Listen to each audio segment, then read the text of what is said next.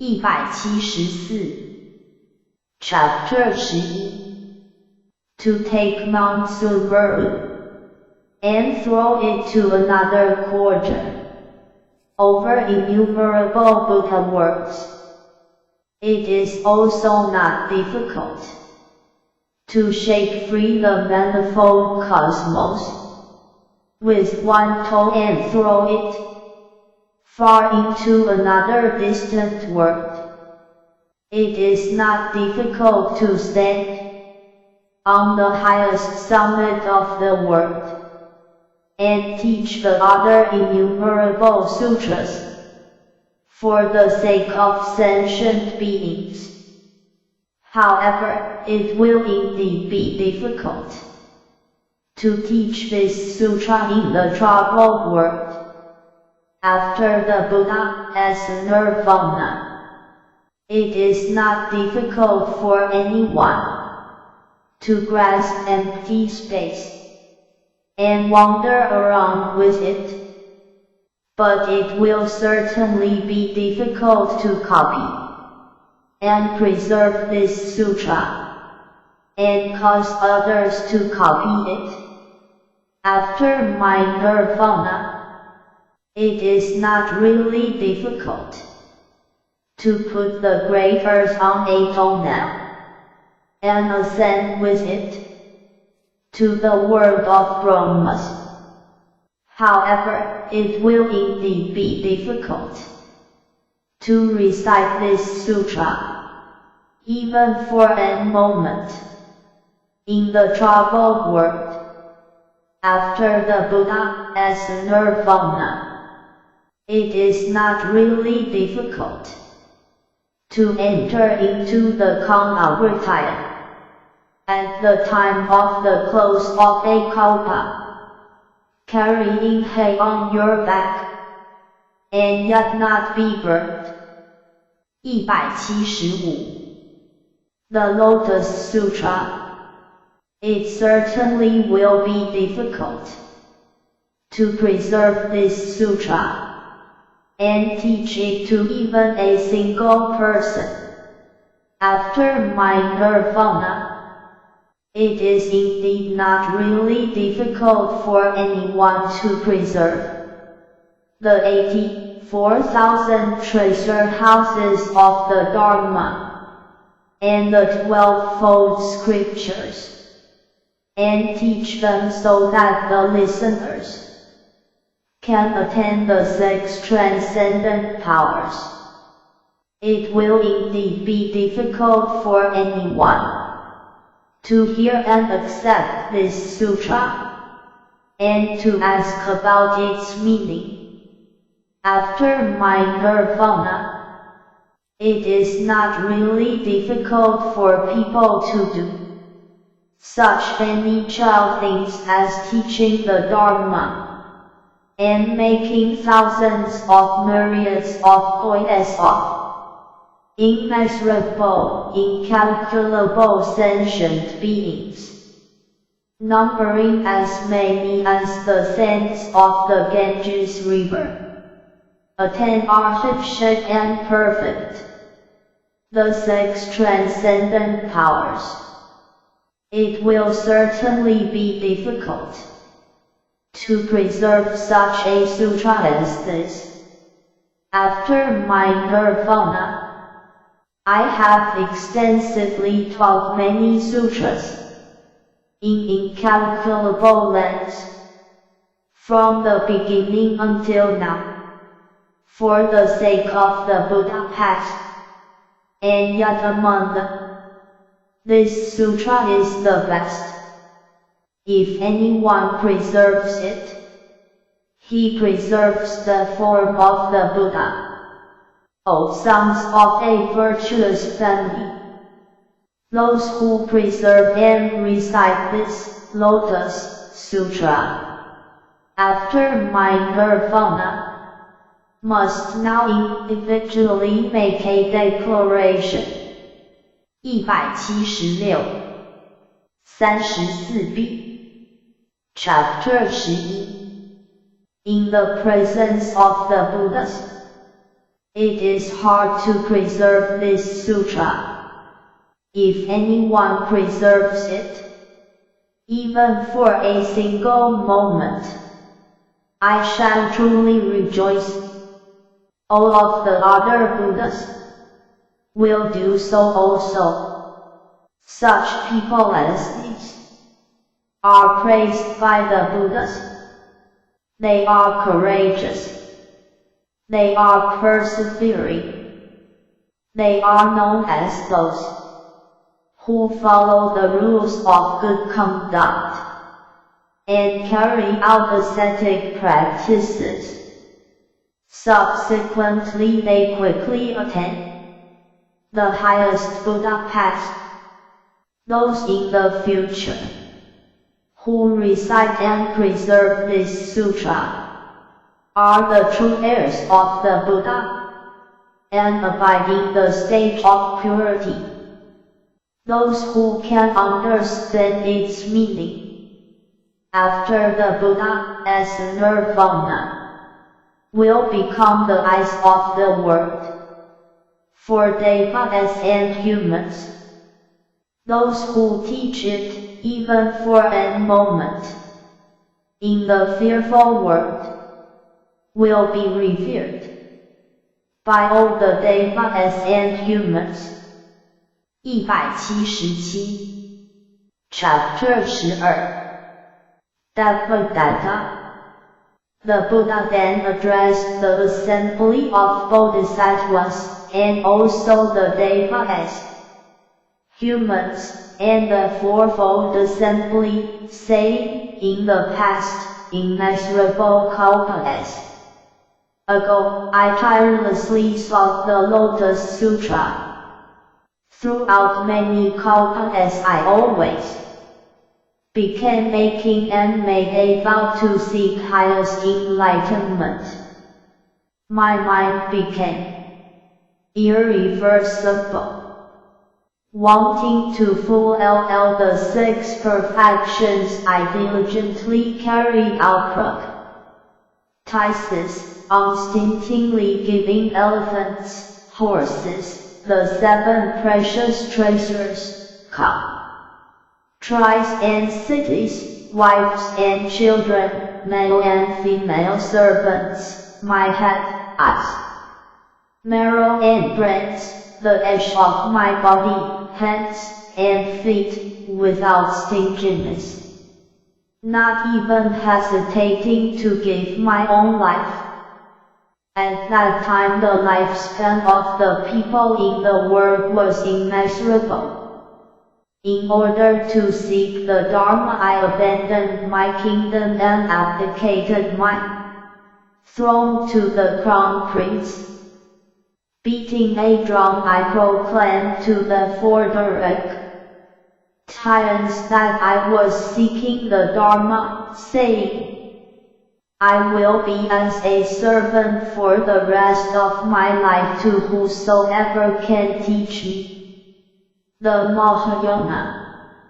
At that time there was a sage who came to this king and said, I possess the Mahayana teaching called the Lotus Sutra. If you faithfully obey me, I will expound it to you.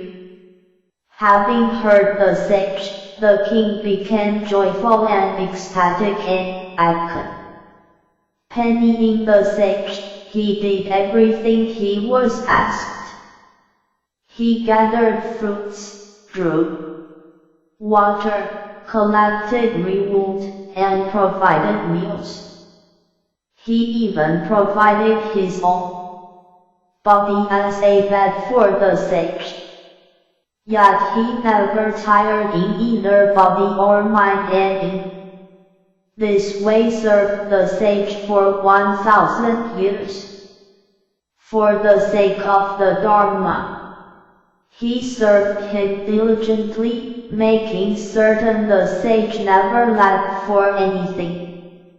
At that time the Bhagavat, wanting to elaborate on the meaning of this, further spoke these verses. 179 34c. The Lotus Sutra. I remember that in the past, many kalpas ago, although I became king of the world, in order to seek the great Dharma, I was never attached to the desires of the VE senses. Striking a bell, I declared this to the four directions. If anyone possesses the great Dharma and explains it to me, I will become his servant. At that time there was a sage called Sita, who came to the great king and said, I possess a subtle and true Dharma that is rare in the world. If you are able to practice it, I will explain it to you. On hearing what the sage said, the king became overjoyed. He immediately accompanied the sage and performed whatever he was asked. He gathered green wood and various fruits, and respectfully offered them whenever requested, because he longed for the true Dharma. He never tired in body or mind.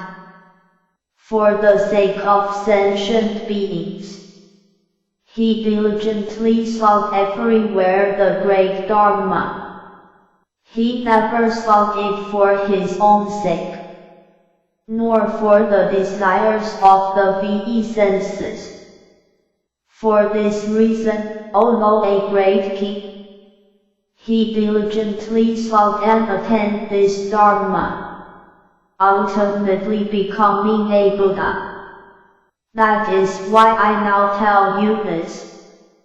The Buddha addressed the monks, saying, the king at that time was I, myself, and the sage was he who is now Devadatta.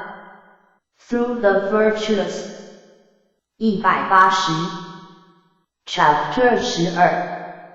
Friendship of Devadatta. I was able to become endowed with the six perfect titans: benevolence, compassion, sympathetic joy, generosity, the 32 marks, the 80 excellent characteristics, reddish, gold skin, the 10 ERS, the 4 kinds of fearlessness, the 4 methods of gaining trust, the 8 excellent qualities, the transcendent powers, and the power of the past. It is all due to the good and virtuous friendship of Devadatta that I attained complete enlightenment and extensively saved innumerable sentient beings. The Buddha addressed the fourfold assembly, saying, after Ennius, Urable kalpas have passed, Devadatta will then become a Buddha called the Varja, a Tasgata, Arhat, completely enlightened, perfect in know, can conduct well, departed, knower of the world, unsurpassed, tamer of humans, teacher of devas and humans, Buddha, Bodhisattva. His word will be called Devasopi, and at that time the Buddha the Varja will abide in the world for 20 intermediate kalpas and extensively teach the true Dharma to sentient beings. Sentient beings equal in number to the sands of the Ganges river will attain arhatship. The thought of a Pratyeka Buddha has awakened in incalculable numbers of sentient beings. The thought of the highest path will awaken in sentient beings equal in number to the sands of the Ganges River, and they will become convinced of the non-arising of all Dharma as and reside in the stage of non-retrogression. Then, after the paranirvana of the Buddha the true Dharma will abide in the world for 20 intermediate kalpas. A7 jeweled stupa, 60 yojana as in height and 40 yojana as in both length and width, will be built for all his relics, and all the devas and humans will honor and revere this beautiful 7-jewel stupa with various hours, scented powders, burning incense, fragrant ointments, clothing, necklaces, banners, AGS, jeweled canopies, music, and songs. Incalculable sentient beings will attain arhatship.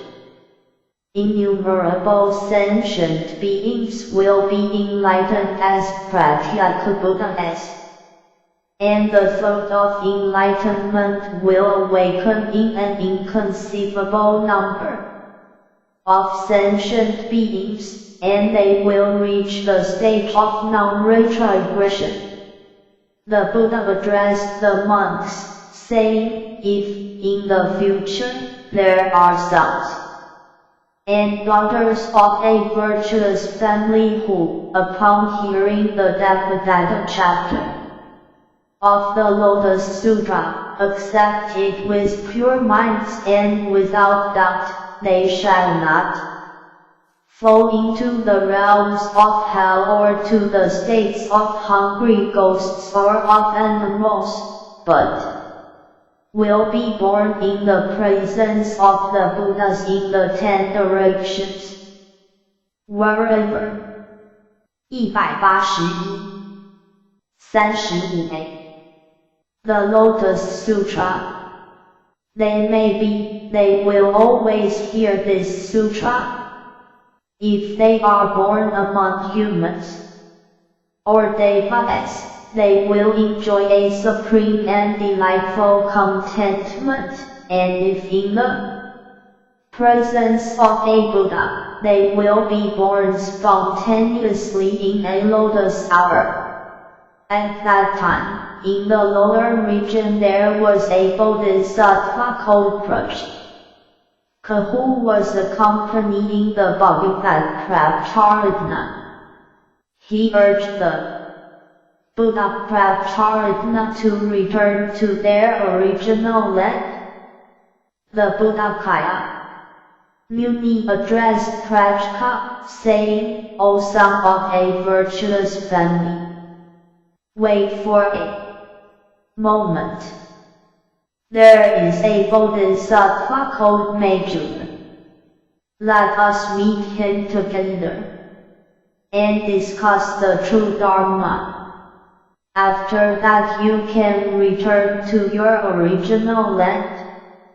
At that time Major, sitting on a 1,000-petaled lotus hour as large as a carriage wheel, together with attendant bodhisattvas also seated on jeweled lotus hours, emerged spontaneously out of the ocean from the palace of the Enka Kingskara and hold in midair. Arriving at Mount Druka, they descended from the lotus hours and went into the presence of the Buddhas, where they bowed until their foreheads touched the feet of both Bhagavatas. Having honored them, Major approached Pratyeka. They greeted each other and withdrew to sit at one side.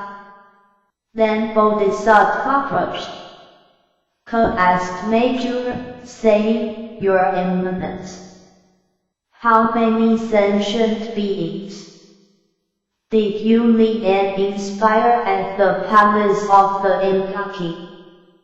Major answered, "The number is immeasurable and incalculable. It is not possible to express it in words, nor is it possible to calculate it with one's mind. Wait a moment and you will have proof." Before he had finished speaking, innumerable bodhisattvas emerged from the ocean, seated on jeweled lotus flowers. Arriving at Mount Druka, they opened in midair. All of these were bodhisattvas who had been led and inspired by Major. Those who had perfected the bodhisattva practices this, caused the 6 perfections together. Those who were originally Vakas explained the Vaka practices in the air, and now they all practice to understand the meaning of emptiness of the Mahayana. Major said to Prajka, "Thus did I lead and inspire people in the ocean." Thereupon Bodhisattva Prajka spoke these verses in praise. "O one of great wisdom, virtue, and courage, this assembly and I have now all witnessed that you have led and inspired." 182-35b Chapter 12 Incalculable numbers of sentient beings. You have expounded the essential character of Dharma and revealed the teaching of the single vehicle. You have extensively led many sentient beings, causing them to quickly attain enlightenment. Major said, "In the ocean I always expounded only the Lotus Sutra." Then Prajka questioned Major, saying, "This sutra is profound and subtle. It is a jewel among sutras and rare in the world. If sentient beings diligently strive to practice this sutra, will they immediately become Buddhas, or not?" Major answered, "Yes, they will. There is the daughter of the Inca King Skara, who is only 8 years old. She is wise, her faculties are sharp, and she also well knows all the faculties and deeds of sentient beings. She has attained the power of recollection. She preserves all the profound secret treasures taught by the Buddhas, enters deep meditation, and is well capable of discerning all dharmas. She instantly produced the thought of enlightenment and attained the stage of non-retrogression. She has unhindered eloquence and thinks of sentient beings with as much compassion as if they were her own children. Her virtues are perfect. Her thoughts and explanations are subtle and extensive, merciful and compassionate. She has a harmonious mind and has attained enlightenment." The Bodhisattva Prajka said, "I see the Tathagata Muni who has been incessantly carrying out difficult and severe practices for immense durable culpates, accumulating merit and virtue while seeking the Bodhisattva path. Looking into the great manifold cosmos, there is not a single place, even the size of an mustard seed, where this Bodhisattva has not abandoned his life for the sake of sentient beings. He attained the path to enlightenment. Only after this, it is hard to believe that this girl will instantly attain complete enlightenment. Before he had finished speaking, the daughter of the Inca king suddenly appeared in their presence. Bowing until her forehead touched their feet, she withdrew to one side and spoke these verses in praise. The Buddha is deeply versed in the characteristics of good and evil. 183. The Lotus Sutra, and he completely illuminates the 10 directions. His subtle and pure Dharma body is endowed with the 32 marks, with the 80 good characteristics. Is his Dharma body adored? He is adored by devas and humans, and honored by angels. There is no sentient being who does not pay him homage. Moreover, that I will attain enlightenment upon hearing him can only be known by a Buddha. I will reveal the teaching of the Mahayana and save suffering sentient beings. At that time Riputra spoke to the daughter of the Inca king, saying, "You say that you will soon attain the highest path. This is difficult to believe.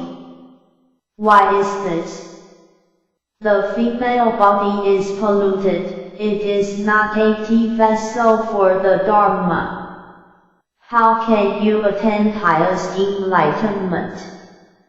The Buddha path is long. One can only attain it after diligently carrying out severe practices and completely practicing the perfections over immeasurable culpates. Moreover, the female body has 3 obstructions. The rest is the inability to become a great Brahma. The second is the inability to become sacred. The third is the inability to become Ra, and the fourth is the inability to become a universal monarch, Chakravartin. The FTH is the inability to become a Buddha. How can you with your female body quickly become a Buddha? Then the daughter of the Inca king presented to the Buddha a jewel worth the great manifold cosmos, and the Buddha accepted it. The daughter of the Inca king spoke to Bodhisattva Prajka and the noble Riputra, saying, "I offered a jewel and the Bhagavat accepted it. Was that done quickly or not?" They answered, saying, "It was done extremely quickly."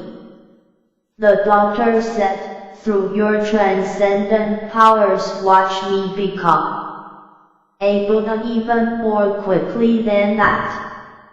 184.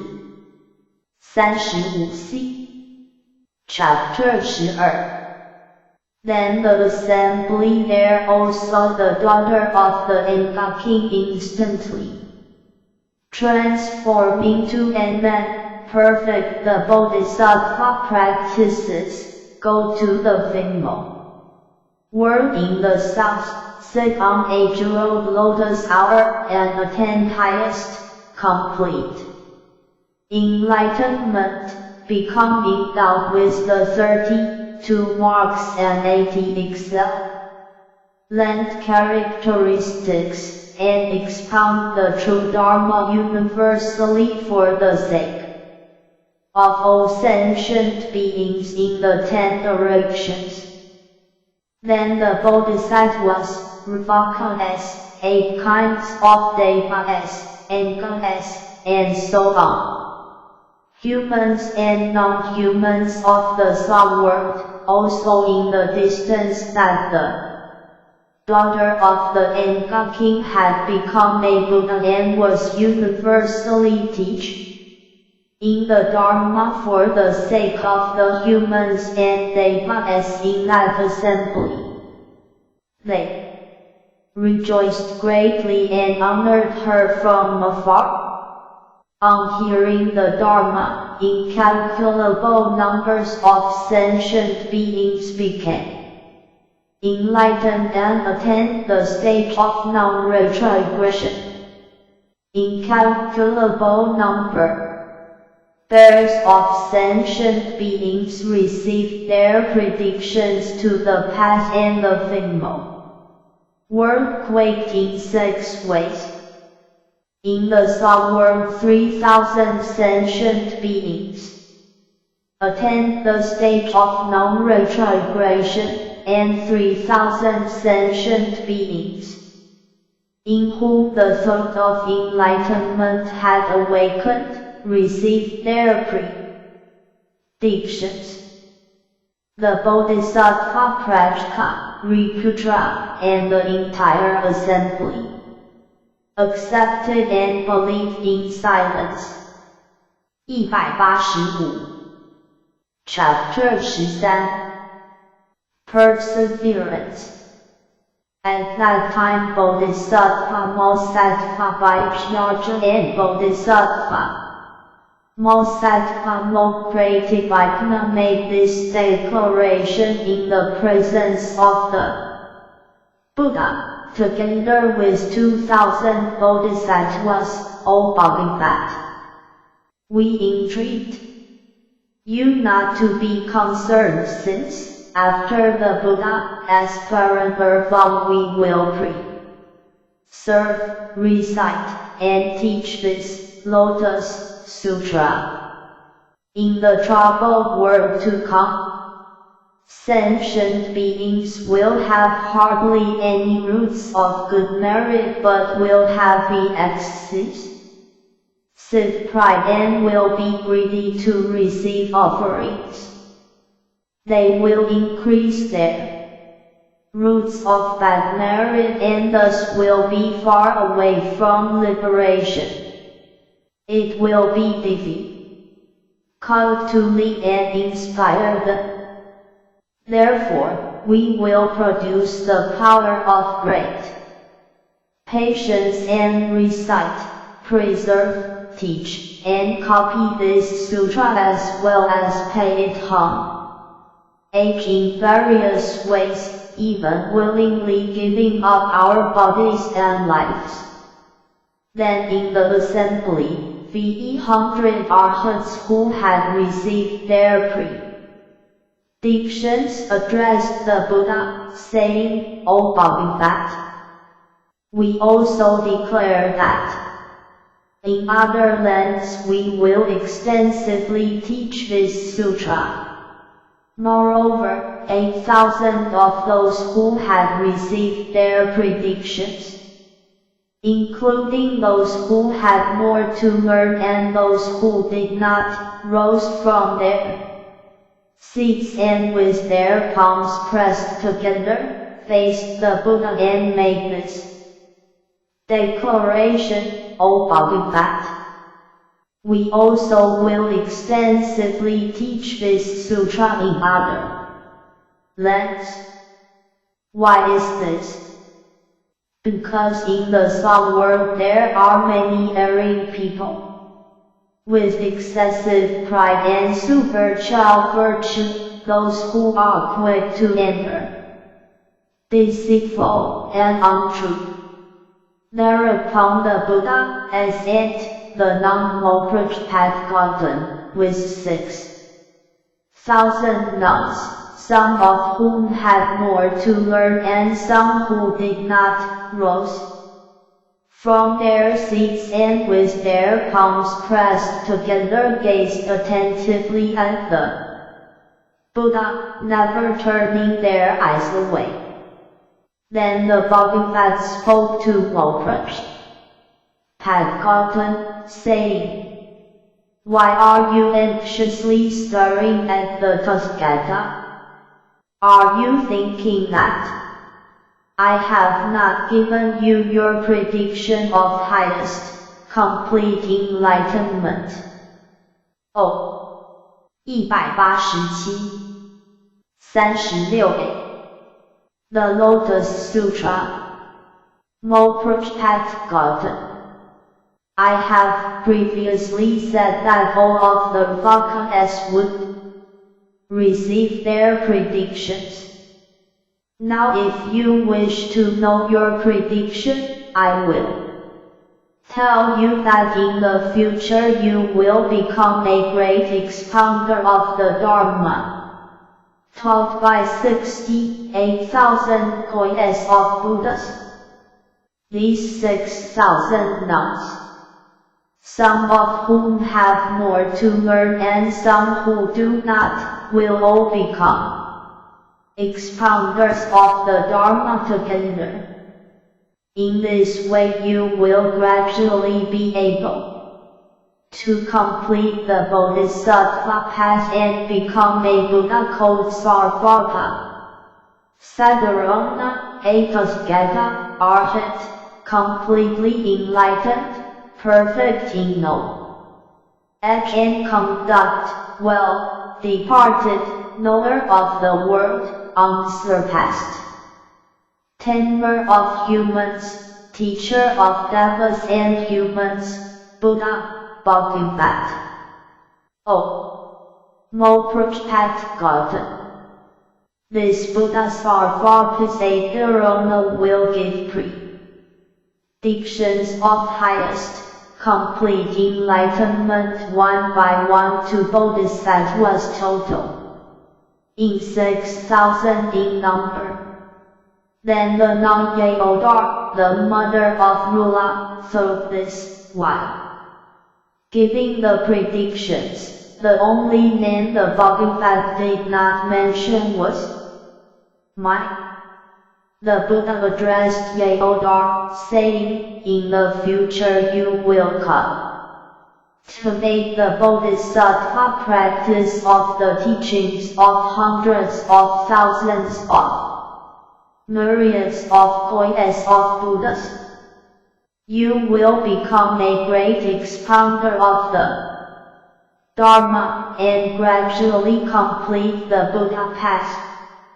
In a land called Buddha, you will become a Buddha called Renutasa-has-repari-pratvahat-atas.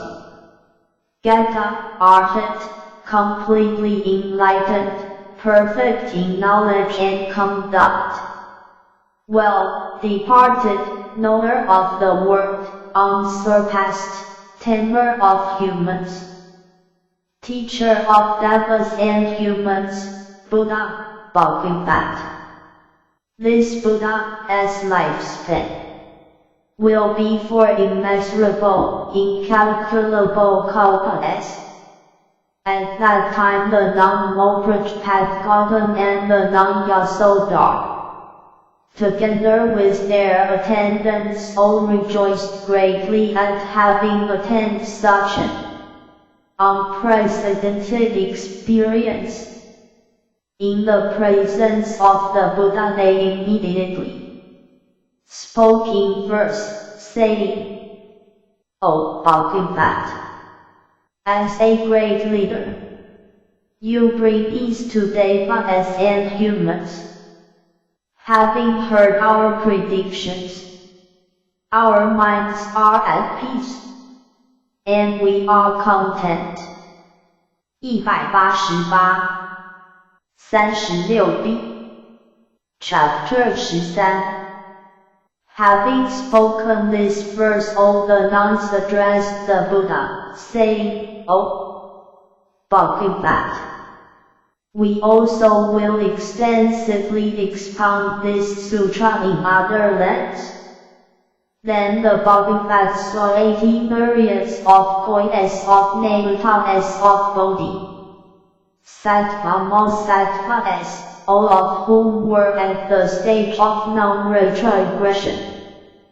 They had turned the irreversible wheel of the Dharma and attained the power of recollection. Arising from their seats, they went before the Buddha with their palms pressed together and with this wholehearted thought, if the Buddha commands us to preserve and teach this sutra, then we will extensively expound this Dharma exactly as the Buddha has taught. They also thought, the Buddha now keeps silent and does not command us. What should we do? Then all of the Bodhisattvas, respecting the Buddha's intention and also wanting to fulfill their original vow, uttered a lion's roar in the presence of the Buddha and declared, O Bhagavat, after the Tathagata as Paramurva, we will roam throughout the worlds of the 10 directions, enabling sentient beings to copy, preserve, and recite this Lotus Sutra and to explain its meaning, practice it according to the Dharma, and remember it correctly. This will all be due to the Buddha's majestic power. O Bhagavat, we entreat you to protect us from afar while we are in other quarters. Immediately after that, all of the Bodhisattvas spoke these verses in unison. We entreat you not to be concerned, because we will extensively teach in the fearful, troubled world. After the Buddha as Paramurva, we will be patient with those who are ignorant, those who disparage others with evil words, or who attack us with sticks and swords. Monks in this troubled world will have false wisdom and be deceitful. They will think they have attained. 189 The Lotus Sutra. What they have not, and their minds will be full of conceit. Then there will be those who dwell in tranquil forests wearing rags, with the thought that they alone practice the true path, and who look down on those who lead worldly lives. There will be those who teach the Dharma to lay people only out of greed for offerings. Yet they will be respected in the world, as if they were arhats endowed with the 6 transcendent powers. The minds of such people are in error. They are always thinking about worldly matters, and they enjoy pointing out our faults, playing the role of the forest dwellers. Thus they will say such things as, All of these monks here teach heretical doctrines because they are greedy for protein. They have fabricated this sutra to deceive the people of the world, and they explain this sutra out of desire for fame. They always want to slander us in the great assembly. They slander us to the kings, ministers, Brahmins, householders, and to other monks, saying that we are evil. They say, these are people of false views, who teach heretical doctrines. Since we revere the Buddha, we will be patient with their wickedness. 190 36C Chapter 13 They will mockingly address us, saying, O you Buddhas, we will be patient with these scornful words. In the troubled world of the age of the decadent Dharma, there are many fearful things. People possessed by evil spirits will scorn and slander us.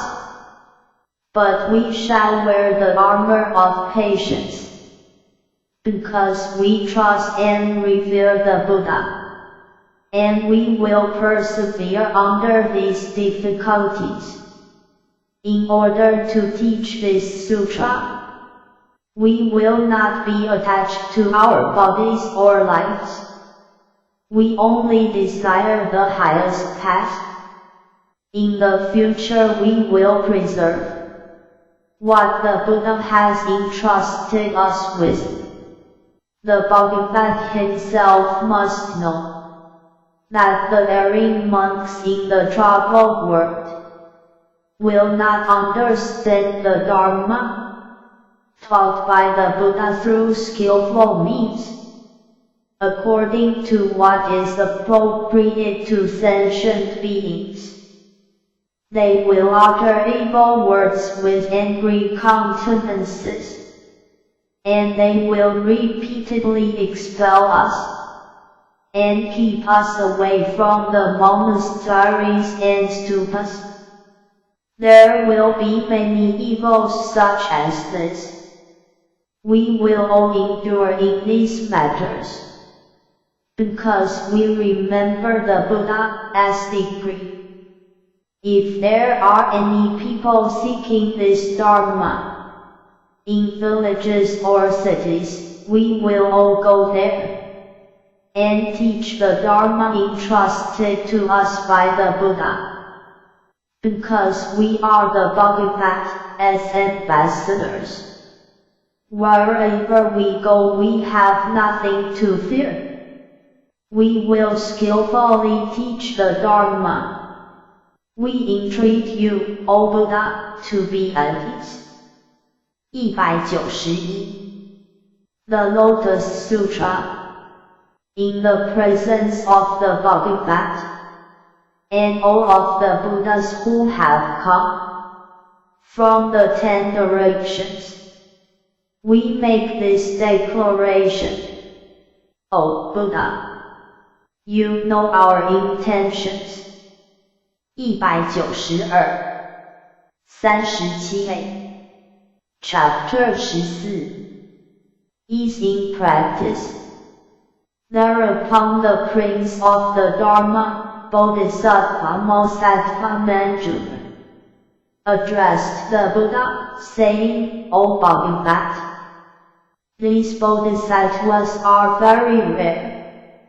In respectful obedience to the Buddha, they have made this great vow. In the troubled world to come, we will preserve, recite, and teach this Lotus Sutra. O Bodhisattva, how can these Bodhisattva Mosattva teach this sutra? in the troubled world to come. The Buddha addressed Major, saying, if the Bodhisattva Bodhisattvas want to teach this sutra in the troubled world to come, they should abide in the 4 kinds of practices. The rest is to establish the sphere of their body, sattva practice and the sphere of their relationships, and thereupon expound this sutra for the sake of sentient beings. O Major, what is the sphere of the practice of the Bodhisattva? Bodhisattva.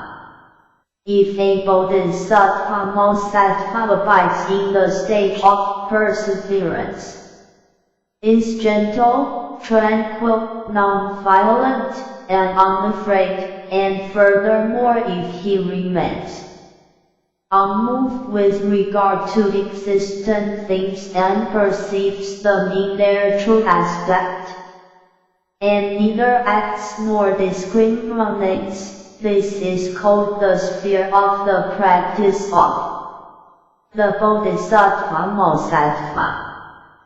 What is the sphere of the relationships of the Bodhisattva Bodhisattva? The Bodhisattva Bodhisattva should not consort with kings, princes, ministers, and chief officials.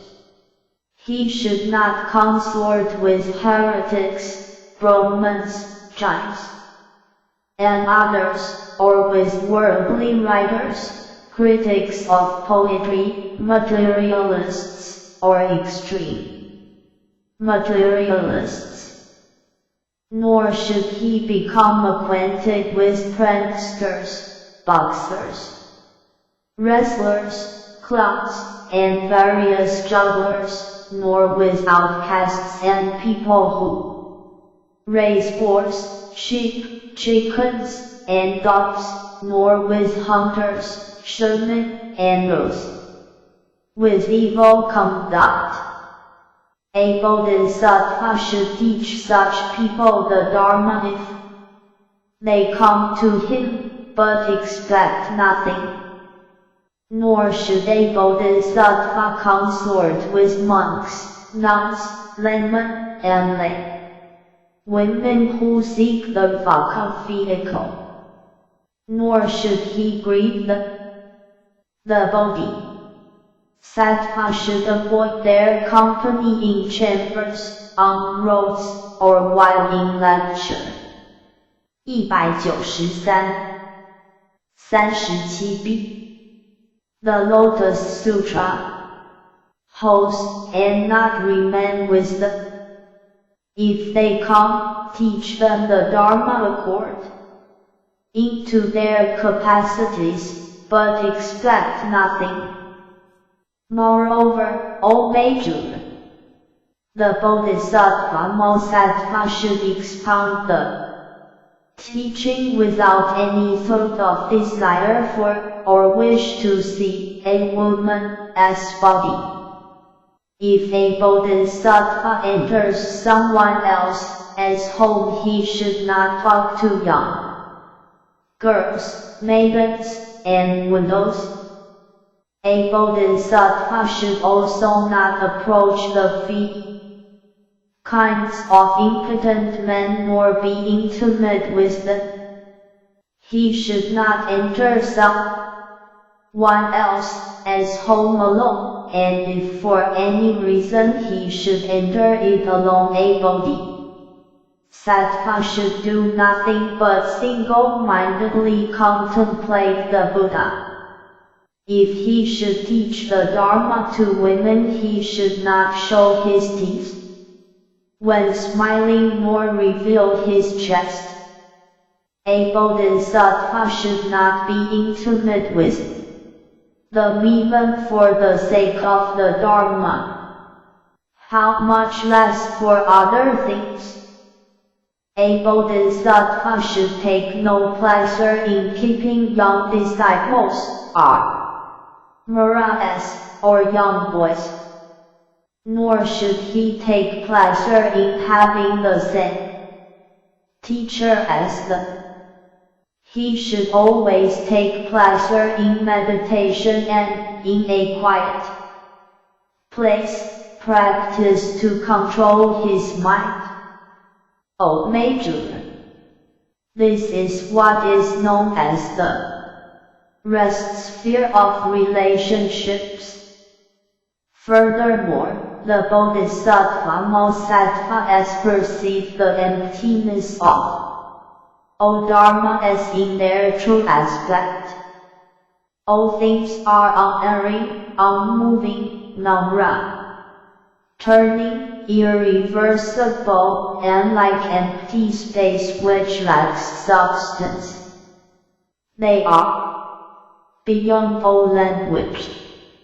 They are not produced, nor do they emerge, nor do they arise. They do not have any name or mark, and in reality they have no substance. They are immeasurable, limitless, without obstacles or obstructions. They exist only through dependent origination, arising through error. That is why I teach the permanent joy of perceiving the aspects of all existent things in this way. This is what is known as the second sphere of relationships of a Bodhisattva.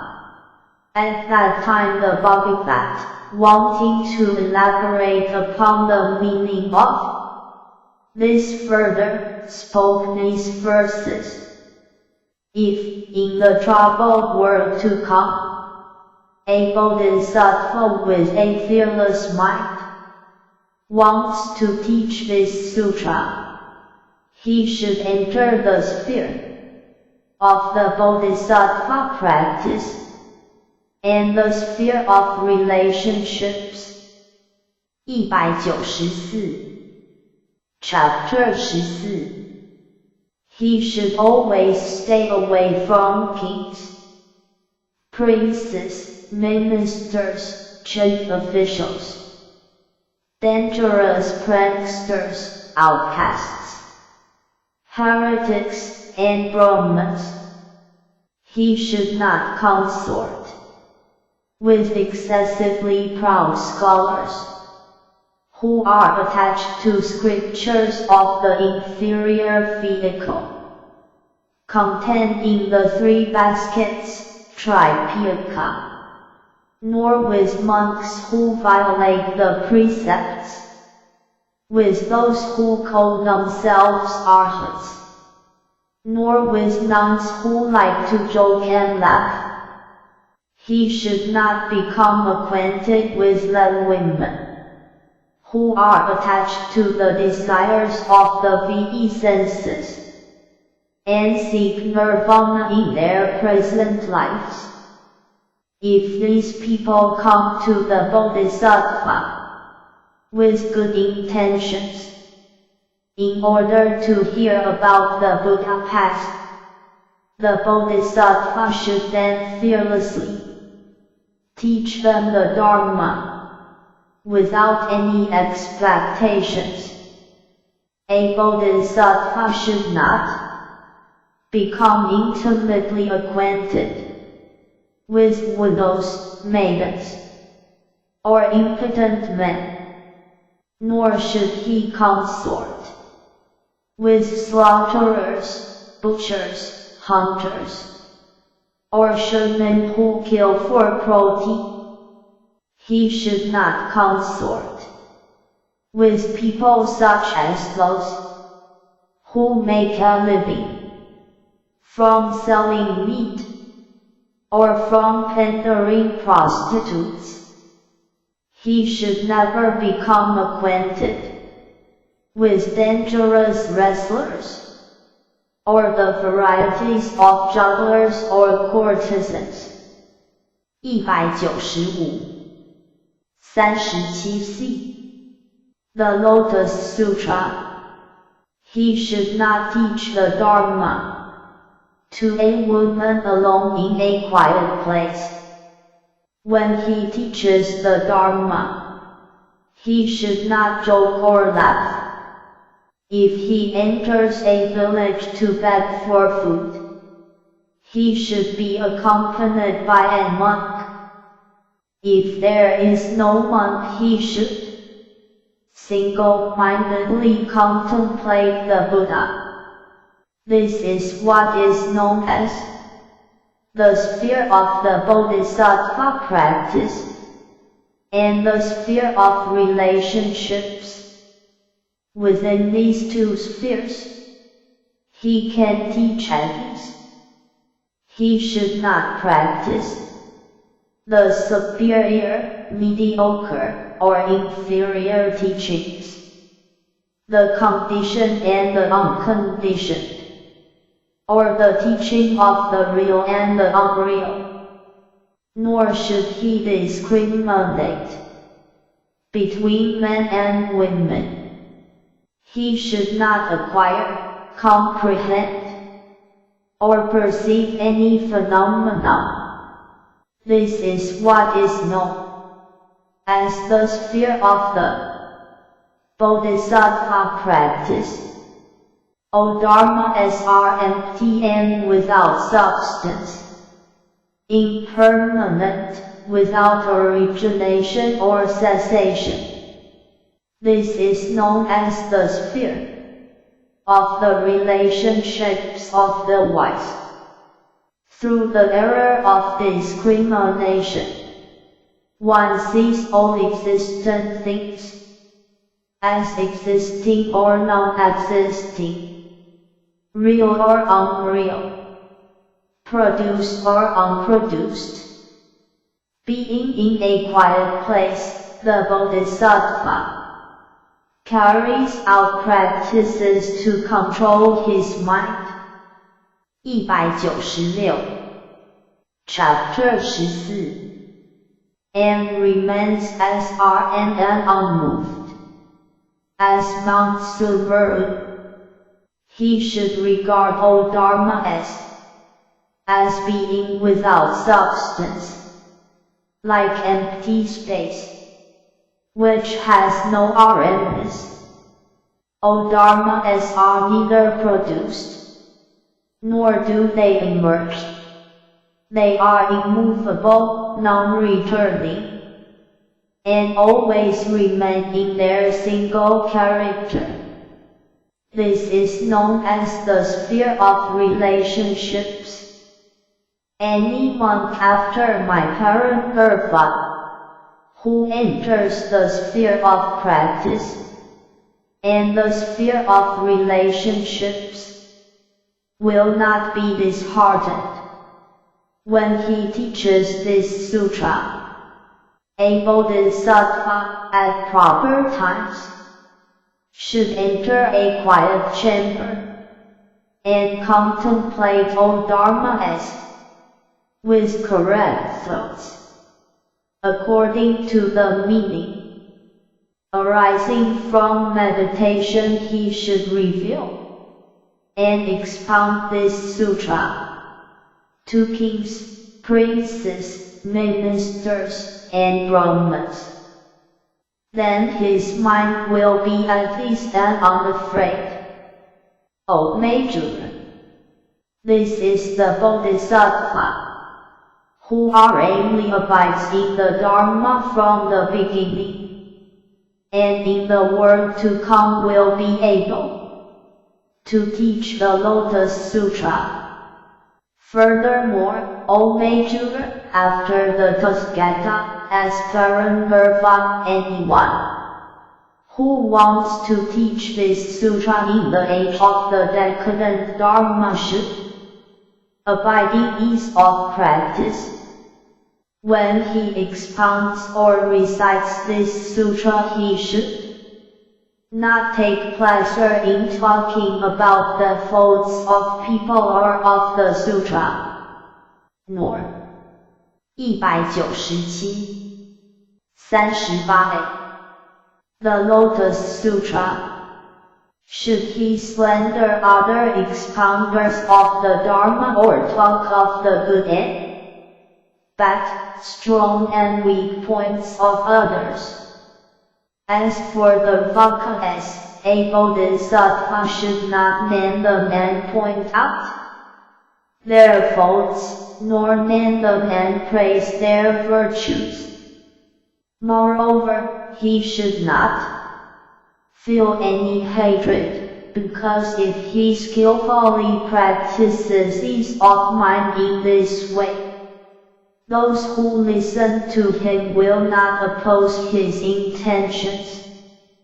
If he is asked difficult questions, he should not answer using the teaching of the inferior Vahik. He should take his explanation only from the Mahayana, which will enable them to attain omniscience. At that time the Bhagavat, wanting to elaborate the meaning of this further, spoke these verses. The Bodhisattva should always willingly teach the Dharma and peace, establishing his seat in a pure place. He should anoint his body with oil to cleanse himself of dirt, and put on new, clean clothing. Both his outer garments and undergarments being pure. Sitting comfortably on the Dharma seat, he should teach according to the questions. If there are any monks, nuns, laymen, and laywomen, or kings, princes, subjects, officials, and commoners, using subtle ideas he should teach them with a composed countenance. If they have difficult questions, he should answer in accordance with the meaning, expounding and illuminating it with various explanations and illustrations. Through these skillful means, he should awaken the thought of enlightenment in the all, gradually beneating them, and causing them to enter the Buddha path, ridding them of idle minds. 198 Chapter 14 And lazy thoughts, as well as anxieties. He should compassionately teach the Dharma. He should continuously expound the teaching of the highest path, both day and night, using various explanations and incalculable illustrations, revealing this to sentient beings. He will cause them all to rejoice. He should not expect to receive any clothing, bedding, food and drink, or medicine. He should only single-mindedly think of teaching the Dharma, gain mastery of the Buddha path, and enable sentient beings also to attain it. It is exactly this kind of offering that brings great vanity and ease. After my paranirvana, if there is any monk who is able to explain the Lotus Sutra, his mind will be free from the obstructions of jealousy, anger, and anxiety. He will also be without sorrows, and no one will slander him. He will not be afraid of being attacked with swords and sticks, and he will not be expelled from the Sangha. because he abides in perseverance. The wise skillfully compose their minds in this way, and can abide in peace. As I have described above, one would not be able to fully describe the qualities of such a person through calculations and illustrations. 199 38b The Lotus Sutra, though they lasted for thousands of myriads of koi's of kalpas.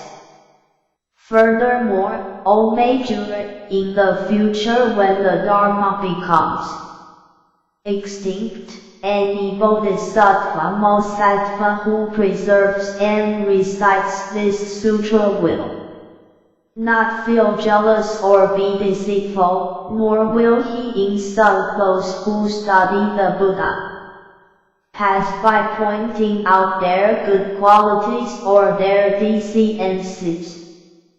If there are any monks, nuns, laymen, and laywomen who are seeking the Vaka vehicle, the Pratyeka vehicle, or the Bodhisattva path, a Bodhisattva will not worry them, causing them to have doubts by saying, "You are very far away from the path and will never be able to attain omniscience."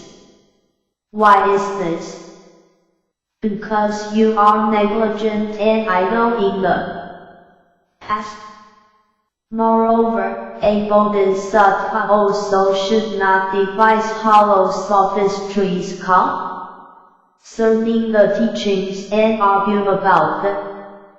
In him the thought of great compassion for all sentient beings should awaken, together with the thought that all Tathagatas are compassionate fathers and that all bodhisattvas are great teachers.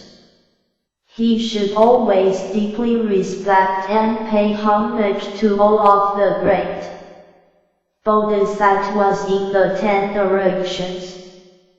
He should teach the Dharma equally to all sentient beings in accordance with the Dharma, explaining neither too much nor too little. Nor should he teach too much even to those who are deeply enthusiastic about hearing the Dharma. O Major, in the future world, when the Dharma is to be extinguished, this Bodhisattva Mosattva, having perfected the third sphere of easing practice, will not be perplexed when he teaches this Dharma.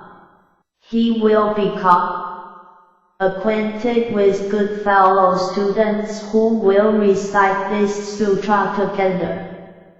He will also acquire a great following who come to hear his teaching, preserve it after hearing it, recite it after preserving it, teach it after reciting it, copy it after teaching it, and enable others to copy, respect, honor, praise, and pay homage to the Lotus Sutra.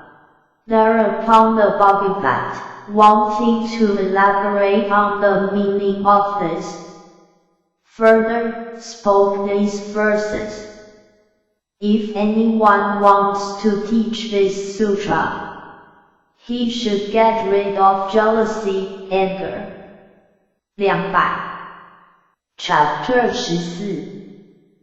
Pride, activity, deceitfulness, and falsity. He should always practice honest conduct. He should not slander others, or make up fallacies about the Dharma. nor should he cause others to be doubtful by saying, "You will not become a Buddha." This heir of the Buddha who teaches the Dharma should always be gentle, patient, and compassionate to all. He should never have lazy thoughts. He should respect the great Bodhisattvas in the 10 directions who practice the path out of their compassion for sentient beings, and think that they are his great teachers. He should think that all the Buddha, Bodhisattvas are the most excellent fathers. Destroying arrogance, he should teach the Dharma without obstructions. The third sphere of the teaching of ease in practice is like this. The wise should preserve it. Those who practice wholeheartedly and at ease will be honored by innumerable sentient beings.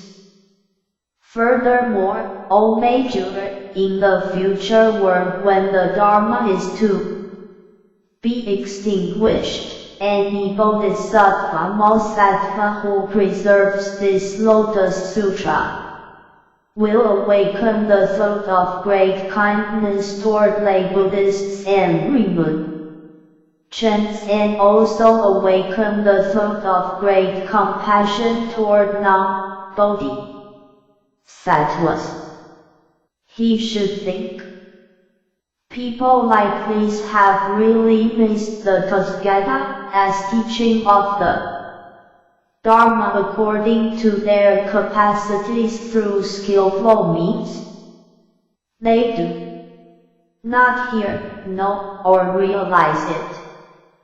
They do not ask, believe, or understand. Those people do not even ask questions about this sutra, believe it, or understand it. When I attain highest, complete enlightenment, wherever. 201 38C The Lotus Sutra. I will lead them and enable them to abide in this teaching through my transcendent powers and power of wisdom. O Major, after the Tathagata as Paramurva, this Bodhisattva Mosattva, who has perfected the fourth sphere of the teaching of easing practice, will be faultless when he teaches this Dharma. He will always be paid homage to, respected, honored, and praised by monks, nuns, laymen, women, kings, princes, ministers, commoners, Brahmins, and householders. The devas in the sky will always accompany him in order to hear the Dharma. If he is in a village, city, secluded spot, or forest and the people want to come and ask difficult questions, the devas will protect him both day and night, always for the sake of the Dharma, and he will cause all of those who listen to him to rejoice. Why is this? Because this sutra is preserved through the transcendent powers of all the Buddhas of the past, present, and future. O Major, even the title of this Lotus Sutra cannot be heard in incalculable lengths. How much more is it unable to be seen, accepted, preserved, and recited? O Major, Suppose a very powerful noble emperor wanted to subdue other countries with his might, but the lesser kings would not obey his command. In such a case, the noble emperor gathers an army together to overcome them.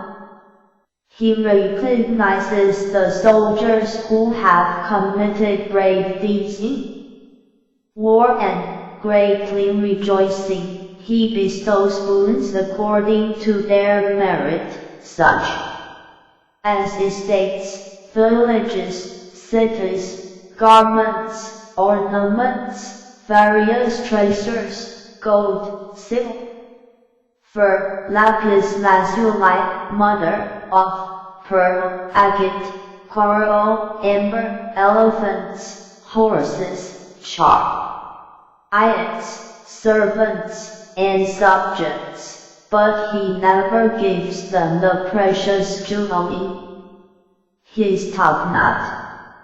Why is this?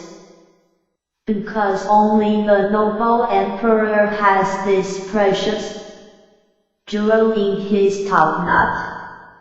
If the emperor gives it away, his attendants would certainly be very surprised and mistrustful. Oh Major, the Tuscata is exactly like this. He has attained the land of the Dharma through his powers of concentration and wisdom. Thus he has become the king of the triple world.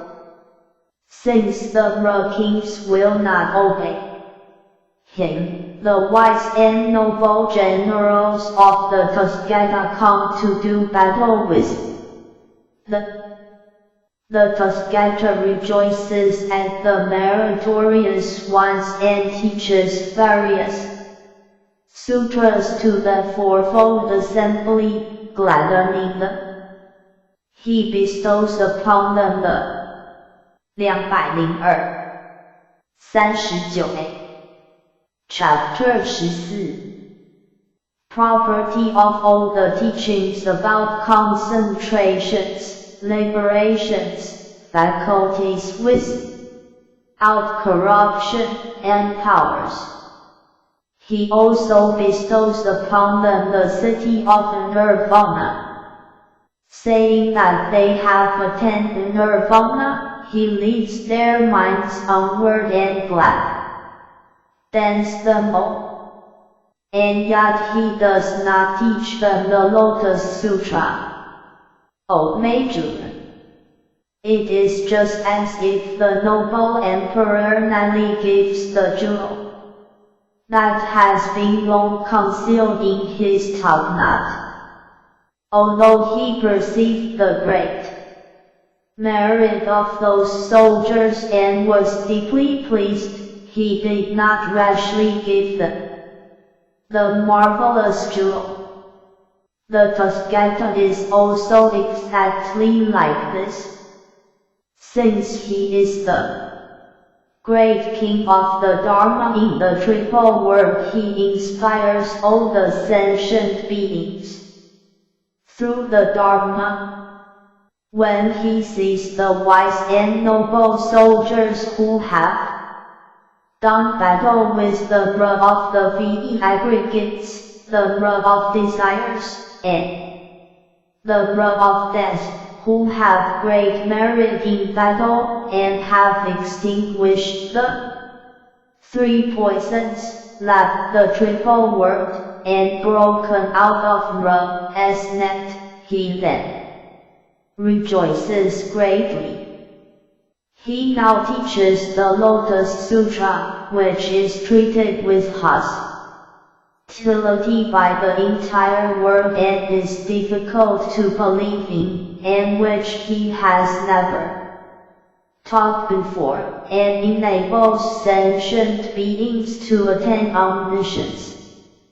O Major, this Lotus Sutra is the ultimate teaching of all the Tuscatas, the most profound among all the teachings, and comfort at the very end. It was in the same way that the very powerful and noble emperor gave the jewel after having preserved it for a long time. O Major, this Lotus Sutra is the secret treasure house of all the Buddha-Gathas, and the foremost among all the sutras. The Buddha has preserved it for a long time, and he has not taught it indiscriminately. Now, for the rest time he teaches it. At that time the Bhagavat, wanting to elaborate on the meaning of this, further spoke these verses. Always practice patience, and be compassionate toward all, since only then can one expound a sutra praised by the Buddha. In the future those who preserve this sutra should be compassionate and kind toward lay Buddhists, renunciants, and non-Bodhisattvas. Saying 203. The Lotus Sutra. Those who have not heard this sutra, or who do not believe in it, have consequently lost a great opportunity. When I attend the Buddha path, I will expound this teaching through various skillful means, and enable them to abide in it. Suppose there was a powerful, noble emperor, who bestows upon those soldiers meritorious in battle various gifts of elephants, horses, chariots, conveyances, ornaments, estates, villages, cities, garments, various treasures, servants, and wealth. He gives these gifts with joy. If there is anyone who has been brave, and has performed difficult deeds, the noble emperor gives the precious jewel in his top knot. The Tathagata is exactly like this. He is the emperor of all the teachings. Out of his great compassion, and through his treasury of wisdom, and great power of patience, he inspires the world according to the Dharma, seeing all the sentient beings suffering, seeking liberation, and doing battle with the Rajas. He explains various teachings for the beings, and teaches various sutras with his great skillful means.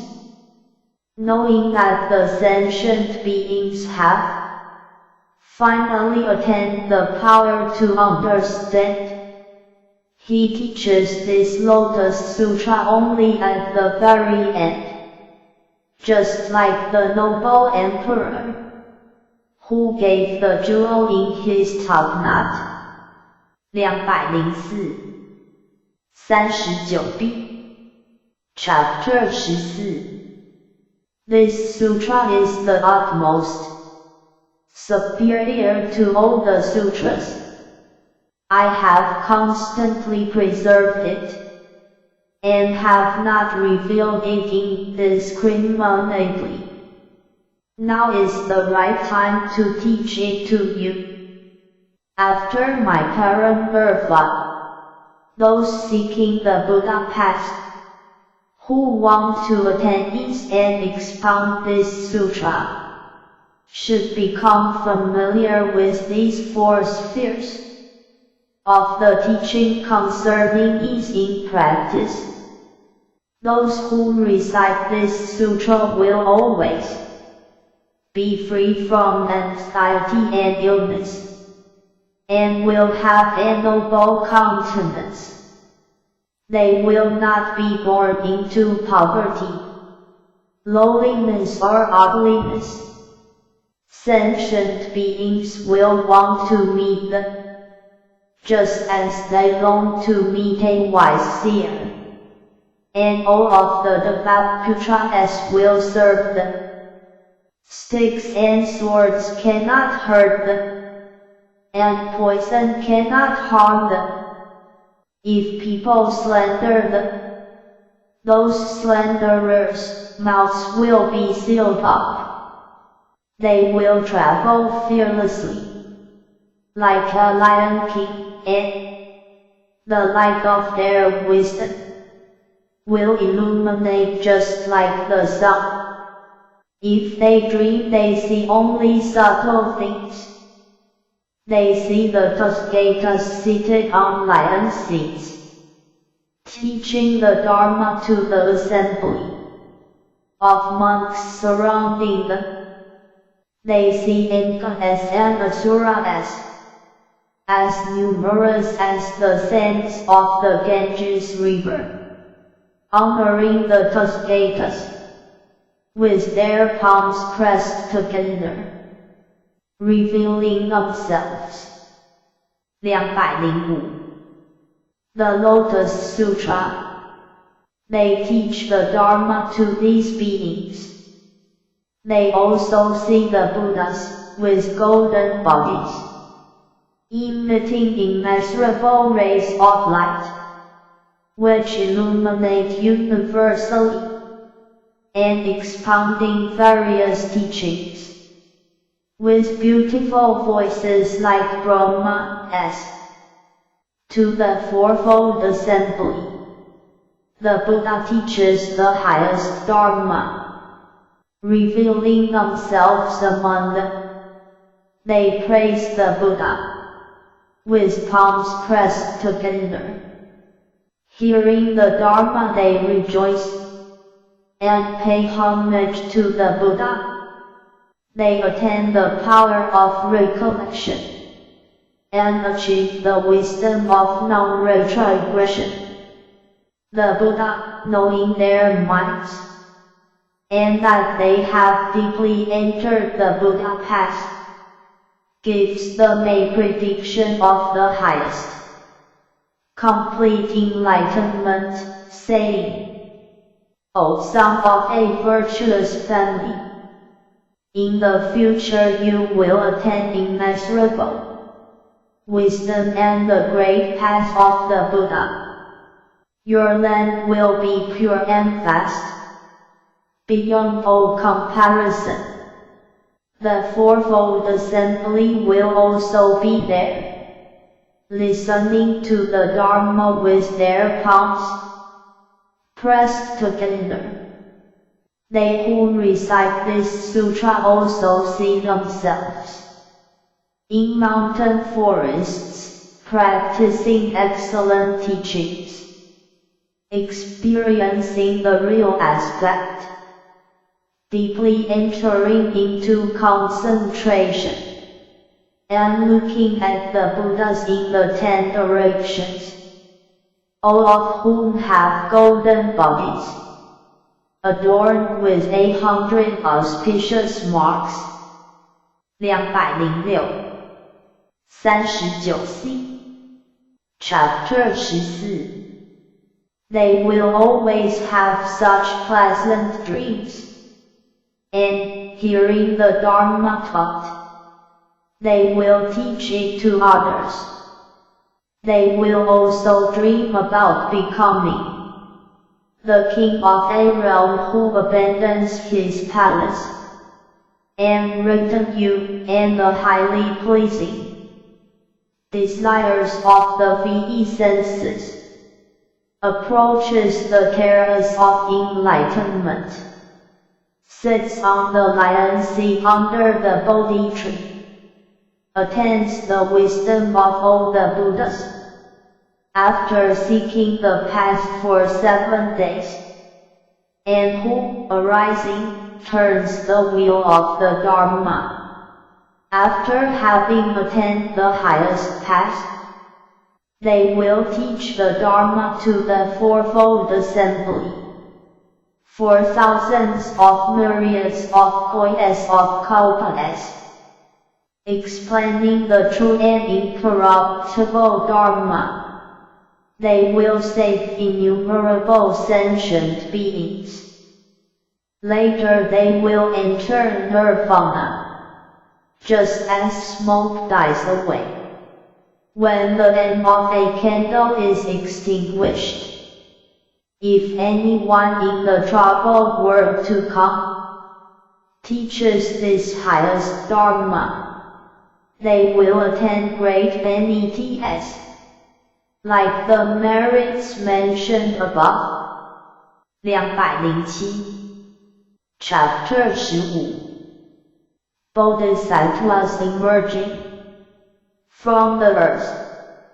At that time the Bodhisattva Bodhisattvas, who had arrived from other lands, and whose number exceeded that of the sands of 8 Ganges rivers, stood up in the great assembly, bowed with their palms pressed together, and then spoke to the Buddha, saying, O Bodhisattva, if you give us permission to believe, gently strive to preserve, recite, copy and pay homage to this Lotus Sutra.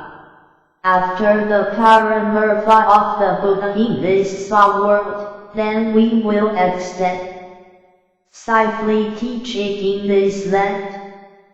Then the Buddha addressed the assembly of Bodhisattva Bodhisattvas, saying, Enough, O sons of a virtuous family. There is no need for you to preserve this sutra. Why is this? In my world there are Bodhisattva Bodhisattvas, equal to the sands of 60,000 Ganges rivers in number. And each of these Bodhisattvas, in turn, has a retinue equal to the sands of 60,000 Ganges rivers. After my parinirvana they can preserve, recite, and extensively teach this sutra. When the Buddha said this, all the lands of the great manifold cosmos in the sun world quaked and the earth split. From out of this crevice there simultaneously appeared incalculable thousands of myriads of koyas of Bodhisattva Bodhisattvas. All of these Bodhisattvas had golden bodies endowed with the 32 marks and radiating immeasurable rays of light. They had all previously been living in the space under the earth of the sun world. Having heard the sound of Kayamuni as teaching, all of these Bodhisattvas emerged from below. Each of those Bodhisattvas presided over a great assembly, and each led a retinue equal to the sands of 60,000 Ganges rivers in number. How much more numerous were the Bodhisattvas who emerged leading retinues, equal in number to the sands of 50,000, 40,000, 30,000, 20,000, or 10,000 Ganges rivers. How much more numerous were the Bodhisattvas who emerged leading retinues even equal. 209 40 The Lotus Sutra To the sense of one Ganges river, half a Ganges river, a quarter of a Ganges river, or even just 1,000th of a myriad of a coin of an iota of the sense of a Ganges river. How many more written use were there numbering? Thousands of myriads of coins of natas. How many more written use were there numbering myriads of coins? How many more were those numbering 10 million, 1 million, or even 10,000? How many more were those numbering 1,000, 100, or even 10? How much more numerous were Bodhisattvas leading disciples numbering VE 4, 3, 2, or even 1? And how many more Bodhisattvas were there who had eagerly practiced alone and far from the worldly life? The number of such Bodhisattvas as these is incalculable and limitless, beyond all calculation and metaphor. Having emerged from the earth, each of these Bodhisattvas approached the Tathagatas Prabhupada and Kayamuni, still seated in the beautiful 7 jewel stupa in the air. Going up to them, they bowed until their foreheads touched the feet of both Bhagavats. Then, having bowed to the other Buddhas, each sitting on a lion seat under the jewel trees, they circumambulated them to the right 3 times, honoring them with their palms pressed together. Having praised them with various bodhisattva eulogies, they withdrew to one side and joyfully gazed at the 2 Bhagavats. All these Bodhisattvas, having emerged from the earth, praised the Buddhas with various bodhisattva eulogies. While they did, FTY intermediate kalpa has passed. During this time the Buddha Kayamuni sat in silence, and the fourfold assemblies were also silent while the FTY intermediate kalpa has passed. Because of the Buddha as transcendent powers, the great assemblies believed that the time that had passed was only half a day. Then, through the transcendent powers of the Buddha, the fourfold assemblies also saw the Bodhisattvas elderly in the air throughout immeasurable hundreds of thousands of myriads of coins of lands. There were 4 leaders among those Bodhisattvas gathered there. They were called Aiyakritra, Anantakritra, Visadakritra, and Supratikita. These 4 Bodhisattvas were the foremost leaders in the assembly. At the head of the great assembly, they each pressed their palms together, gazed at Kayamuni Buddha, and inquired of him, saying, O Bhagavat, are you without illness or pain?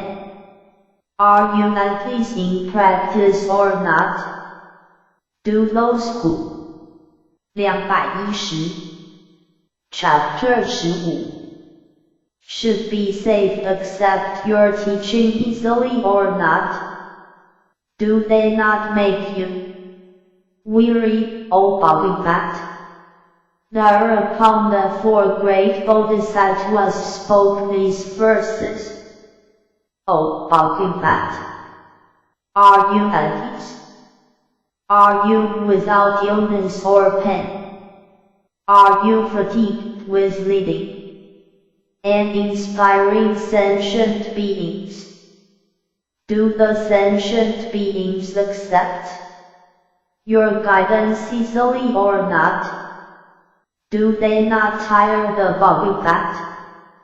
At that time the Bhagavat spoke to the great assembly of bodhisattvas, saying, "It is exactly like this, O sons of a virtuous family. It is exactly so. The Tathagata is at peace and without illness or pain. It is easy to save sentient beings, and I am not fatigued. Why is this? Because sentient beings have continually received my guidance throughout many lives, and they have also planted roots of good merit by revering and honoring the Buddhas of the past. When these sentient beings saw me and heard my teaching, except for those who had previously practiced and studied the inferior immediately believed and accepted it and entered the Tathagata as Wisconsin. DON. Now I enable even such people as these to listen to this sutra and enter the Buddha as wisdom." Then the great bodhisattvas spoke these verses. Splendid, splendid, O Bhagavat, great hero. All the sentient beings can easily be brought to the past. They can ask about the profound wisdom of the Buddhas. Hearing about it, they trust and accept it. We rejoice about this. At that time the Bhagavat praised the foremost of the great bodhisattvas, saying, "Splendid, splendid, O sons of virtuous family. Thoughts of joy regarding the Tathagata have awakened in you." 211 40b The Lotus Sutra. Then Bodhisattva Maitreya and the assembly of Bodhisattvas equal in number to the sands of 8,000 Ganges rivers thought this. Looking far into the past, we have never seen or heard of such an assembly of great bodhisattvas who have now emerged from the earth and are standing before the Bhagavat with their palms pressed together in reverence, asking the Tathagata questions. Then Bodhisattva Maitreya, knowing the minds of the Bodhisattvas whose number was equal to the sands of 8,000 Ganges rivers, and wanting to clear up their confusion, faced the Buddha with the palms of his hands pressed together and addressed him in verse, saying, "We have never seen such a great assembly of incalculable thousands of myriads of poets of bodhisattvas before. We entreat you, O best of humans, to explain it to us. Where have they come from? For what reason have they gathered here? They look magnificent and have great transcendent powers. Their wisdom is beyond our comprehension.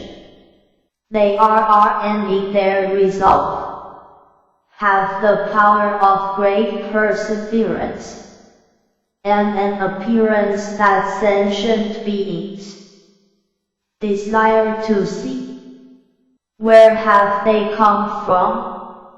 Each of these bodhisattvas is leading a retinue whose number is incalculable, like the sands of the Ganges River. Some great bodhisattvas are leading retinues, equal in number to the sands of 60,000 Ganges rivers. Great are the assemblies, single-mindedly seeking the Buddha path. 212 40c Chapter 15. These great leaders, equal in number to the sands of 60,000 Ganges rivers, have come altogether to pay homage to the Buddha and preserve this sutra. The number of bodhisattvas leading retinues, equal in number to the sands of 50,000 Ganges rivers, is even greater, and the number of bodhisattvas who lead retinues, equal in number to the sands of 40,000, 30,000, 20,000, 10,000, 1,000, 100, even 1/2, 1/3, 1/4, 1 myriad of a koi of the sands of a Ganges river exceeds even this. There are disciples who number thousands of myriads of Nautagas, myriads of kois, or even half a koi.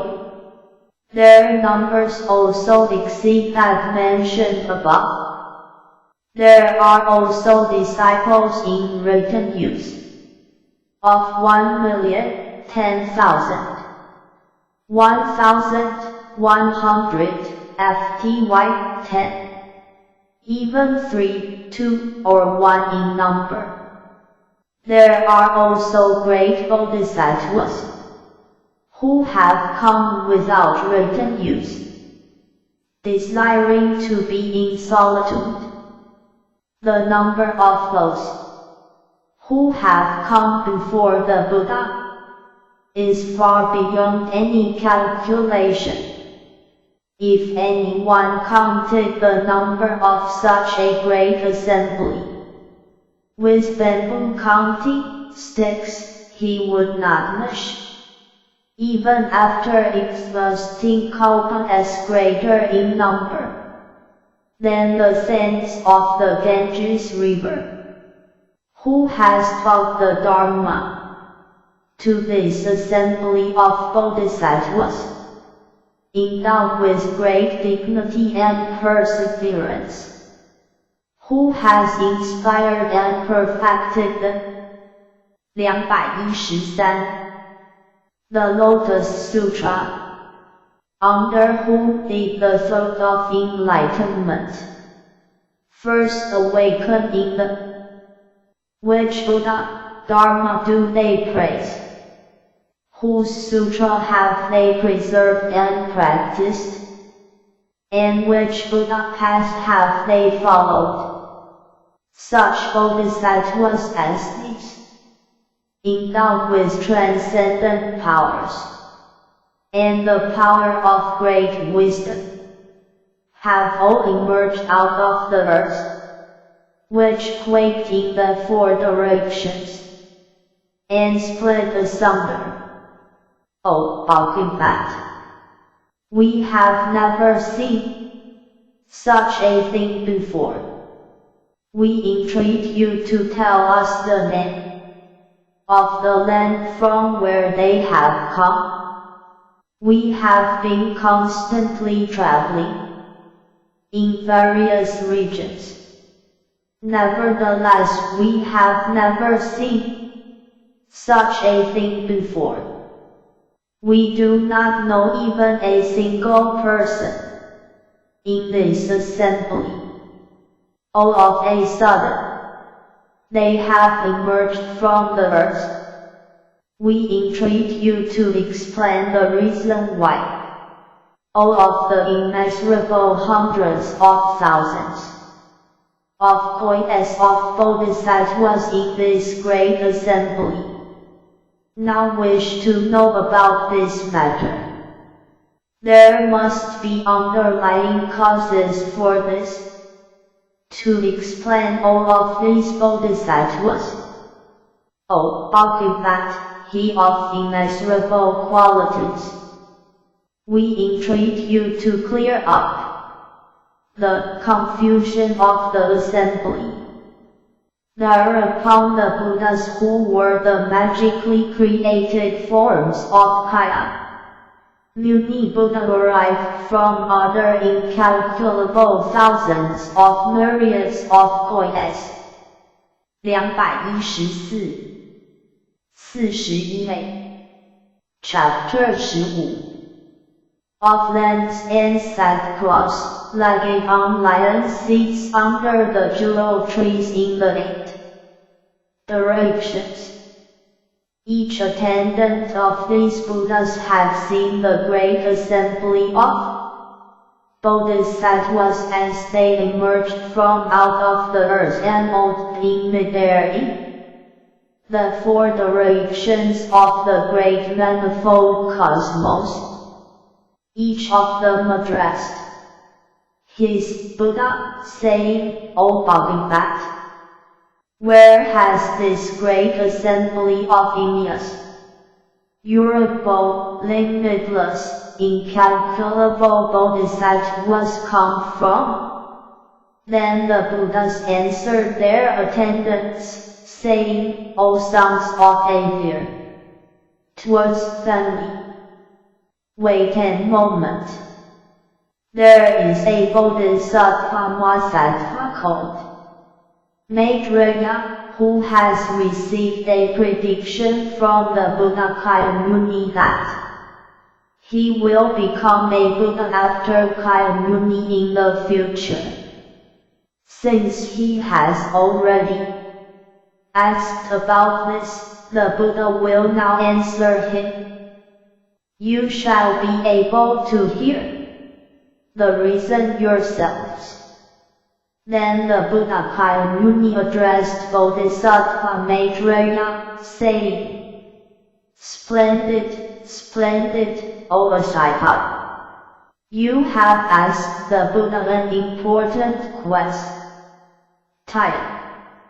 You should all single-mindedly don the armor of perseverance and be of heart and will. The Tathagata now wants to reveal the wisdom of the Buddhas, the inherent transcendent powers of the Buddhas, the lion-like dignity and power of the Buddhas, the majestic and mighty power of the Buddhas. Thereupon the Bhagavat, wanting to elaborate on the meaning of this, further spoke these verses. You should be persistent and wholeheartedly attentive, for I want to explain it to you. Do not have any doubts, for the wisdom of the Buddha is difficult to comprehend. You should now awaken the power of faith, and with perseverance abide in the good. Now you will all be able to hear what you have never heard before. I will now put you at ease. Have no doubts or fear. The Buddha never speaks false words. His wisdom is immeasurable. The foremost Dharma that he has attained. 215. The Lotus Sutra is profound and difficult to explain. I will now expound this difficult teaching, so you should listen wholeheartedly. Then the Bhagavat, after speaking these verses, addressed Bodhisattva Maitreya, saying, I will now proclaim it to all of you in this assembly. O Ashitai! All of you have never seen these immeasurable, innumerable, incalculable great Bodhisattva Bodhisattvas who have emerged from out of the earth, having attained highest, complete enlightenment in this world. I led, inspired, and instructed these Bodhisattvas restrain their thoughts, and caused the thought of the past to awaken in them. When these Bodhisattvas lived in the space under the earth of this world, they recited various sutras, became well versed in them, and contemplated, analyzed, and correctly remembered them. O Ashitai! All these sons of a virtuous family did not wish to be among the multitude where there is always much discussion. They always wanted to be in quiet places. They diligently strove without resting or relying upon devas or humans. They always desired the profound wisdom without obstruct titans. They always wanted the Dharma of the Buddhas. They strove wholeheartedly in seeking the highest wisdom.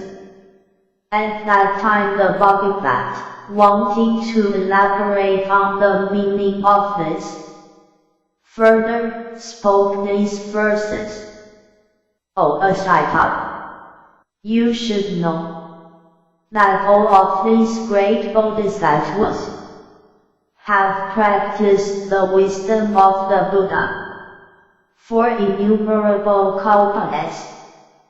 They have all been inspired by me, and the thought of the great past has awakened in them. They are my heirs, abiding in this world. They always cultivated ascetic practices, wishing to be in quiet places, rejecting the clamor of the multitude. They did not want to have much discussion. 216 41b Chapter 15 O my heirs, such as these, constantly practiced my teaching with vigor, day and night, in order to seek the Buddha path. They lived in the space under the earth of this world.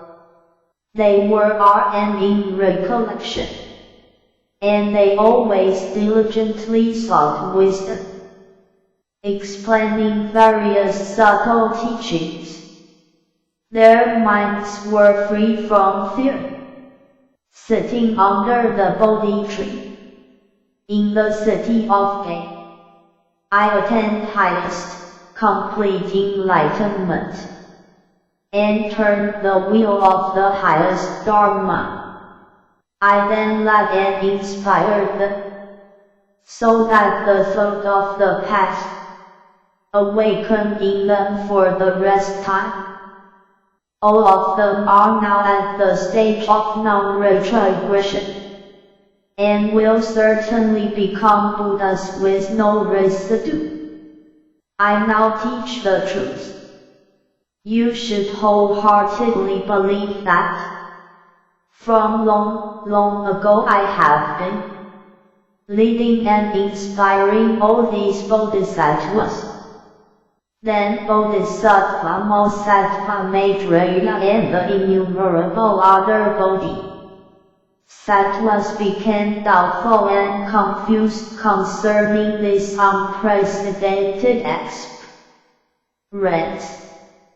They thought this. How is it possible in such a short time for the Bodhisattva to have inspired such an immeasurable, limitless, incalculable number of great Bodhisattvas, enabling them to abide in highest, complete enlightenment? Immediately they addressed the Buddha, saying, O Bodhisattva, when the Tathagata was a prince, he left the palace of the Kayas, sat on the terrace of enlightenment, which is not far from the city of Gate, and attained highest, complete enlightenment. Since then more than 40 years have 217 the Lotus Sutra passed. How is it possible, O Bodhisattva, for you to have done such great Buddha acts in such a short period of time? Is it through the might of the Buddha and through the Buddha as qualities that you have inspired such an assembly of incalculable great Bodhisattvas to achieve highest, complete enlightenment? O Bodhisattva, even if someone counted the number of the great Bodhisattvas for thousands of myriads of kois of kalpas, they would not be able to measure. There would be no end. From long ago these Bodhisattvas have been planting roots of good merit in the presence of immeasurable, limitless Buddhas. They have perfected the Bodhisattva path and have always practiced the pure path of discipline and integrity. It is, O Bodhisattva, difficult to believe such things in this world. Suppose a handsome man with dark hair, 20 years of age, were to point to a 100-year-old man and say, "He is my son." And the 100-year-old man points to the young fellow and says, "He is my father and he raised me." This would be difficult to believe, and what the Buddha has now taught is exactly like this. It has not, in fact, been so long since the Buddha attained the path. Yet for the sake of the Buddha path this great assembly of Bodhisattvas has been diligently striving for innumerable thousands of myriads of kois of kalpas. They have skillfully entered, abided in, and emerged from immeasurable thousands of myriads of kois of sendias. They have attained great transcendent powers and practiced the pure path of discipline and integrity for a long time. They have gradually and ably practiced wholesome teachings and are skilled at discussions. They are jewels among humans and a great rarity in the entire world. Today the Bodhisattva has correctly said that after he attained the path of the Buddha he caused the thought of enlightenment to awaken in the That was for the rest time. He then led, inspired, and instructed them to approach highest, complete enlightenment. Oh, Bhagavat. Although it has not been so long since you attained Buddhahood, yet you have really done these great, meritorious acts. 218 Chapter 15 We believe the Buddha as words spoken according to our capacities, and that what he says is never false. We are all well versed in the Buddha as knowledge. However, if the Bodhisattvas in whom the thought of enlightenment has recently awakened hear this after the Buddha as Paranirvana, they will not accept it, and this will bring about conditions for erring deeds that destroy the Dharma. That is why, O Bhagavat, we entreat you to explain it to us and remove our doubts. Moreover, in the future, when the sons of a virtuous family hear this, they will also be free from doubt. Thereupon Bodhisattva Maitreya, wanting to elaborate upon the meaning of this further, spoke these verses. Long ago the Buddha left the household of the Kaya clan, and approached where he sat under the Bodhi tree. It has not been so long since that time. The number of the Buddha as heirs is incalculable. From long ago they have practiced the Buddha path and attained transcendent powers and the power of wisdom. They have thoroughly studied the Bodhisattva path and are as unled by worldly affairs as the lotus blossom in the water. They have emerged from out of the earth and all stood respectfully before the Bhagavats. It is difficult to comprehend this matter. How can we possibly believe it? The Buddha attained the path only a short time ago, yet he has accomplished so much. We entreat you to remove our doubts and give a detailed explanation according to the truth. 219 42a The Lotus Sutra. Suppose there were a young man, just 20 years of age, who pointed to a 100-year-old man, who was wrinkled and had white hair, saying, "This is my offspring." The old man also says, "This is my father." The father is young, and the son is old. No one in the world would believe it. The Bhagavat, as teaching is exactly like this. He attained the path only a very short time ago. Yet these Bodhisattvas are in resolution, and without weak will.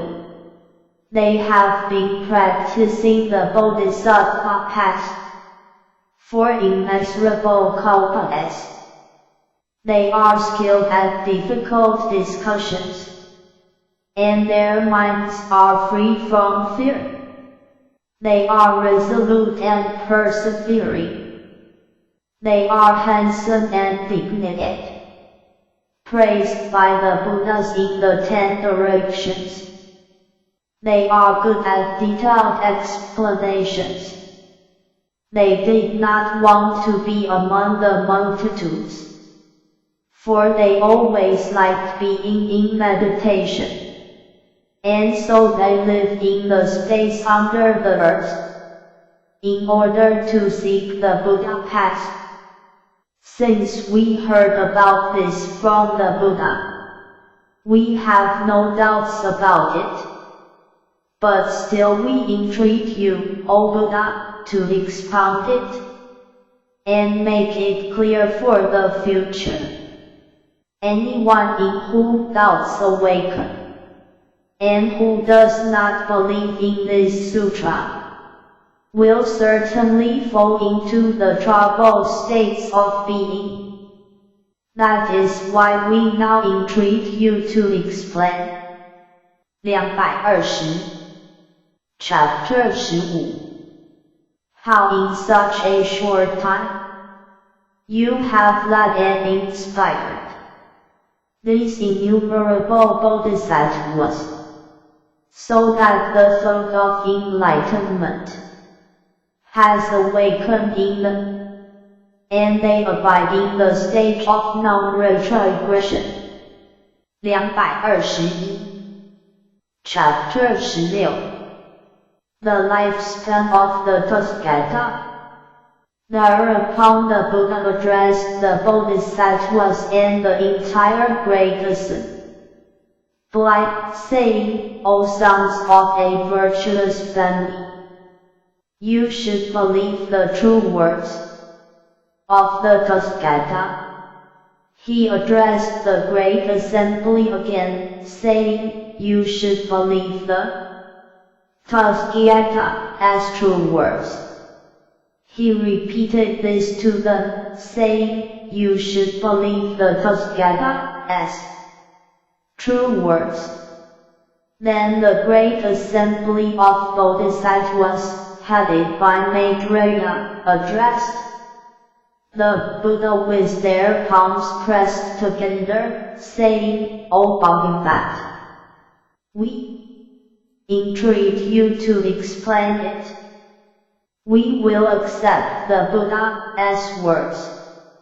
After they had spoken in this way 3 times, they again said, we entreat you to explain it. We will accept the Buddha as words. Then the Bodhisattva, realizing that the bodhisattvas continued to entreat him after those 3 times, addressed them, saying, listen carefully to the Tathagata as secret and transcendent powers. The Devas, humans, and Asuras. In all the worlds all think that the present Buddha, Kayamuni, left the palace of the Kayas, sat on the terrace of enlightenment not far from the city of Gay, and attained highest, complete enlightenment. However, O sons of a virtuous family, immeasurable, limitless, hundreds of thousands of myriads of kois of Natas of kalpas have passed since I actually attained Buddhahood. Suppose there were a man who ground feet hundreds of thousands mere IADs of kois of Natas of incalculable great manifold cosmos into particles, while passing through the 100,000s of myriads of kois of Natas of incalculable lengths to the east, he dropped just a single particle, and in this way he continued to drop the particles as he went toward the east, until they were all gone. O sons of a virtuous family, what do you think about this? Can all of these words be calculated or not? Can one imagine all of these words, calculate, and know their number or not? 223 42b The Lotus Sutra. Bodhisattva Maitreya and the others together addressed the Buddha, saying, O Bhagavat, these words are immeasurable, limitless, incalculable, and beyond our powers of conception. Even all the Vakas and Pratyeka Buddhas, with their knowledge free from corruption, are not able to comprehend them or know their number. Although we abide in the stage of non-retrogression, we cannot understand it. O Bhagavat, such words as these are incalculable and limitless. Then the Buddha addressed the assembly of the great Bodhisattvas, saying, O sons of a virtuous family, I will now explain it clearly to you. Suppose all these words, whether or not a particle was left in them, were reduced to particles, and each particle represented a kalpa, the period of time since I became a Buddha would exceed this by hundreds of thousands of myriads of kois of natas of incalculable kalpas. Since then I have constantly been residing in the Sa world, teaching the Dharma and inspiring sentient beings. I have also been leading and benefiting sentient beings in incalculable hundreds of thousands of myriads of kois of natas of other worlds.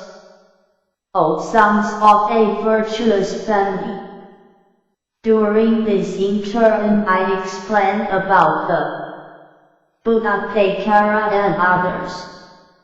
Furthermore, I also said that they had entered Paramurva. I have explained such things through skillful means. O sons of a virtuous family, if any sentient being comes to me, either seek the dullness or sharpness of his faith and other faculties with my Buddha, I, according to the way I should bring them to the path, I myself proclaim different names and lifespans in various places. In each case I have also clearly stated that I would enter Paramurva. Through various skillful means I have explained subtle teachings and have made the sentient beings rejoice. O sons of a virtuous family, to those beings whom the Tathagata perceives as taking pleasure in the inferior teachings, who have few qualities and grave the elements, he teaches that the Buddha attained highest, complete enlightenment after he renounced household life in his young age. However, it has been a very long time indeed since I attained Buddhahood. I give such an explanation only to lead and inspire the sentient beings to enter the Buddha path through skillful means. O sons of a virtuous family, the sutras that the Tathagata has expounded are all to save the sentient beings. whether the Tathagata teaches about himself or others, whether he reveals his form or that of others, whether he shows his acts or those of others, everything he says is true, never false. 224 42C Chapter 16 Why is this? Because the Tathagata perceives all the marks of the triple world as they really are, that there is no birth and death, coming or going, that there is also no existence or extinction in the world, truth or falsehood, sameness or difference. The Tathagata does not view the triple world as sentient beings in the triple world see it. The Tathagata perceives such things clearly and without mistakes. Since sentient beings have various natures, desires, behaviors, thoughts, and distinctions, the Tathagata, wanting to cause them to plant roots of good merit, has explained various teachings through a variety of examples, explanations, and illustrations. He has not desisted from doing Buddha acts even for a single moment, and in this way it has been an extremely long time since I attained Buddhahood. My lifespan is immeasurable and incalculable. I abide forever without entering paranirvana. O sons of a virtuous family, the lifespan that I rest attained through practicing the Bodhisattva path has not yet expired. It is twice as great as the number previously mentioned. Although I do not actually enter paranirvana, I proclaim that I do. It is through this skillful means that the Tathagata leads and inspires sentient beings. Why is this? Because if the Buddha abides a long time in this world, those who have few qualities do not plant roots of good merit, acquire pure and spiritual characters, are attached to the desires of the VE senses, and enter into the web of illusions and false views. If they see the Tathagata always existing without extinction, they then become proud, self-willed, and negligent. The thought that the Buddha is difficult to meet and that he is to be respected cannot awaken in them. That is why the Tathagata teaches through skillful means, saying, O monks, you should know that the appearance of the Buddhas in the world is very difficult to encounter.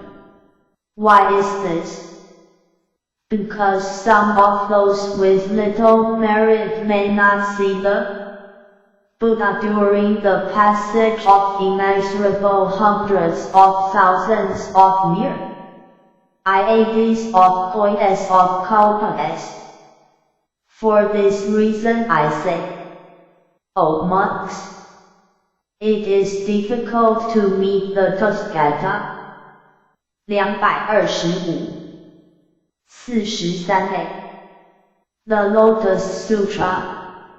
Hearing such words, the thought that it is very difficult to meet the Tathagata will certainly awaken in these sentient beings. Long in anger, In for the Buddha, they will plant roots of good merit. For this reason, although the Tathagata does not really pass into extinction, he nevertheless says he does. Furthermore, O sons of a virtuous family, the teaching of all the Buddha Tathagatas is exactly like this. It is entirely true, never false, all for the sake of saving sentient beings. Suppose there were an excellent doctor. He is wise, knowledgeable.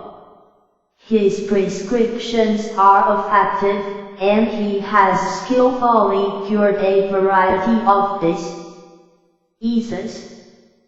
This man has many sons, say 10, 20, or even 100 in number. For some reason, he has to go far off to another country, and while he is away, his children, whom he has left behind, drink some poison. The poison starts to take effect, and they roll on the ground in agony. At this moment their father returns home. Some of the children who have taken the poison are delirious, while others are not. Seeing their father in the distance, they all rejoice greatly, and kneeling respectfully address him, saying, "It is good that you have returned safely. In our ignorance we took this poison by mistake. We entreat you to cure and save us, and restore us to life." Seeing his children suffering in this way, the father searches for many child herbs possessed of good color, aroma, and flavor, according to the medical manual. Blending them together after grinding and sifting, he gives the mixture to the children and says, "This is an extremely beneficial medicine with good color, aroma, and flavor. All of you take it. It will quickly remove your pain, and you will never be afflicted again." Then the children who have not become delirious see this beneficial medicine of good color and aroma, and immediately take it. The affliction is completely removed, and they are cured. The remaining children, those who are delirious, seeing their father coming to them, rejoice and ask him to seek a cure for their illness. Although he offers them the medicine, they 226 Chapter 16 will not take it. Why is this? The poison has so deeply penetrated them that they have become delirious. They do not think that the medicine with good color and aroma is good. The father thinks these children are to be pitied. The poison has completely warped their minds. Although they rejoiced upon seeing me and sought a cure, they will not take this beneficial medicine. I will now cause them to take this medicine through skillful means."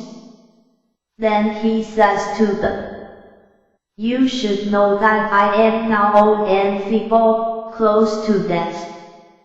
I will Now leave this spiritual medicine here. You should take it. Do not worry about not recovering. Having left these instructions, he goes to another country and sends a messenger back home to tell them, your father has already died. Upon hearing that their father is dead, the children become very distressed and think, if our father had lived, he would have taken pity on us and protected us. But now, abandoning us, he has died in a distant country. They now consider themselves orphans, having no one to rely upon. Through constant grieving, their minds become clear, and only then do they realize that the medicine has any color, aroma, and flavor. They immediately take it and the poison is completely driven out. The father, hearing that all his children have completely recovered, immediately returns and makes his appearance.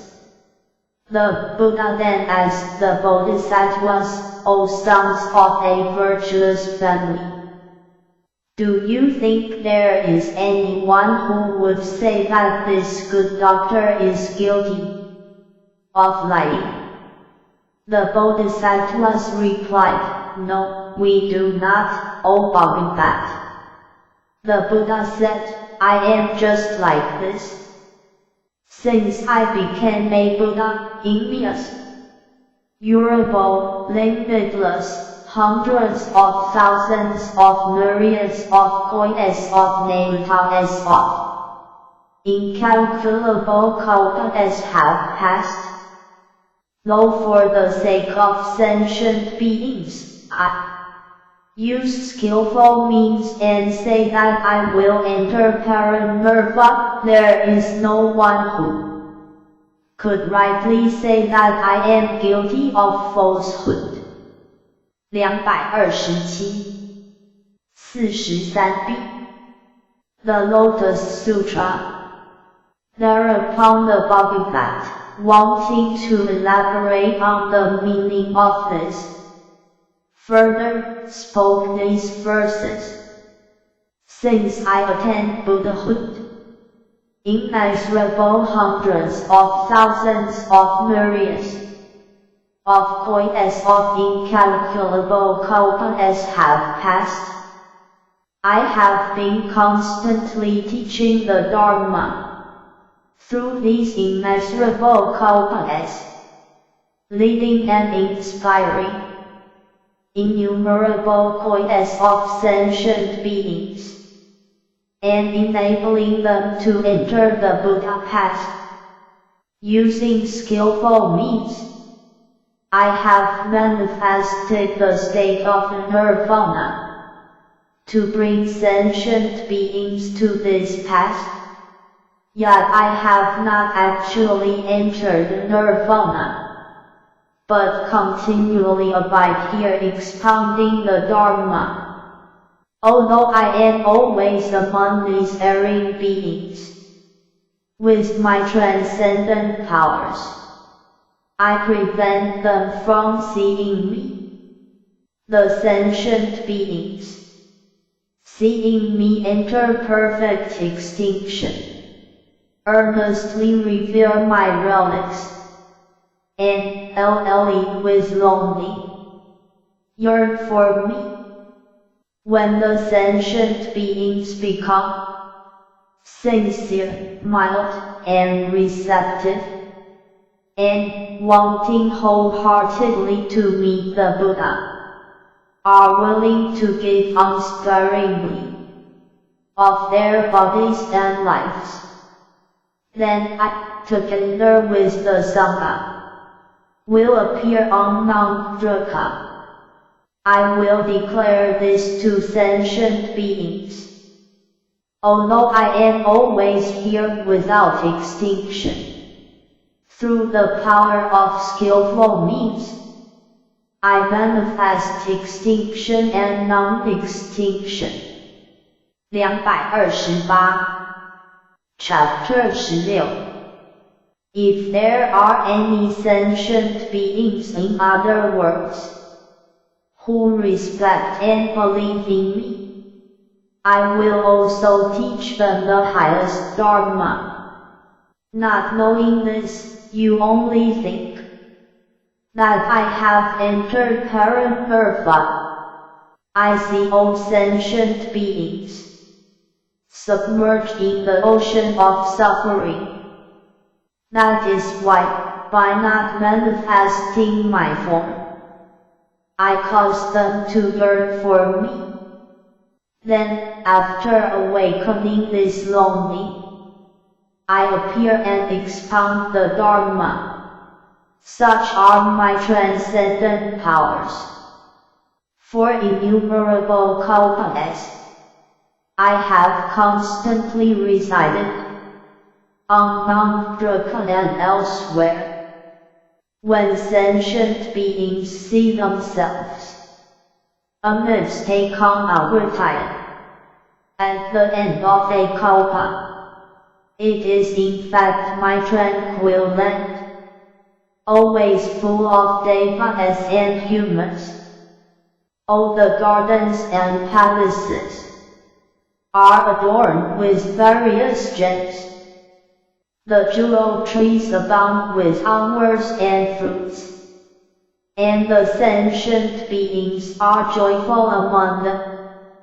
The devas beat heavenly drums, making constant and varied music. They rain down Draka hours upon the Buddha and the Great Assembly. Although my pure land never decays, the sentient beings see it as ravaged by greed, and torn with anxiety and distress. They believe it is LLE with these things. Because of their misdeeds, these erring sentient beings do not hear the name of the three tracers. 229 43c The Lotus Sutra. For incalculable kalpas, but all who cultivate merit and are receptive and honest will see me residing here, expounding the Dharma. For the sake of these sentient beings, I teach that the lifespan of the Buddha is immeasurable.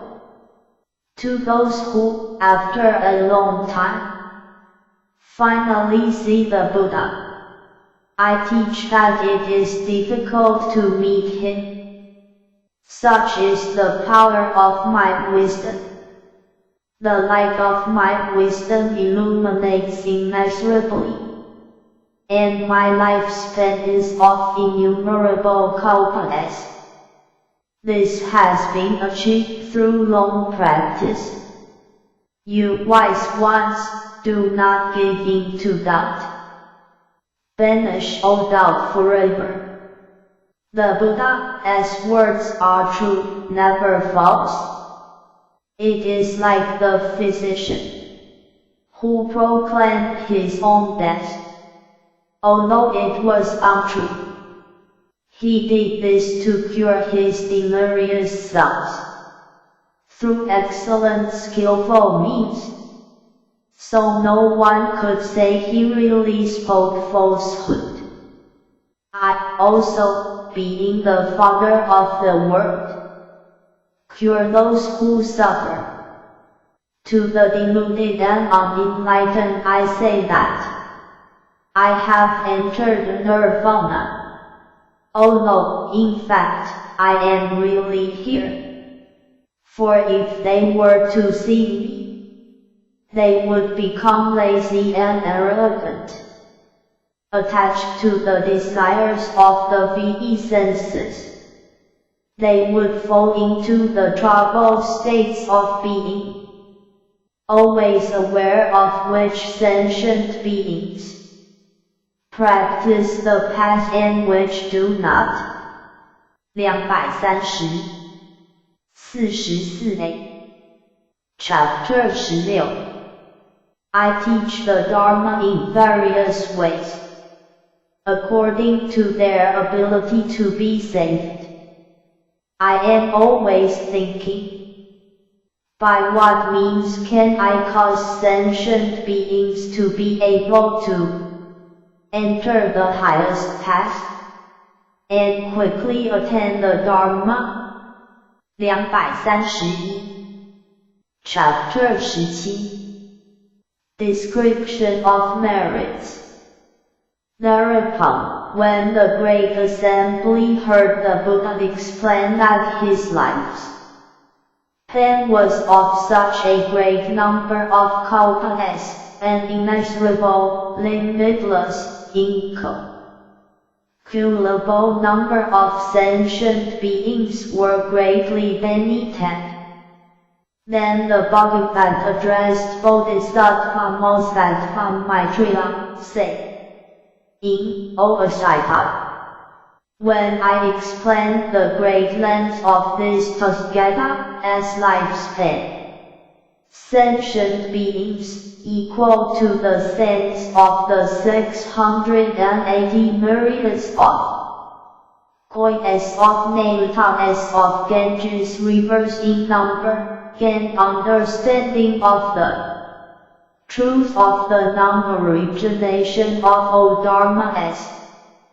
Furthermore, 1,000 times this number of Bodhisattva Mosattva as attain the power of recollecting what they hear, and Bodhisattva Mosattva as equal to the number of party class in one word attain unhindered eloquence. Moreover, there were Bodhisattva Mosattva as equal to the particles in one word who attain the power of tenacious memory which revolves hundreds of thousands of myriads of koi as of immeasurable times. There were also Bodhisattva Mosattva as equal to the number of particles in the great manifold cosmos who turned the irreversible wheel of the Dharma, and Bodhisattva Mosattva as equal to the number of particles in 2 medium-sized manifold cosmos who turned the Puriyat wheel of the Dharma. Furthermore, there were Bodhisattva Mosattva as equal to the number of particles in one small-sized cosmos who will be able to attain highest complete enlightenment after 8 births. Bodhisattva Mosattva as equal to the number of particles in the 4 fourfold continents who will attain highest complete enlightenment after 4 births. Bodhisattva Mosattva as equal to the number of particles in the 3-fold 4 continents who will attain highest complete enlightenment after 3 births. Bodhisattva Mosattva as equal to the number of particles in the 2-fold 4 continents who will attain highest complete enlightenment after 2 births, and Bodhisattva Mosattva as equal to the number of particles in the 4 continents who will attain highest complete enlightenment after 1 birth. Moreover, there were sentient 233 The Lotus Sutra, being equal to the number of particles in the eightfold great manifold cosmos, in all of whom the thought of highest, complete enlightenment had awakened. When the Buddha explained that these bodhisattvas had attained deep insight into the Dharma, Dhrava and Great Dhrava, hours ran down from the sky, scattering over the Buddhas who were seated on lion seats under immeasurable hundreds of thousands of myriads of coins of jewel trees, and they scattered over Kayamuni Buddha and the Tathagata Prabhutaradna, who had attained Paramurva long ago, both of whom were sitting on the lion seat in a seven-jewel stupa. They also scattered over all of the great bodhisattvas and the fourfold assembly. Finally, powdered sandalwood and aloes wood incense also ran down, and heavenly drums resounded in the sky with a deep and beautiful sound. 1. Now, sent kinds of heavenly garments, draped with streams of pearl jewels, and which, full in gems, might rain down in the 9 directions.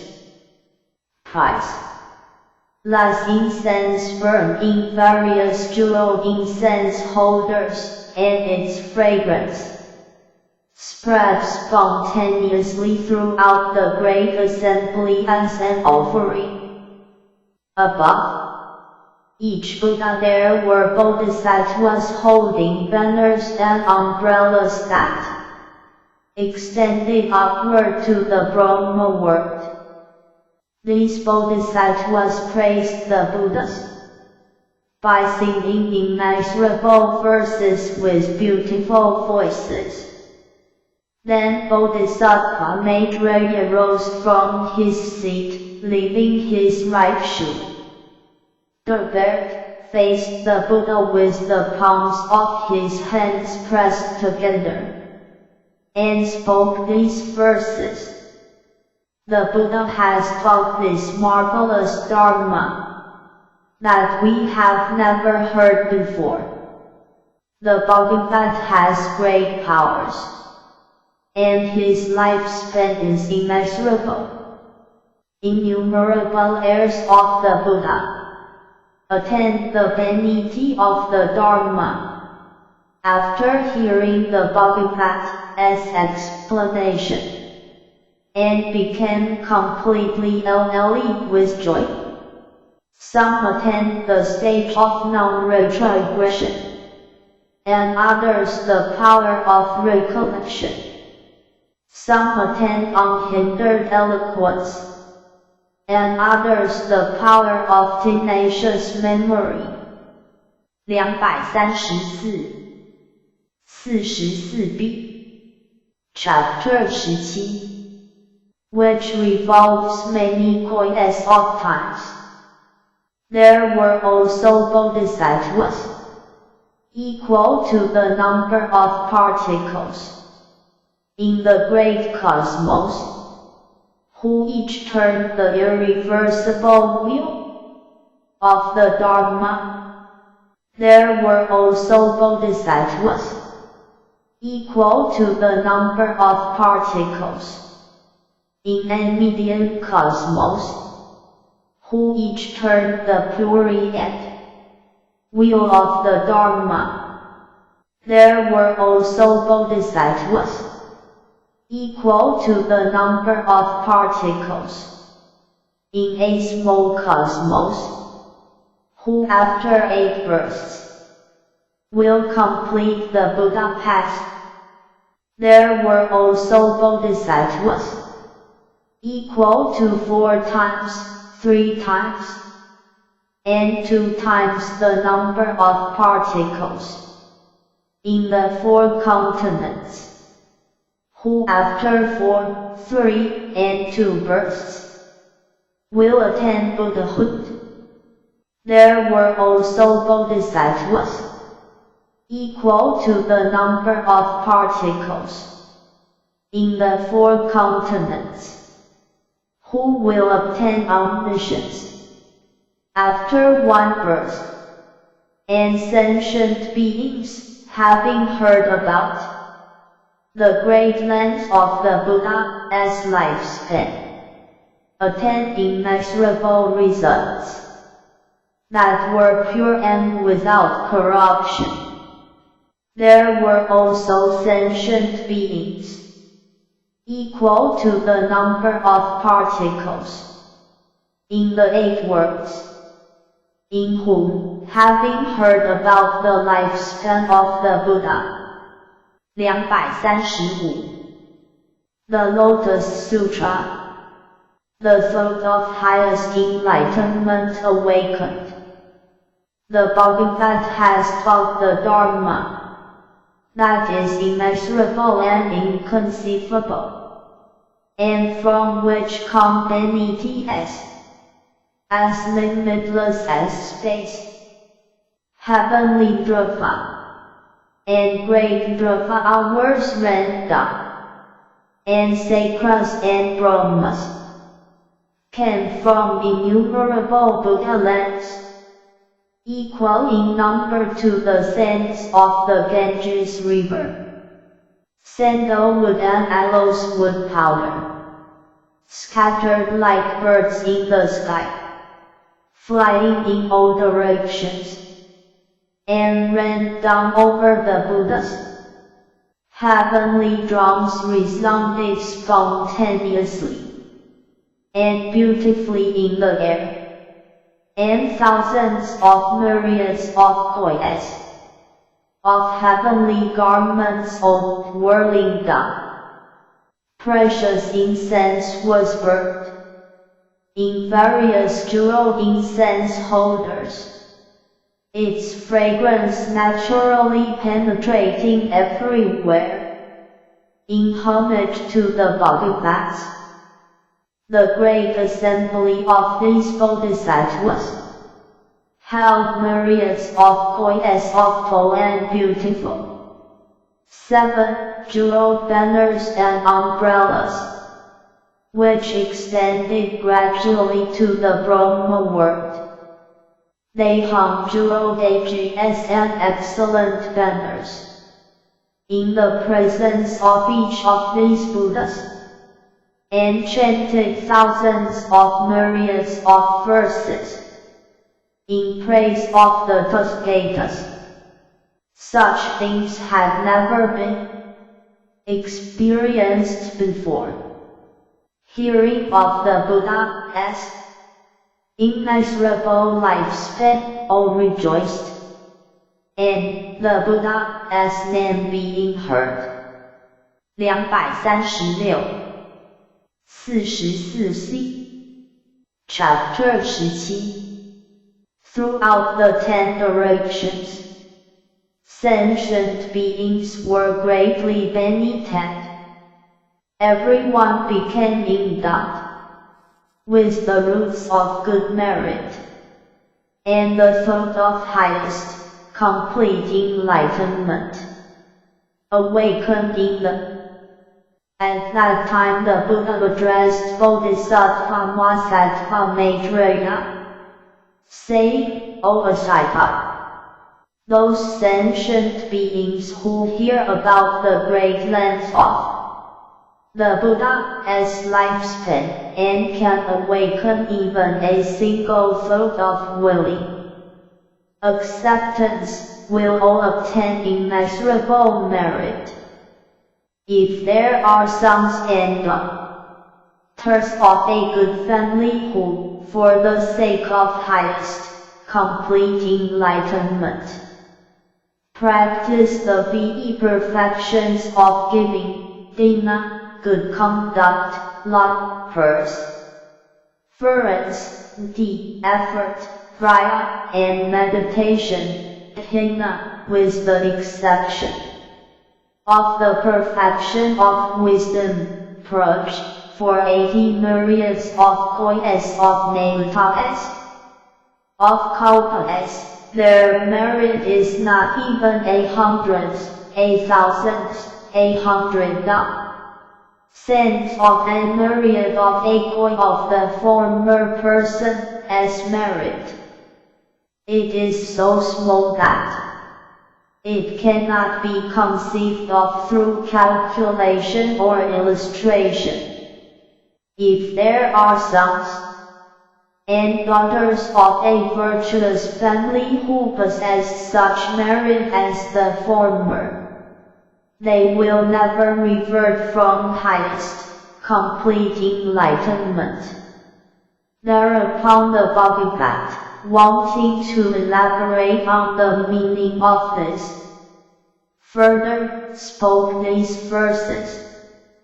Those who seek the Buddha as wisdom will practice the VE perfections for 80 myriads of kois, of natas, of kalpas.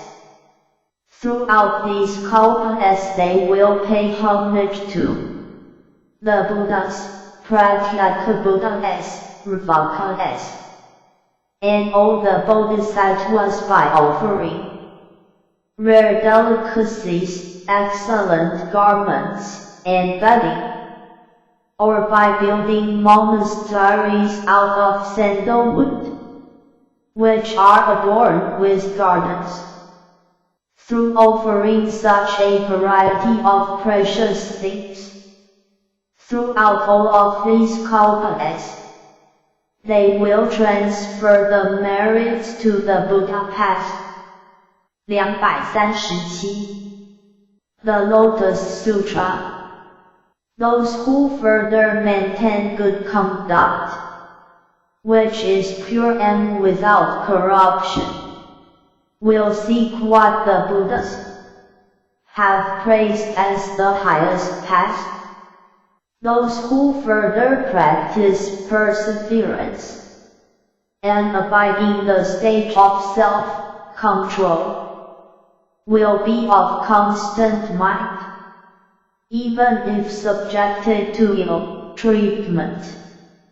They will continue to endure, even if they are scorned and persecuted by those who think, through their excessive pride, that they have attained the truth. Those who make diligent efforts and are ardent in their intentions for immeasurable kois of kalpas will be intent and never lazy, and those who abide in tranquil places for immeasurable kalpas will always discipline their minds, avoiding sleep, while either sitting or wandering. For these reasons they will abide in various meditations. Their minds are and unwavering for 80 myriads of kois of kalpas, maintaining the merit of this concentration. They seek the highest path, saying, I will attain omniscience. Then they will achieve this perfection of meditation, practicing thus for hundreds of thousands of myriads of kois of kalpas. Their merits will be as mentioned above. If those sons and daughters of a virtuous family, upon hearing me explain about my lifespan, 238. Chapter 17, in this way are able to awaken even a single thought of willing acceptance, their merit exceeds that of the former. Such will also be the merit of those who have no doubts whatsoever, and believe deeply even for a single moment. Those bodhisattvas who practice the path for a period of immeasurable kalpas, and who believe my explanation of my lifespan, when they hear it, are the ones who fully accept this sutra, saying, "Let us in the future devote a long life to saving sentient beings, just as the present Bhagavat, king among the Kayas, who roars the lion as roar, on the terrace of enlightenment, is fearless in teaching the Dharma. Let us in the future be respected by all, and teach of the lifespan, while seated upon the terrace of enlightenment. Those who have profound thoughts are pure, honest and learned, have good recollection, and understand the Buddha as words in accordance with what is appropriate, will have no doubts regarding this. Furthermore, O Asita, those who hear of the great length of the Buddha as lifespan and understand the intent of these words will obtain limitless merit that will give rise to the highest wisdom of the Tathagata.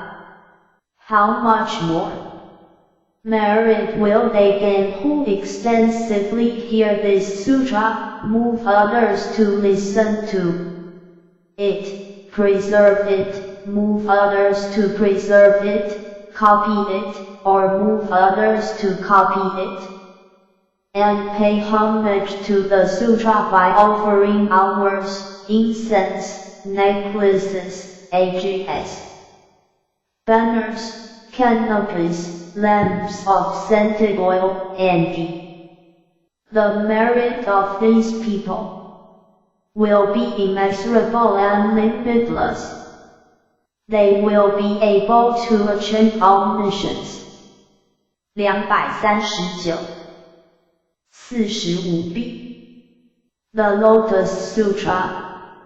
O Asita, those sons and daughters of a virtuous family who, hearing me teach the great length of the Buddha as lifespan, wholeheartedly accept it, will see the Buddha, who always dwells on Mount Draka together with the great bodhisattvas and Vakas, teaching the Dharma to the blind. Moreover, they will see the land of this world, which is made of lapis lazuli, level and even. The network of roads is laid out like a chess board, paved with gemmed gold and bordered with jewel trees.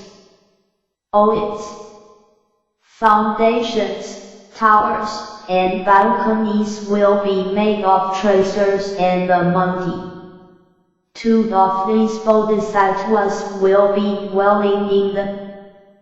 Those who can see such things should know that to be able to do so is a sign of their full and willing acceptance.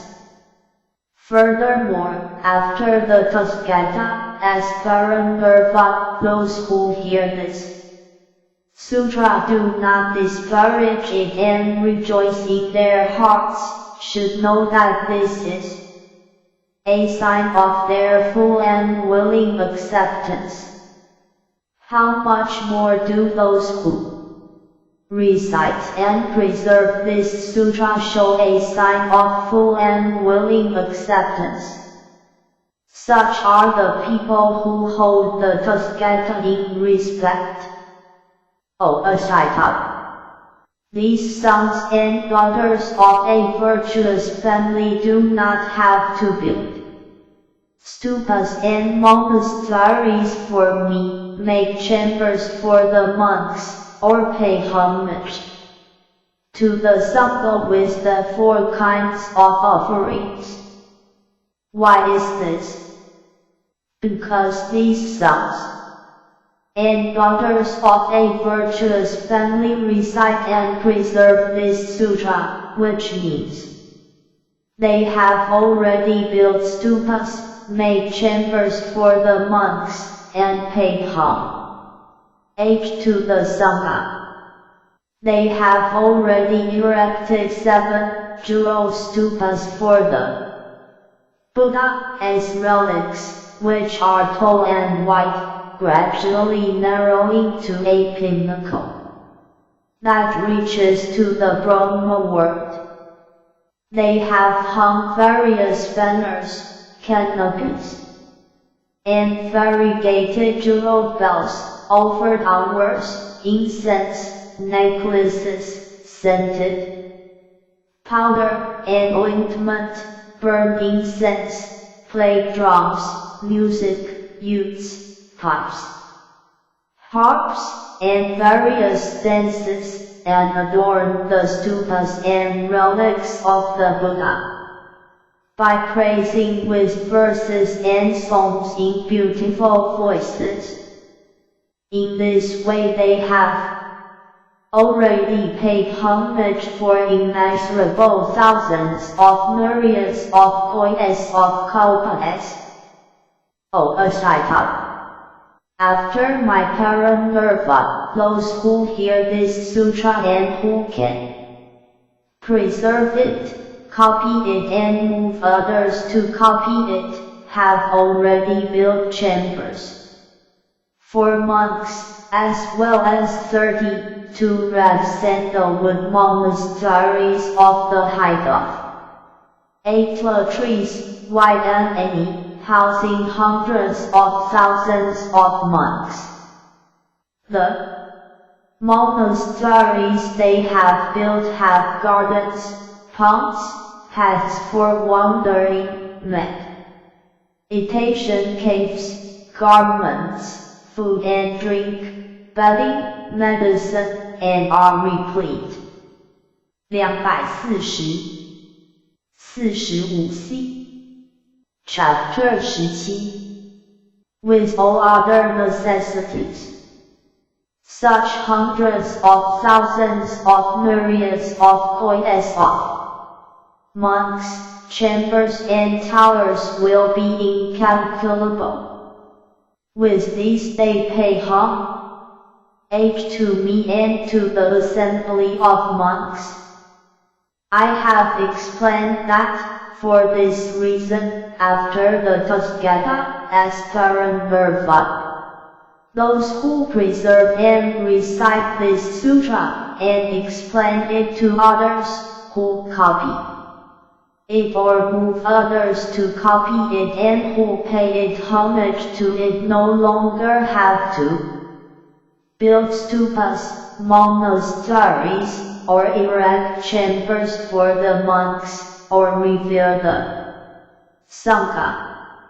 How much less do those who preserve this sutra and practice the perfections of giving, dana, good conduct, like perseverance, effort, vraya, meditation, dhyana, and wisdom, prajna, need to do so. Their merit is the highest, immeasurable and limitless.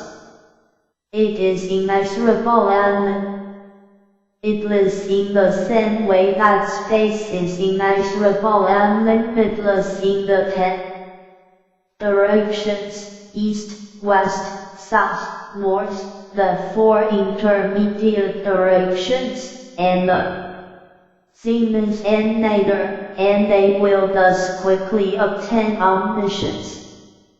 Those who recite and preserve this sutra, who explain it for others, who copy it or move others to copy it, build monuments and make chambers for monks, revere and praise the Sangha of Rebecca and praise the merits of the Bodhisattvas in hundreds of thousands of myriads of voices of ways, flows, who explain this Lotus Sutra for the sake of others in accordance with its meaning through various illustrations, who preserve pure conduct and well, together with gentle people, who are patient and have no anger, are our enemy. Their intentions and always hold meditation in high regard, who attend profound study and make vigorous efforts, persevere in all good practices, whose wisdom is keen and who answer difficult questions skillfully, O Asita. Those sons and daughters of a virtuous family, who preserve and recite this sutra after my paramurvam will attain good qualities like those mentioned above. You should know that such people have already set out for the third race of enlightenment, are near to highest complete enlightenment, and are seated under the Bodhi tree. O Asita, wherever these sons and daughters of a virtuous family sit, stand, or walk, there a monument should be built, and all of the devas and humans should pay homage to these monuments as they would do to those of the Buddha. Thereupon the Bodhisattva, wanting to elaborate on the meaning of this, further spoke these verses. 241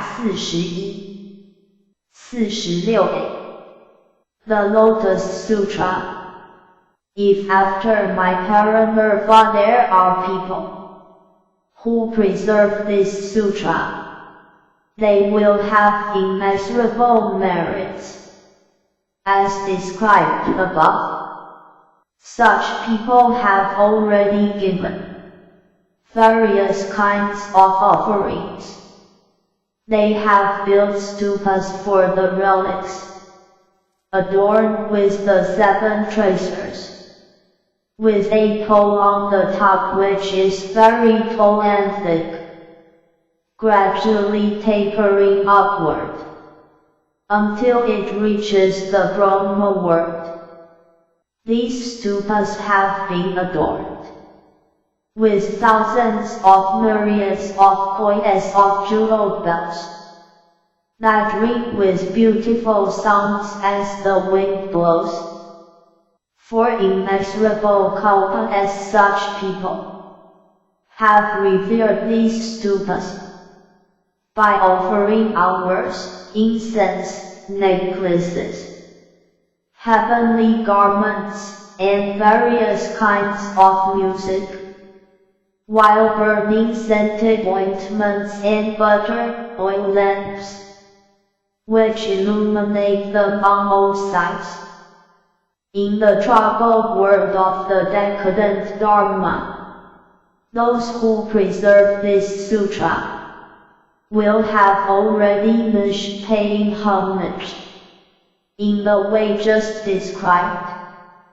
If they can preserve this sutra, it will be as if they had paid homage in the presence of the Buddha, and had built monasteries for monks out of sandalwood from Mount Oxhead, and 32 buildings as tall as 8 trees, and offered delicious food, excellent garments, bedding, hundreds of thousands of dwellings, gardens, ponds, paths for wandering, and meditation caves.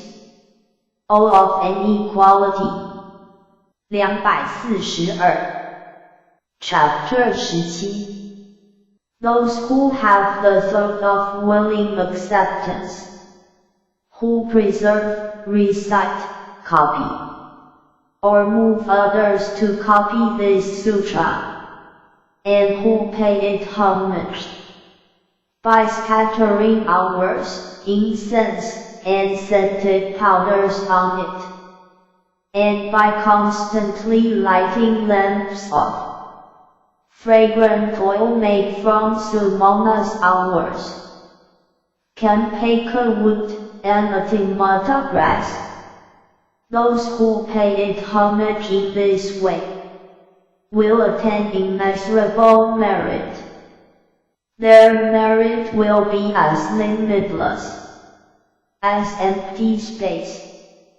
How much more is the merit of those who preserve this sutra, who carry out the practice of giving, dina, good conduct, love, perseverance, and meditation, dhyana, who never get angry or slander others, who honor monuments, and are humble before monks, and who are free from pride, always contemplate wisdom, never get angry at difficult questions, and teach in accordance with the questioner's capacity. If there is anyone who can carry out these practices, their merit will be immeasurable. If one were to see such an expounder of the Dharma, who has perfected merits like this, one should scatter heavenly hours over him, and provide him with heavenly garments. Bow until one, as for it touches his feet, and think of him as if he were a Buddha.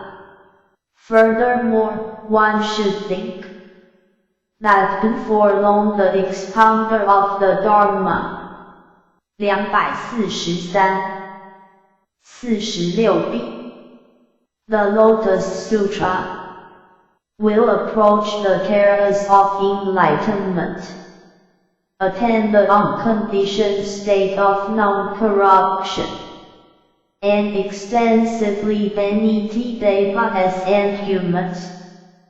Wherever he dwells, walks, or sits, or recites even a single verse, a stupa should be built, made beautiful with adornments, and paid homage in various ways.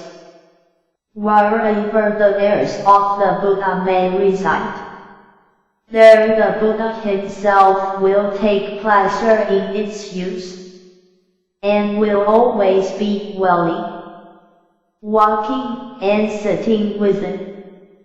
244. Chapter 18. The merits of joyful acceptance.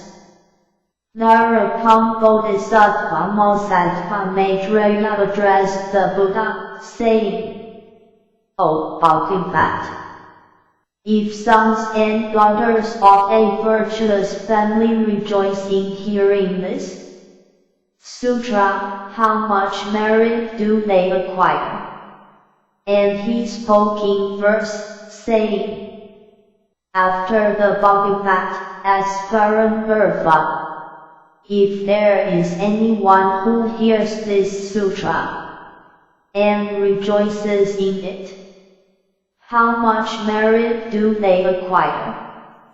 Then the Buddha addressed Bodhisattva Mosattva Maitreya, saying, O Ashitai, after the Tathagata, as Paramurva, suppose those monks, nuns, laymen, and laywomen and other wise ones, whether old or young, having rejoiced in hearing this sutra, take leave of the Dharma assembly and go to other places, either dwelling in monasteries or tranquil places, cities, towns, villages, or forests, and teach what they have heard to their parents, relatives, good friends, and acquaintances according to the various capacities of these people. Having heard the teaching, they will rejoice and go on to teach it to others. These people, having heard it, will also joyfully teach it to others in turn, and so it continues in this way until it reaches the 50th person. I will now explain about the merit which this 50th son or daughter of a virtuous family acquires from joyful acceptance. You should listen attentively. Suppose that in the 400s of myriads of points of incalculable worlds, there are sentient beings in the 6 transmigratory states and of the 4 modes of birth, born from an egg, born from the womb, from moisture, or born spontaneously, either with or without form, either with or without consciousness, either unconscious or not unconscious, having no legs, 2, 4, or many legs, and that, among the number of such beings, there is a person who seeks to acquire merit and gives pleasurable things to 245-46C The Lotus Sutra. These beings, according to their desire, he gives each of those sentient beings gold, silver, lapis lazuli, mother of pearl, agate, coral, amber, and other trees. Yours such as would this continent of Jambudpa, as well as elephant, carts, horse carts, and palaces and towers made out of the 7 treasures. Having performed such acts of giving for a full 80 years, this great donor thinks, I have already given these sentient beings such pleasurable things as they wished. Yet now these sentient beings are old and feeble. They are over 80 years old, with white hair and wrinkles, and they will die before long. I should now instruct them by means of the Buddha, Dharma. He immediately gathers these sentient beings together, inspires them by proclaiming the Dharma, and gladdens them by revealing its vanity as in an instant they all successively attain the rest stage of the vaka as called stream, winner, srota, penna, the second stage called once, returner, sakmit, the third stage called non-returner, enmit, and nali. The stage of the arhat, free from corruption, entering profound meditations, gaining complete mastery of all, and attaining the 8 liberations. What do you think about this? Has this great donor acquired abundant merit or not? Maitreya addressed the Buddha, saying, O Bodhisattva, the donor's merit is extremely great, immeasurable and limitless. Even if this donor had only given all those pleasurable things to sentient beings, the merit would have been immeasurable. How much greater is this donor's merit after having caused them to attain arhatship? The Buddha addressed Maitreya, saying, I will now clarify this for you. This person has given all these pleasurable things to the sentient beings in the 6 states of existence in 400s of myriads of points of incalculably worlds, and enabled them to attain arhatship. The merit he has attained cannot be compared with that of even the 50th person who, after hearing even a single verse of the Lotus Sutra, received it with joy. It would be even less than a hundredth, a thousandth, a 100,000th of a myriad of a coin of that person's merit. O Ashipa, in this way the merit attained by even the 50th person who rejoiced in hearing this Lotus Sutra is immeasurable, limitless, and incalculable. 246 Chapter 18 Label. How much more so is the merit of the rest person who heard it in the assembly and rejoiced in it. His merit is even greater, it is immeasurable, limitless, and incalculable, and is not to be apprehended through metaphor. Furthermore, O Ashipa, if anyone approaches the monasteries in order to listen to this sutra and hears it for even a single moment, whether seated or standing, through this merit they will be reborn into a place where they will gain beautiful and excellent elephant carts, horse carts, palanquins made out of rare treasures, and will ride on a heavenly vehicle. Moreover, if anyone sits in a place where the Dharma is taught, and if another comes along, and they invite that person to sit down and listen, or if they offer that person some part of their own seat, through this merit they will be reborn in the place where Sacred dwells, in the place where Brahmas dwell, or in a place where a noble emperor dwells. O Ashipa, if anyone addresses others, saying, there is a sutra called the Lotus Sutra, let us go together and listen to it. And if their instruction is accepted and the other person listens to it for even a single moment, then through this merit the former person will be reborn in the same place as the Bodhisattva who has acquired the dress.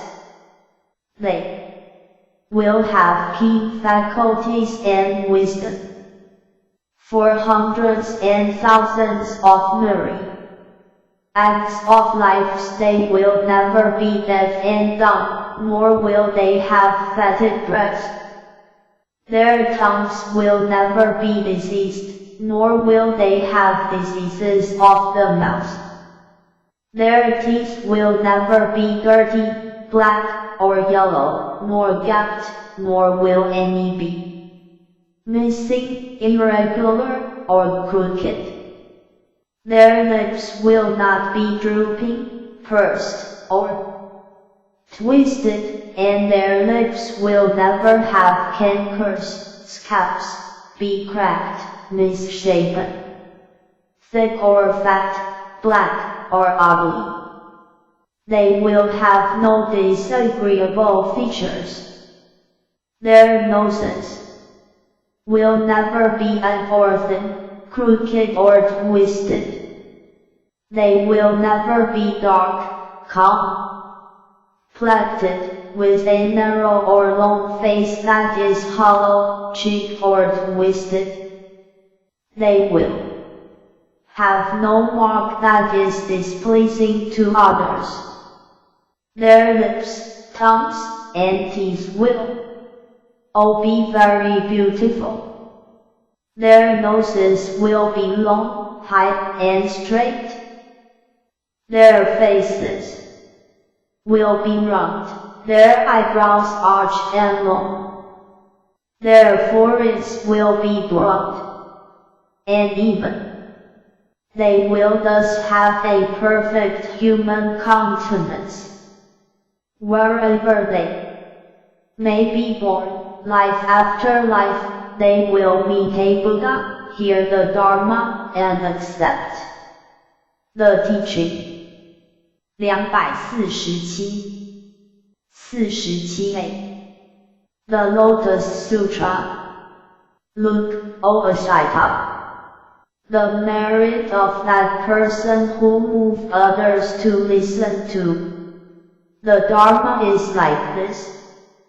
How much more is the merit of those who single-mindedly listen, teach, and recite the sutra, explain it for others in the great assembly, and practice as they explain to others.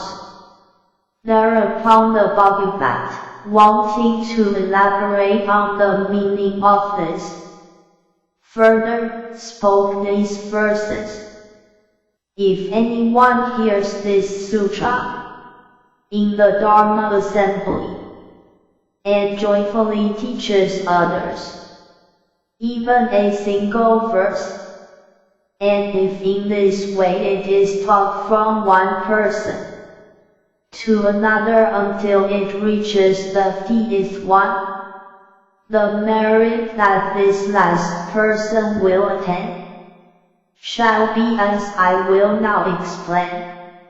Suppose there were a great donor who gave things to an immeasurable number of people as they wished for a full 80 years. He will see that they are old and feeble, with white hair and wrinkled faces, with gaps between their teeth and withered bodies, and that they will die before long. He will think that he should now teach them and enable them to attain the fruits of the Buddha path. He will teach Nirvana, the true Dharma, through skillful means, saying, the world is impermanent, like splashes of water, bubbles, and mirage. The feeling of repulsion for it should quickly awaken in you. All of them, hearing this teaching, attain arhat and perfect. 248 Chapter 18 The 6 transcendent powers, the 3 sciences, and the 8 liberations. The merit of the 50th person, who joyfully hears a single verse, is so much greater than this great donor, as that it is beyond illustration. the merit of those who successively hear the Lotus Sutra in this way is immeasurable. How much more is the merit of the rest person, who heard it with joy amid the Dharma assembly. If there is a person who moves another to listen to the Lotus Sutra, saying, "This sutra is profound and difficult to encounter, even in thousands of myriads of kois of kalpas," and if this person, as urging, is accepted, and the other one goes to hear it, and listens for a single moment, the merit that the former person will acquire shall be as I will now explain. Life after life they will have no diseases of the mouth. Their teeth will have no gaps, nor be yellow or black. Their lips will be neither fat, thick, or thin, nor will they ever have a disagreeable countenance, and their tongues will never be dry, black, or short. Their noses will be high, long, and straight. Their foreheads will be broad and even. Their faces will be completely handsome, pleasing to others who see them. They will never have fetid breath, and their mouths will always emit. 249. The Lotus Sutra. The fragrance of a blue lotus hour. I will now explain the merit of the one who approaches the monastery, wanting to hear the Lotus Sutra, and who joyfully listens to it, even for a single moment. Later they will be born among devas and humans, and will acquire beautiful elephant and horse carts, and palanquins made out of rare treasures, and will ride on a heavenly vehicle.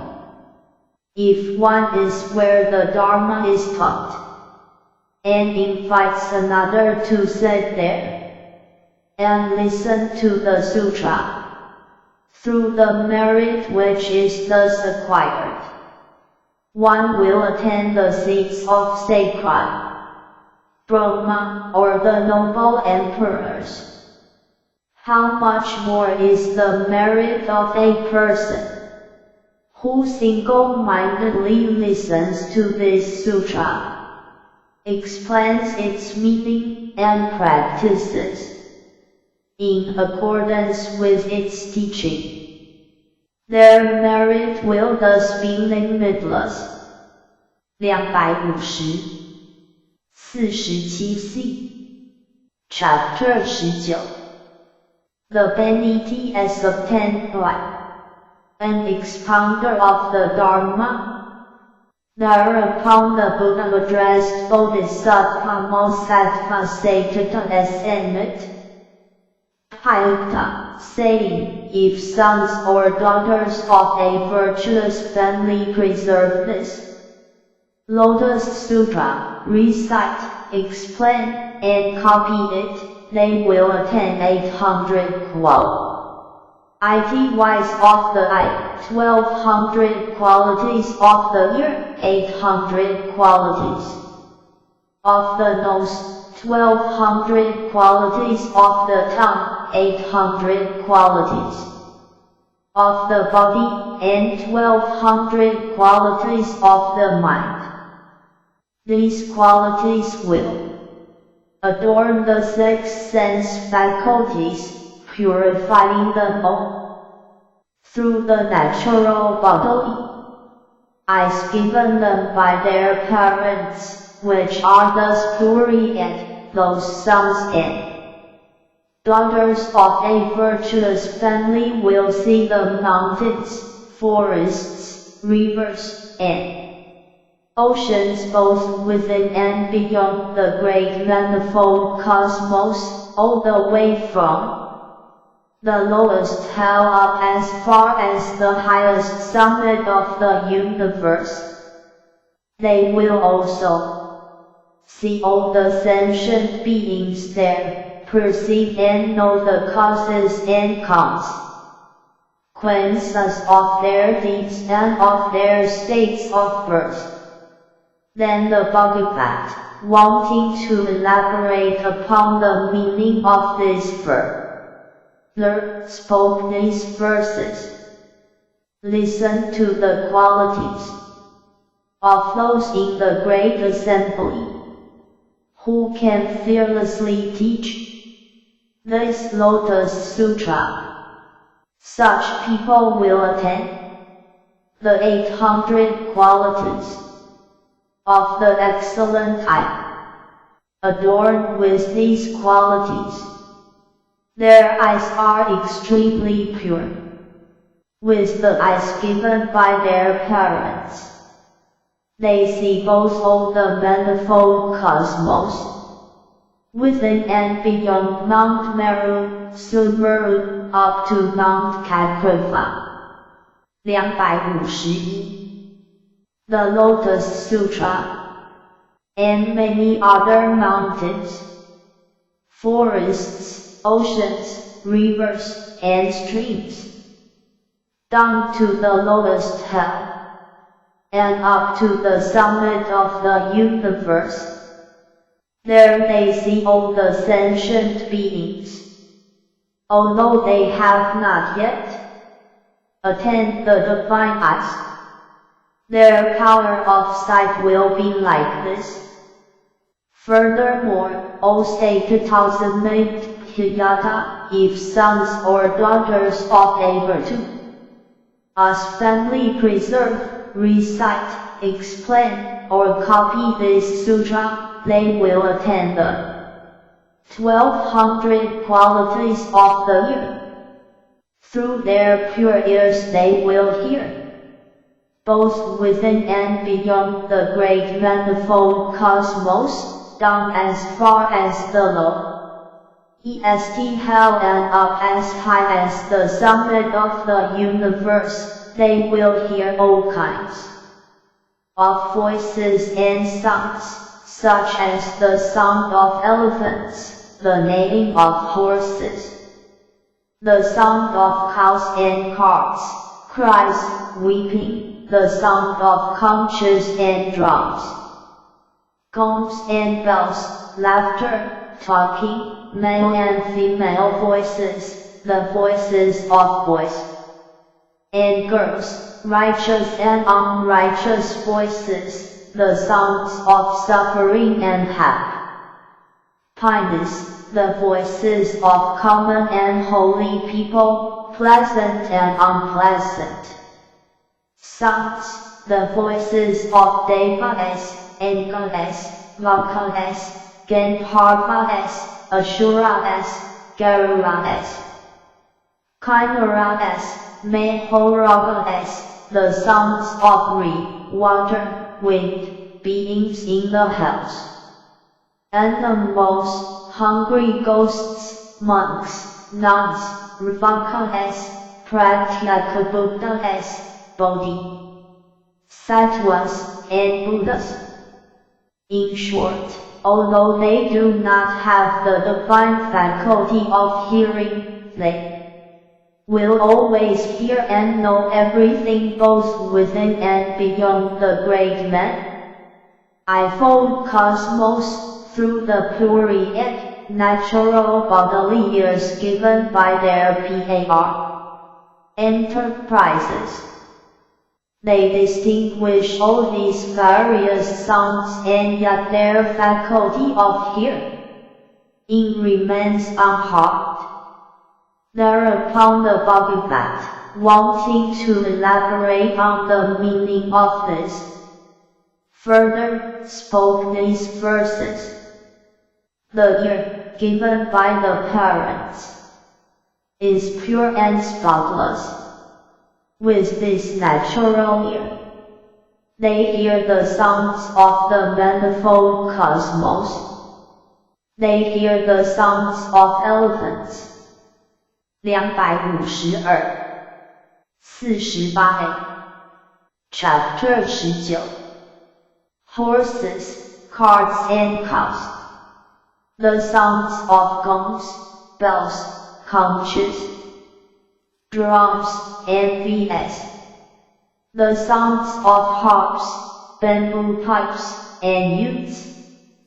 Pure and pleasing songs.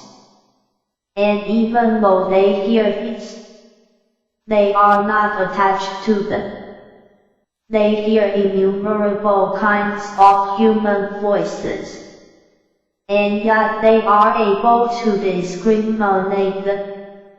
Furthermore, they hear the fine sounds, subtle melodies, male and female voices, the sounds of boys and girls. They also hear the cries of the Kalapaka and Jayvaka birds in the mountains, around the rivers, or in deep valleys. They hear as well various sounds of pain and suffering from the hells, and sounds of hungry ghosts, who, suffering from hunger and thirst, are in search of food and drink. When the asuras living along the ocean speak to each other and utter great cries, such expounders of the Dharma living here hear all of these various voices from afar, and yet their faculty of hearing is unharmed. Those expounders of the Dharma hear all birds and animals in the 10 directions calling to each other. The expounders of the Dharma dwelling here also hear the voices in the Svara and up in the heavens above the Brahma world, all the way up to the summit of the universe. The expounders of the Dharma dwelling here hear all of the monks and nuns, either reciting the sutra 253 48b, the Lotus Sutra, or explaining it to others. They also hear such voices as those of the Bodhisattvas reciting the sutra, teaching it to others, compiling the collections, and explaining their meaning to others. Those who preserve this Lotus Sutra will all hear the Buddhas, the great seers, teaching the subtle Dharma to the great assembly, and leading and inspiring sentient beings. They will hear all the sounds, both within and beyond the manifold cosmos, down to the lowest hell, and up to the summit of the universe, and yet their faculty of hearing remains unharmed, because their faculty of hearing is keen. They are able to discriminate these sounds. Although those who preserve this Lotus Sutra have not yet attained the divine faculty of hearing, they can simply use the ears given by their parents. Their qualities are exactly like this. Furthermore, all Satatazamate Hiyata, if sons or daughters of a good family preserve this sutra, recite, explain, or copy it, they will perfect the 800 qualities of the nose. With this pure faculty of the nose they will smell all kinds of fragrances both within and beyond the great manifold cosmos, such as the fragrance of Sumanas, Jati, Manak, Kampeka, Pela, hours, and red, blue, and white lotus hours, the scent of blossoming and fruit-bearing trees like sandalwood, aloes wood, and tagora wood, the aroma of the leaves of the tamla tree, thousands of myriads of sorts of fragrances of blended incense, either powdered, shaped into bowls, or made into scented ointments. Those who preserve this sutra will be able to distinguish all of these fragrances while remaining in a single place.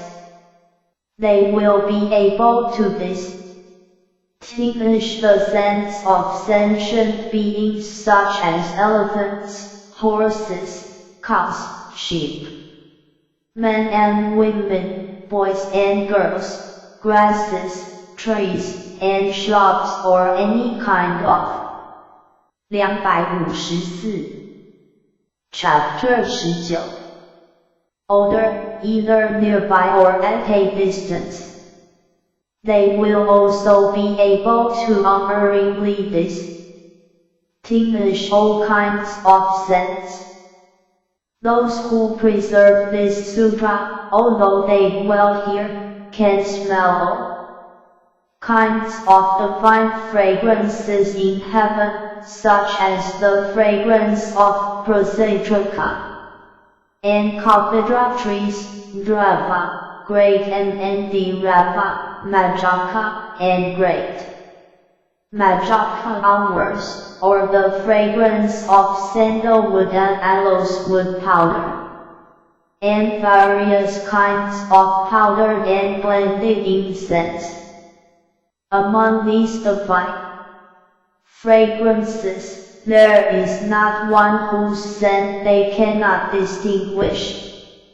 They can smell the fragrance of the bodies of all the devas.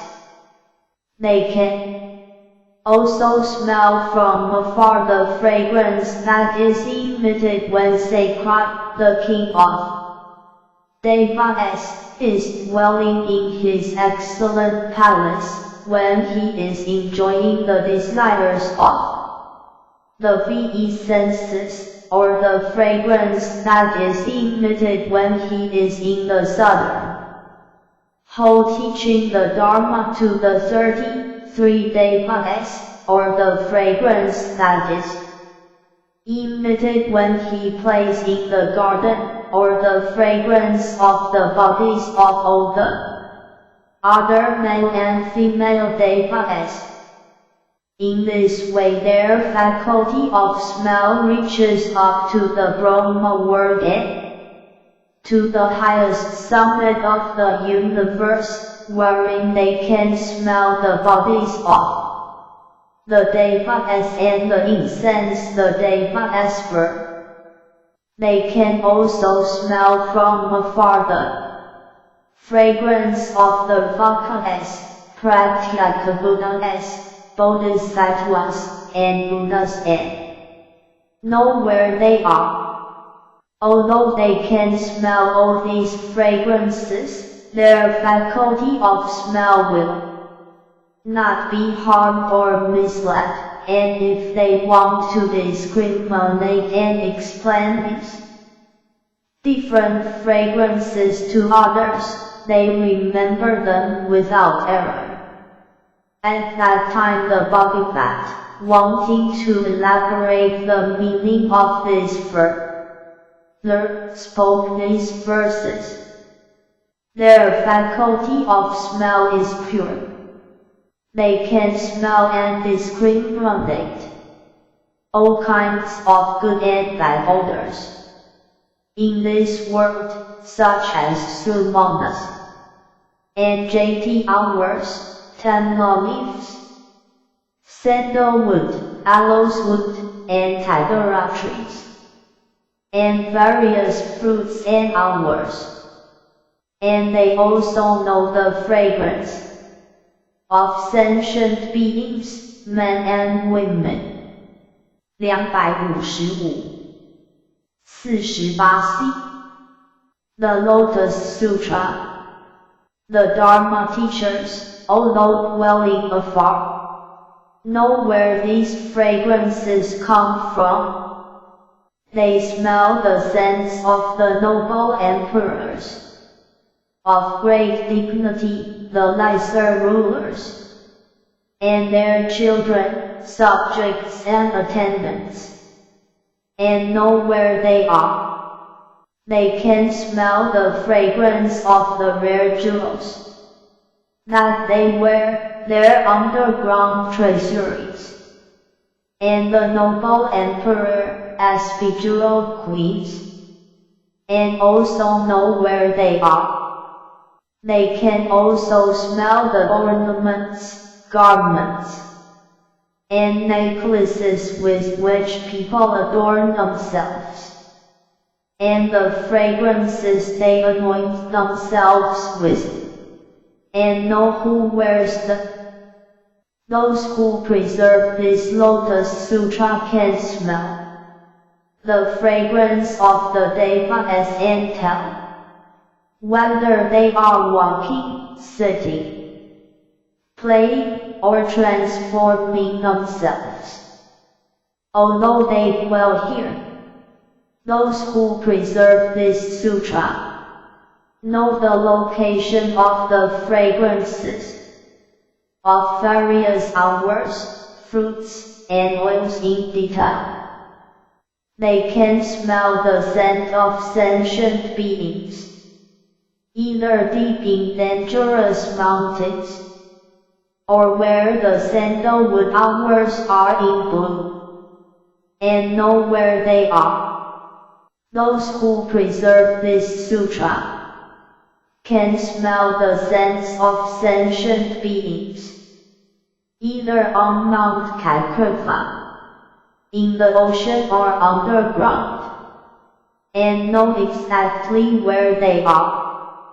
They can also smell the scents of the male and female asuras and their attendants, and they can discriminate them when they are ghting or when at play. 256 49 Chapter 19 They can also smell the odors of lions, elephants, tigers, wolves, buffaloes, and water buffaloes dwelling in dangerous, precipitous places in the wilderness, and know where they are. They can smell and discriminate exactly the scent of a pregnant woman, and determine whether the embryo will be male or female, without sex organs, or non-human. Through this power of smell, they know in the rest instance if the woman is pregnant, and whether or not it will be carried to full term, and if she will give birth easily and to a happy child. Through this power of the faculty of smell, they know what men and women are thinking, their desires, delusions, and anger, or whether they cultivate goodness. They can also smell gold, silver, and various rare treasures hidden underground, as well as the contents of copper vessels, and completely distinguish them. They can smell various necklaces, and know whether they are valuable or not, even when their prices are undetermined. Where they come from and where they are now, they can smell and know all about. The fine hours such as Drava and Majaka hours and pretreats. They can also smell and discriminate the difference between superior, mediocre, and inferior fragrances. 257. The Lotus Sutra of Heavenly Palaces adorned with various jeweled hours. They can also smell and know exactly about those who take pleasure in the heavenly gardens, excellent palaces, towers, and dharma halls. Moreover, they can smell and know exactly whether the devas are listening to the Dharma, are enjoying the desires of the VE senses, or whether they are coming, going, walking, sitting, or lying. They can also smell and know every detail of the garments worn by the heavenly maidens, giving off the fragrance of beautiful hours, and where those maidens ramble in their play. In this way their power of smell reaches all the way up to the Brahma world. They can smell and know exactly the devas entering meditation and emerging from meditation. They can also smell all the way from the Svara and upwards the heavens, up to the highest summit of the universe, and know exactly who has been born there for the rest time, and who has emerged. Those who preserve this sutra can smell the monks and know exactly where they are, if they are constantly persevering toward the Dharma, if they are either sitting or walking, reciting this sutra, or if they are diligently meditating under forest trees. They can also smell and know exactly. 258. 49b. Chapter 19. If a bodhisattva is in intention, meditating or reciting the sutra, or teaching the Dharma to others, they can also smell and know exactly if the Bhagavat is being honored by all, and if he is teaching the Dharma out of his compassion for sentient beings.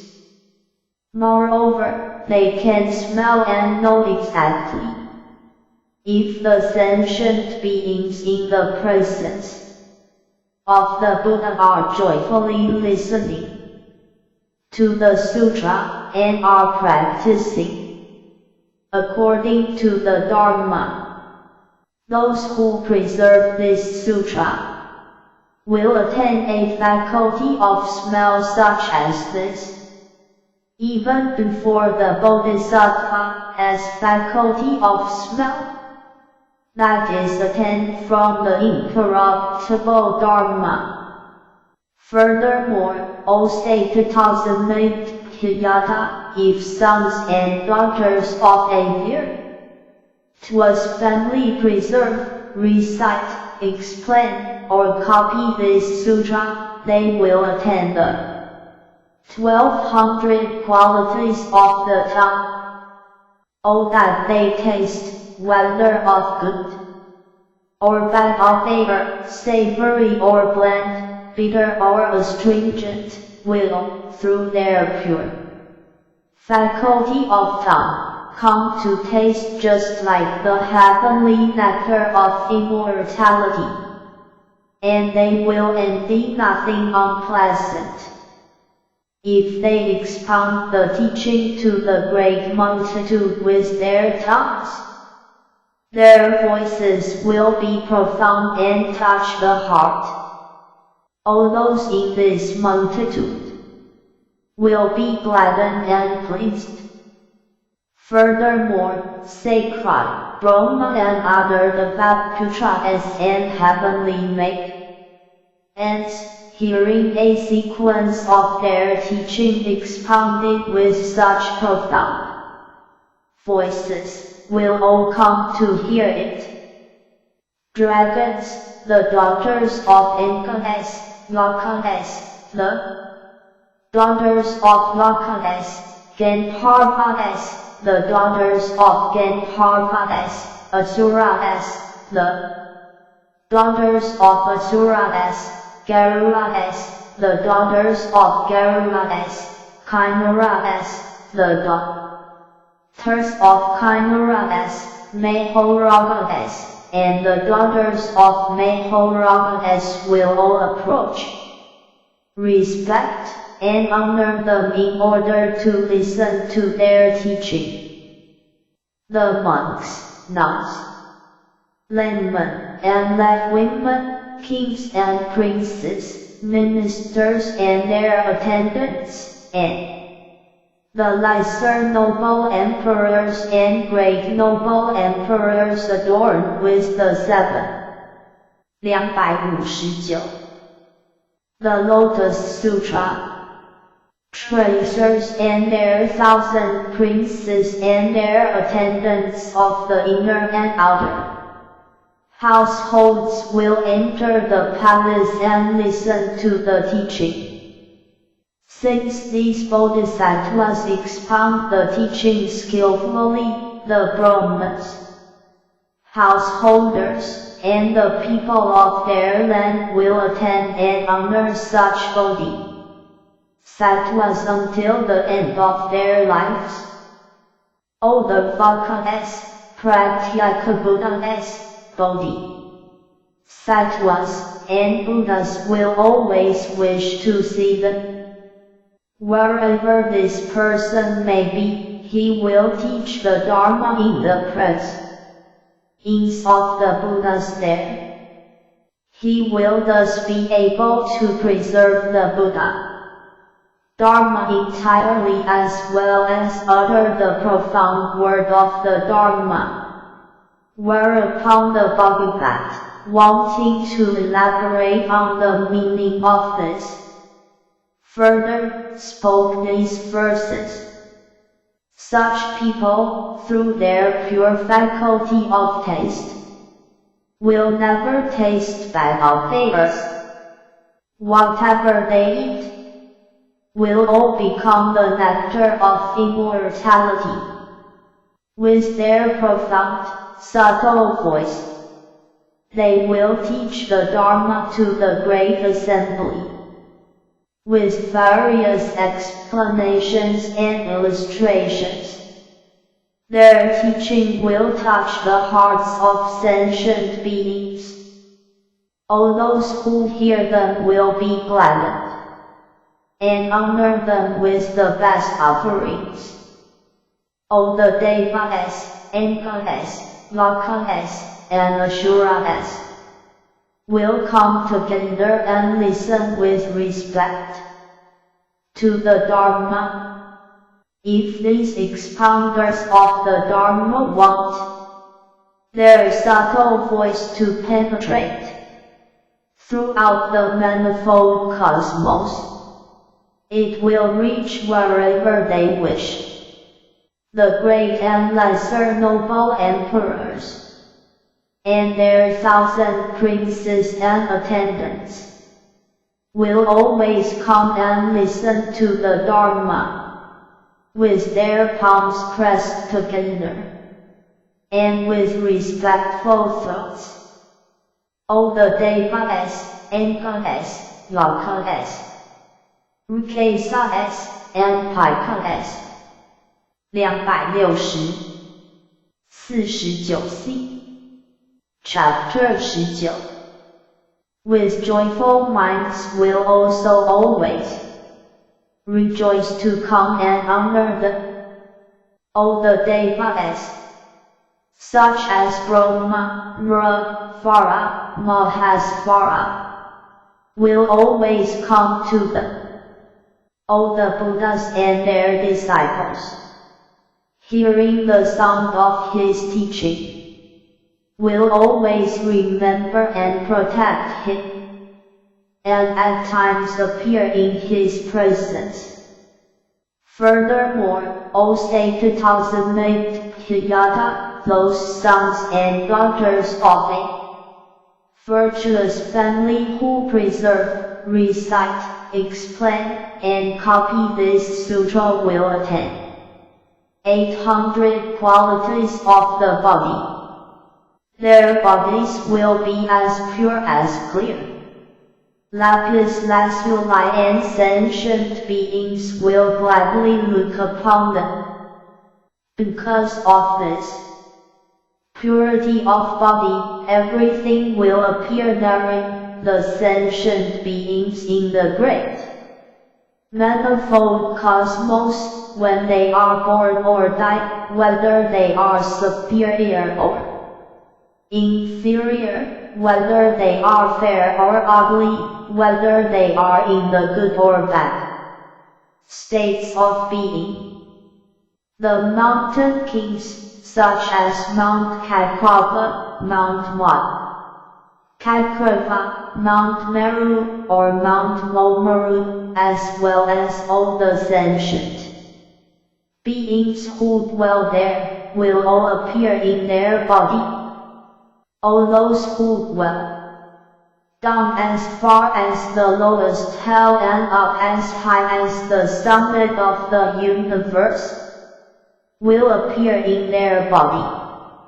Wherever those Rvakas, Pratyakabuddhas, Bodhisattvas, or Buddhas are, the Buddhas teach the Dharma and will appear with their physical images in their body. Thereupon the Bhagavat, wanting to elaborate on the meaning of this, further spoke these verses. Their bodies are extremely pure, like clear lapis lazuli. All those sentient beings who preserve the Lotus Sutra will gladly look upon them, just as all physical images re-ECT in a clear mirror. The Bodhisattvas will see in their own bodies everything in this world. 261 The Lotus Sutra, they alone see it, while no one else does. All those sentient beings, devas, humans, asuras, hell dwellers, hungry ghosts, or animals in the manifold cosmos, will also appear in this body, with their physical images. All the heavenly palaces, which reach as high as the top of the universe, Mount Kakrapa, Mount Meru, Mount Momaru, and the oceans will appear in their bodies. Those Buddhas, Rvakas, or Bodhisattvas, heirs of the Buddhas, who are either alone, or who teach the Dharma to the assembly, will all appear in their body, even though they have not yet attained the Dharma body, which is subtle and without corruption. Everything in this world will appear in their pure physical bodies. Furthermore, O sacred Yada, a son or a daughter of a virtuous family who preserves, recites, explains, or copies this sutra after the Paranirvana of the Tathagata will attain 1200 qualities of the mind. Through their pure faculty of mind, on hearing but a single verse or a single line, they will become versed in the immeasurable and limitless meaning. If, after having understood this meaning, they teach a single line or a single verse for the period of 1 month, 4 months, or 1 year, all the teachings they expound will be entirely characterized by the mark of truth, in accordance with its meaning. If they teach the works on worldly affairs, treatises on political science, or enterprise, all these will be in harmony with the true Dharma. They will completely know the minds of those sentient beings who pass through the 6 transmigratory states in the great manifold cosmos, their workings. 262 Chapter 19 Shifts and fallacies, even though they have not yet attained the uncorrupted wisdom. Their faculty of mind will be pure just like this. Whatever this person contemplates, judges, or expounds will be nothing but the true Buddha, Dharma, which has also been taught in the sutras by previous Buddhas. Thereupon the Bodhisattva, wanting to elaborate the meaning of this verse, spoke these verses. The minds of such people are pure and transparent without impurity. Through their faculty of intellect, they will know the superior, mediocre and inferior teachings. On hearing a single verse, they will thoroughly penetrate the immeasurable meaning. Thus they will teach the Dharma little by little, for a period of 1 month, 4 months, or 1 year. As the result of preserving the Lotus Sutra, they will instantly know what all the sentient beings, inside and outside this world, such as Devas, Angas, humans, Lokas, Rakshasas, and those who dwell in the 6 transmigratory states, think in their various ways. They will hear and completely preserve the Dharma, which the innumerable Buddhas in the 10 directions, who are possessed of the marks of 100 merits, teach for the sake of sentient beings. They contemplate the immeasurable meaning, and they teach the Dharma in immeasurable ways. They will neither forget nor be confused, from the beginning to the end, because they preserve the Lotus Sutra. 263 50b The Lotus Sutra. They will completely know all aspects of all dharmas, and discern the meaning according to the sequence. They will be versed in names and words, and expound in accordance with this knowledge. What they teach is the Dharma that has all been taught. by the Buddhas of the past. Because they expound this Dharma, they will have no fear among the people. Those who preserve the Lotus Sutra possess the pure faculty of mind just like this, even though they have not yet attained the stage of non-corruption. They will previously have had the characteristics described above.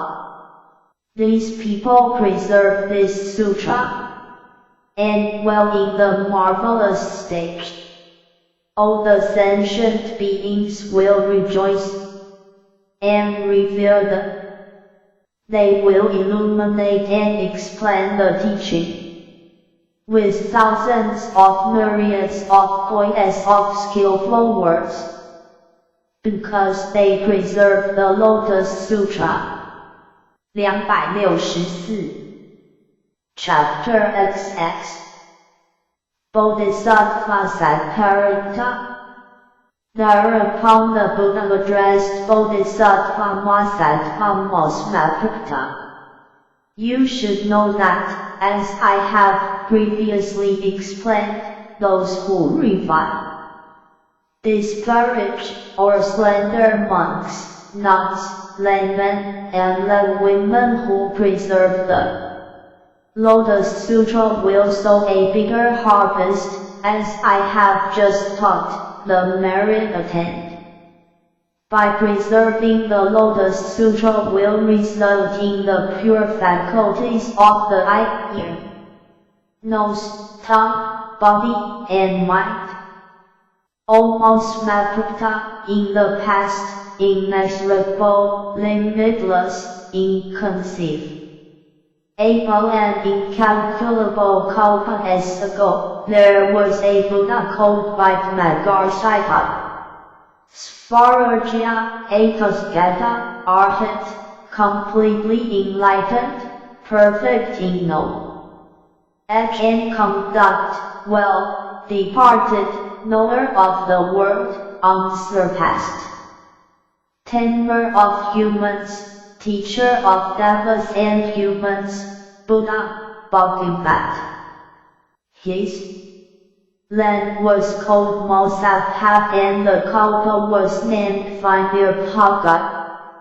The Buddha Vajrasattva Svarajya expounded the Dharma for the devas, humans, and asuras in his world. To those who sought the Vaka vehicle he expounded the Dharma in accordance with the Four Noble Truths, freed them from birth, old age, illness, and death, and ultimately led them to Nirvana. To those who sought the Pratyeka Buddha vehicle, he expounded the Dharma in accordance with the 12-link chain of dependent origination. To the Bodhisattvas he expounded the Dharma in accordance with the 6 perfections, with reference to highest complete enlightenment, and led them to the Buddha as wisdom. O Mahaputta, the lifespan of the Buddha Vajrasattva Svarajya was as common as equal to 40 myriads of poets of Nata as of saints of the Ganges river. The true Dharma abided for kalpa as equal to the number of particles in Jambhava. The semblance Dharma abided for kalpa as equal to the number of particles in the 4 continents. After having beneated the sentient beings, the Buddha entered Paramurva. After the extinction of the true and set blends dharmas, there appeared in this land another Buddha who was also called by Maharishi as Vajrayana, a Tathagata arhat, completely enlightened. 265. The Lotus Sutra. Perfect in knowledge and conduct, well departed, knower of the world, unsurpassed, tamer of humans, teacher of devas and humans, Buddha. Bhagavat. In this way there appear two myriads of voices of Buddhas, one after another, all of whom had the same name. After the paranirvana of the rest Tathagata by Maharishi Vajrayana, there were excessively proud and overbearing monks in the age of the semblance Dharma, after the true Dharma had been extinguished. At that time there was also a monk, a bodhisattva, called Sattvarita, never despising. Almost Maputta. Why was he called Sattvarita?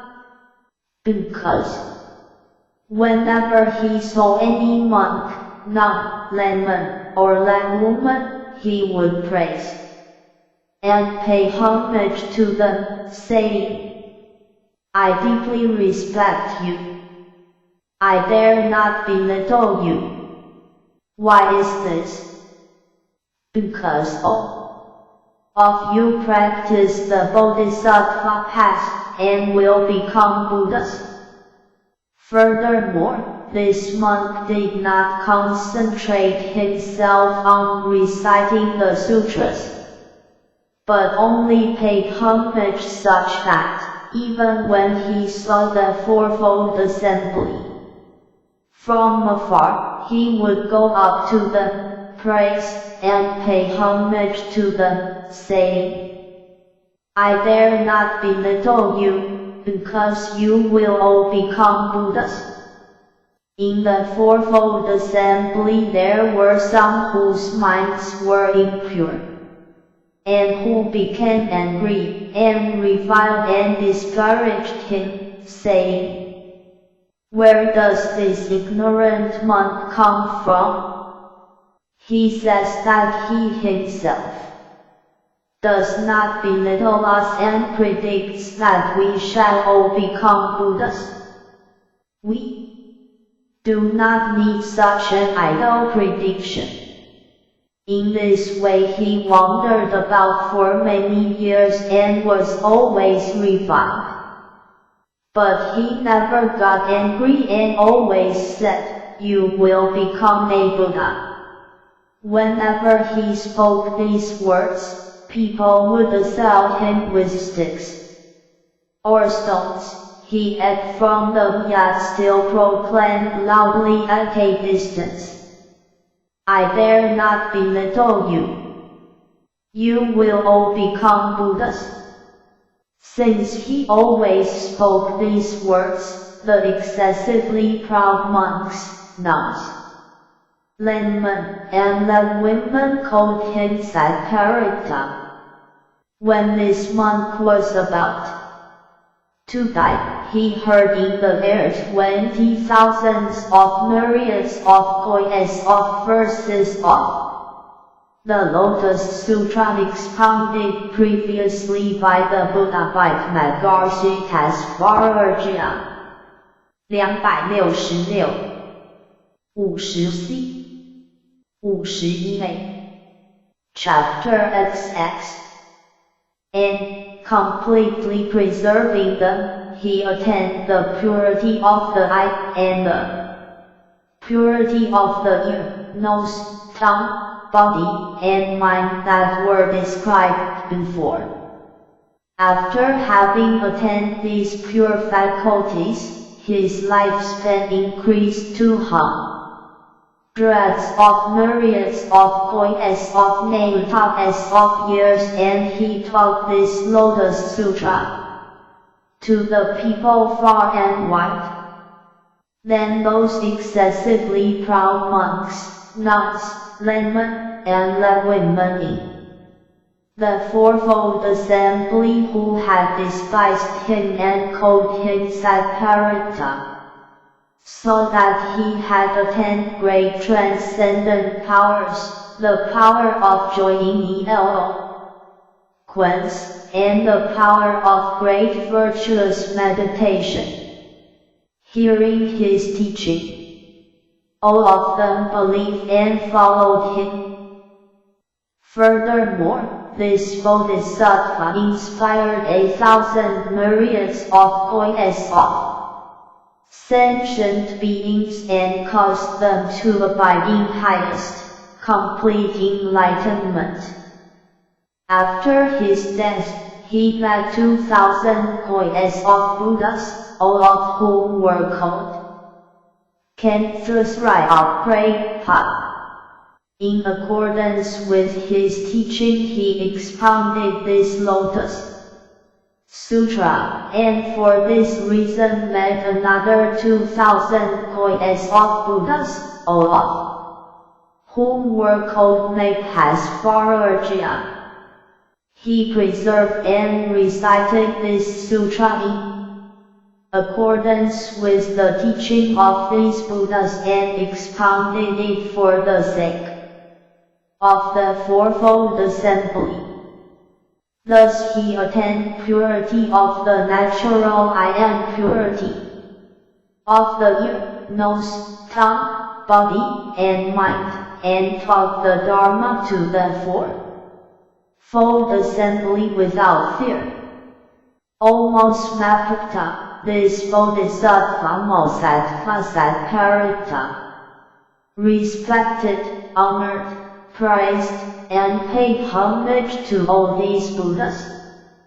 Having planted roots of good merit, he again led thousands of myriads of poets of Buddhas, and he expounded this sutra over again in accordance with the teaching of those Buddhas. Having perfected his merits, he attained Buddhahood. O Mahamaputta, what do you think about this? Was Bodhisattva Sattvarita of that time someone unknown to you? He was none other than I myself. If I had not preserved and recited this sutra and taught it to others in my previous lives, I would not have swiftly attained highest, complete enlightenment. Because I preserved and recited this sutra and taught it to others in the presence of previous Buddhas, I swiftly attained highest, complete enlightenment. O Mahamaputta, then the fourfold assembly of monks, nuns, laymen, and women who became angry and disparaged me, did not, as a consequence, meet a Buddha for 200 koes of kalpas, nor did they. 267. The Lotus Sutra. Hear the Dharma or see the Sangha. They suffered greatly in the App hell for 1,000 kalpas. After having been freed from the consequences of their errors, they believed that Bodhisattva Sattvarita, who led and inspired them to highest, complete enlightenment. O Mahamaputta, what do you think about this? Were those in the fourfold assembly of that time who disparaged these Bodhisattva persons unknown to you? They are the 100 Bodhisattvas in this assembly. beginning with Bhadrapla, the V100 nuns beginning with Sahat, Kendra, and the V100 laymen beginning with Shuddhatasatan, Olaf, who will never turn back on the path to highest, complete enlightenment. O Mahasmapta, know that this Lotus Sutra will greatly benefit the Bodhisattva Mahasattvas and lead them to highest, complete enlightenment. For this reason, after the Tathagata, as Paramirvada Bodhisattva, Mahasattvas should always preserve, recite, explain, and copy this sutra. Thereupon the Bhagavat, wanting to elaborate on the meaning of this, further spoke these verses. In the past there was a Buddha, called by Maharishi as Vajrayana. He had immeasurable transcendent powers, led and guided all sentient beings, and was paid homage by devas, humans, and angels. After the parinirvana of this Buddha, when the true Dharma faced extinction, there was a Bodhisattva called Sattvarita. At that time the fourfold assembly was becoming attached to its own interpretation of the Dharma. Bodhisattva Sattvarita would approach them and say, I do not belittle you. Practice the path, and you will all become Buddhas. After hearing this, all the people insulted and disparaged him. 268 51b Chapter XX. But Bodhisattva Sattvarita patiently bore this. As he neared the time of his death, when he had expiated his past errors, he was able to hear this sutra, and his sixth sense faculties became pure. Through his transcendent powers, he prolonged his life, and explained this sutra far and wide, acting, once again, for the benefit of others. Those who were attached to their own interpretations of the Dharma were led and inspired by this Bodhisattva, and were enabled to abide within the Buddha path. After the end of his life, Bodhisattva Sattvarita met innumerable Buddhas. Because he explained this sutra, he attained immeasurable happiness, gradually accumulating his merits. He quickly attained the Buddha path. The Bodhisattva Sattvarita of that time was none other than I, because the fourfold assembly, which was then attached to particular aspects of the Dharma, heard Bodhisattva Sattvarita say, you will all become Buddhas. They have since met innumerable Buddhas. Those people are none other than the V100 Bodhisattvas, and laymen and the women of pure belief, who are now gathered before me. 269. The Lotus Sutra. In this assembly to hear the Dharma. In my previous lives I taught them, and led them to hear and accept this sutra. which is the ultimate Dharma. I revealed it and taught it to others, and caused them to abide in nirvana.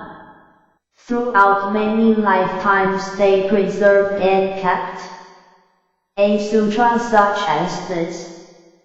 Only after myriads of koides of kalpas have passed, a time inconceivable, can they hear this lotus sutra. Only after myriads of koides of kalpas have passed, a time inconceivable, do the Buddha Bhagavats expound this sutra.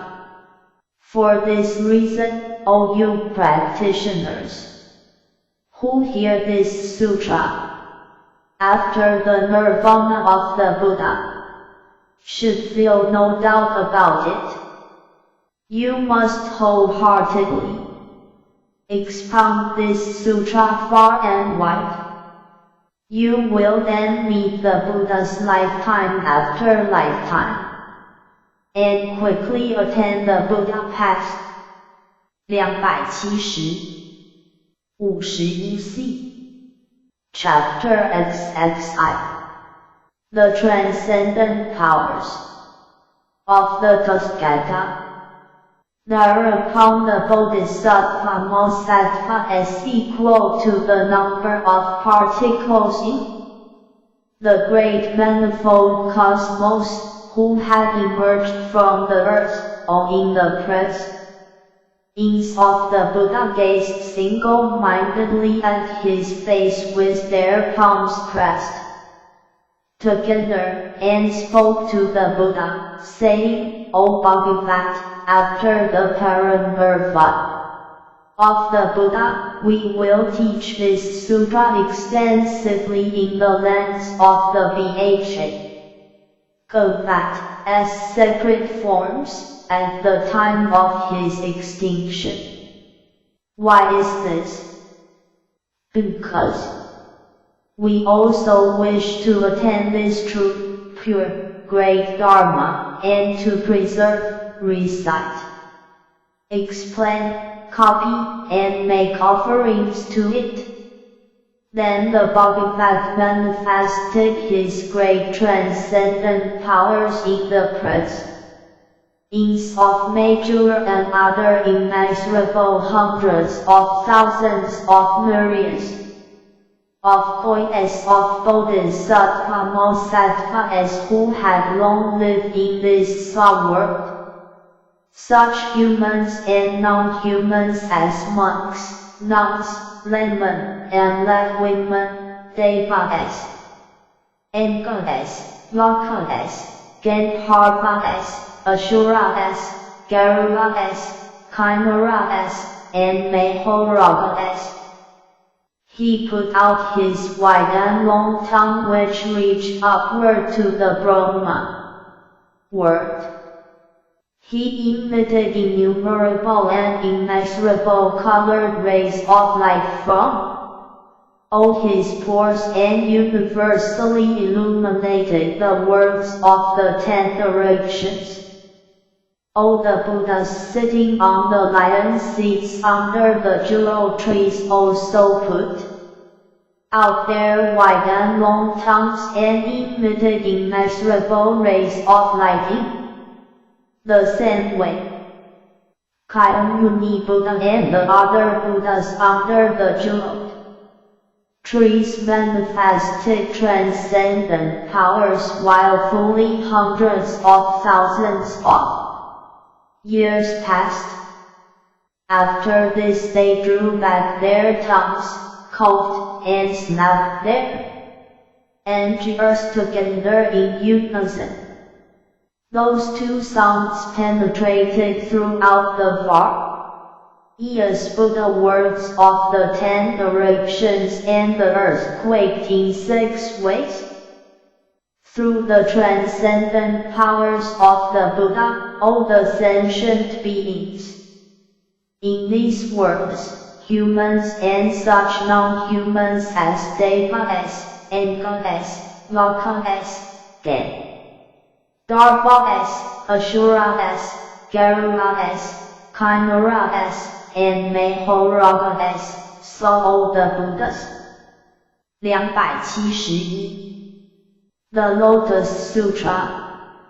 Sitting on the lion seats under the immeasurable, limitless hundreds of thousands of myriads of poets of jewel trees in this sub-world. They saw Kyamuni Buddha sitting on the lion seat in the jeweled stupa, together with Tathagata Prabhupada. They also saw immeasurable, limitless hundreds of thousands of myriads of poets of Bodhisattva-Bodhisattvas, and the fourfold assembly respectfully surrounding Kyamuni Buddha. After seeing this, they all rejoiced greatly at having attained this unprecedented experience. At the same time all the Devas spoke loudly while in the air, saying, beyond these immeasurable, limitless hundreds of thousands of myriads of poets of incalculable words, there is a land called Sat. In it is a Buddha called Kyamuni. For the sake of the Bodhisattva-Bodhisattvas, he now teaches the Mahayana Sutra called the Lotus Sutra, the instruction for Bodhisattvas and treasured lore of the Buddhas. You should rejoice deeply. You should also honor and pay homage to Kyamuni Buddha. Hearing this voice in the air, all those sentient beings pressed their palms together, faced the sun-world and said, we take refuge in Kyamuni Buddha. We take refuge in Kyamuni Buddha. All of them scattered various kinds of flowers, incense, necklaces, beds, canopies, ornaments, jewels, and other beautiful things over the sky world from afar. All that had been scattered formed together from the 10 directions like a cloud and was transformed into a jeweled screen that aired all the Buddhas. Then the words of the 10 directions became pellucid, without obstruction, as if they were one Buddha land. Thereupon the Buddha addressed the great assembly of Bodhisattvas, beginning with Aikritra. The transcendent powers of the Buddhas are as immeasurable, limitless, and inconceivable as this. Yet if I were to use these transcendent powers to teach the benefits of this sutra so that it would be entrusted to you for immeasurable, limitless, hundreds of thousands of myriads of poets of incalculable kalpas, I would not be able to reach the end of these qualities. To sum up, in this sutra I have clearly revealed and taught all the teachings of the Tathagata, all the transcendent powers of the Tathagata, all the treasure houses of the hidden essence of the Tathagata, and all the profound aspects of the Tathagata. For this reason, after the parinirvana of the Tathagata, you should wholeheartedly preserve, recite, explain, and copy it, and practice 272.52a Chapter XXI According to the teaching, those who accept, recite, explain, and copy it, and practice according to the teaching, in whichever land they may be, in a place where the sutra abides, either in a garden, a forest, under a tree, in a monk, as chamber, in a lemon, as house, in a palace, on a mountain, in a valley, or in the wilderness. In all of these places they should erect and pay homage to a monument. Why is this? Because you should know that these places are the terraces of enlightenment where all the Buddhas have attained highest, complete enlightenment, where all the Buddhas have turned the wheel of the Dharma, and where all the Buddhas entered Paranirvana. Thereupon the Bodhisattva, wanting to elaborate on the meaning of this, further spoke these verses.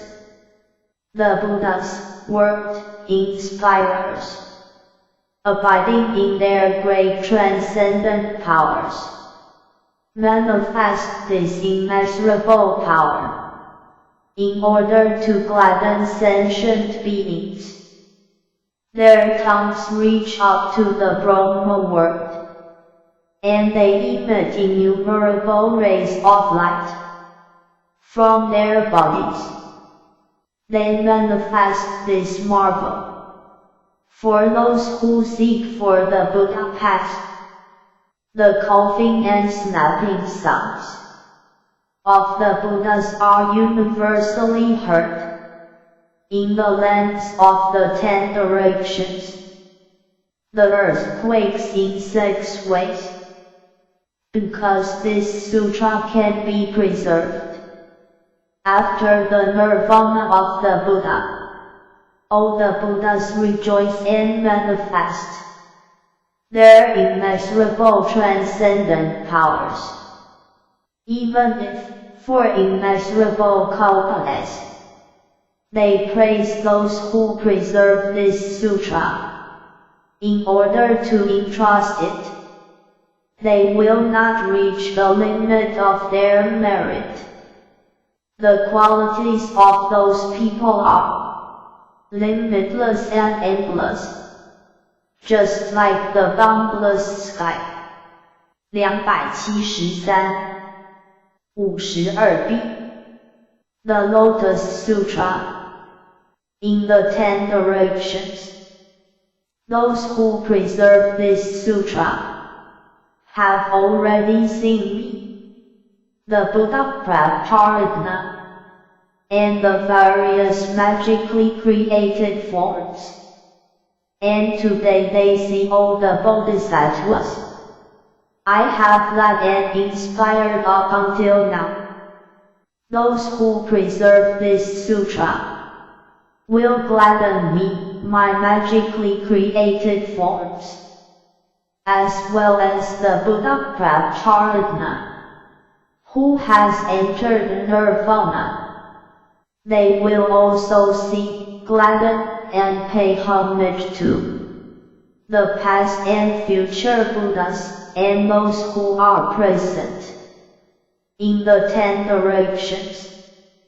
Those who preserve this sutra will before long attain the Dharma, the hidden essence, which was attained by the Buddhas, seated upon the terrace of enlightenment. Those who preserve this sutra will explain the meaning of the Dharma, the names and phrases, joyfully and with undying vigor, like the wind in the sky, that has no obstruction whatsoever. After the paranirvana of the Tathagata, they will know the causes and conditions, and the sequences of the sutras taught by the Buddha, and will explain the truth in accordance with its meaning, as the light of the sun and moon illuminates the darkness. These people practicing in the world will extinguish the blindness of sentient beings, teaching innumerable bodhisattvas. 274 Chapter XXI To dwell ultimately in the single vehicle.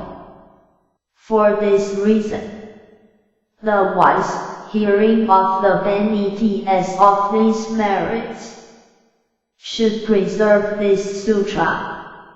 After my nirvana, those people will be resolute and will unwaveringly follow the Buddha path. 275 52C Chapter XXII Entrustment.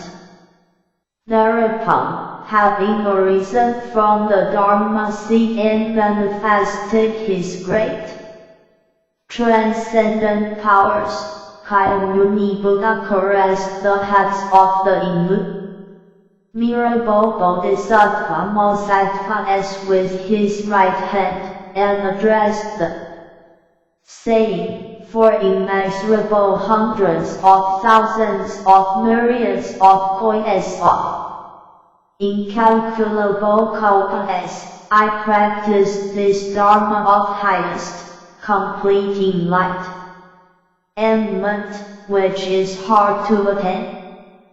I now entrust it to you. You should wholeheartedly spread this teaching and so extensively benefit others.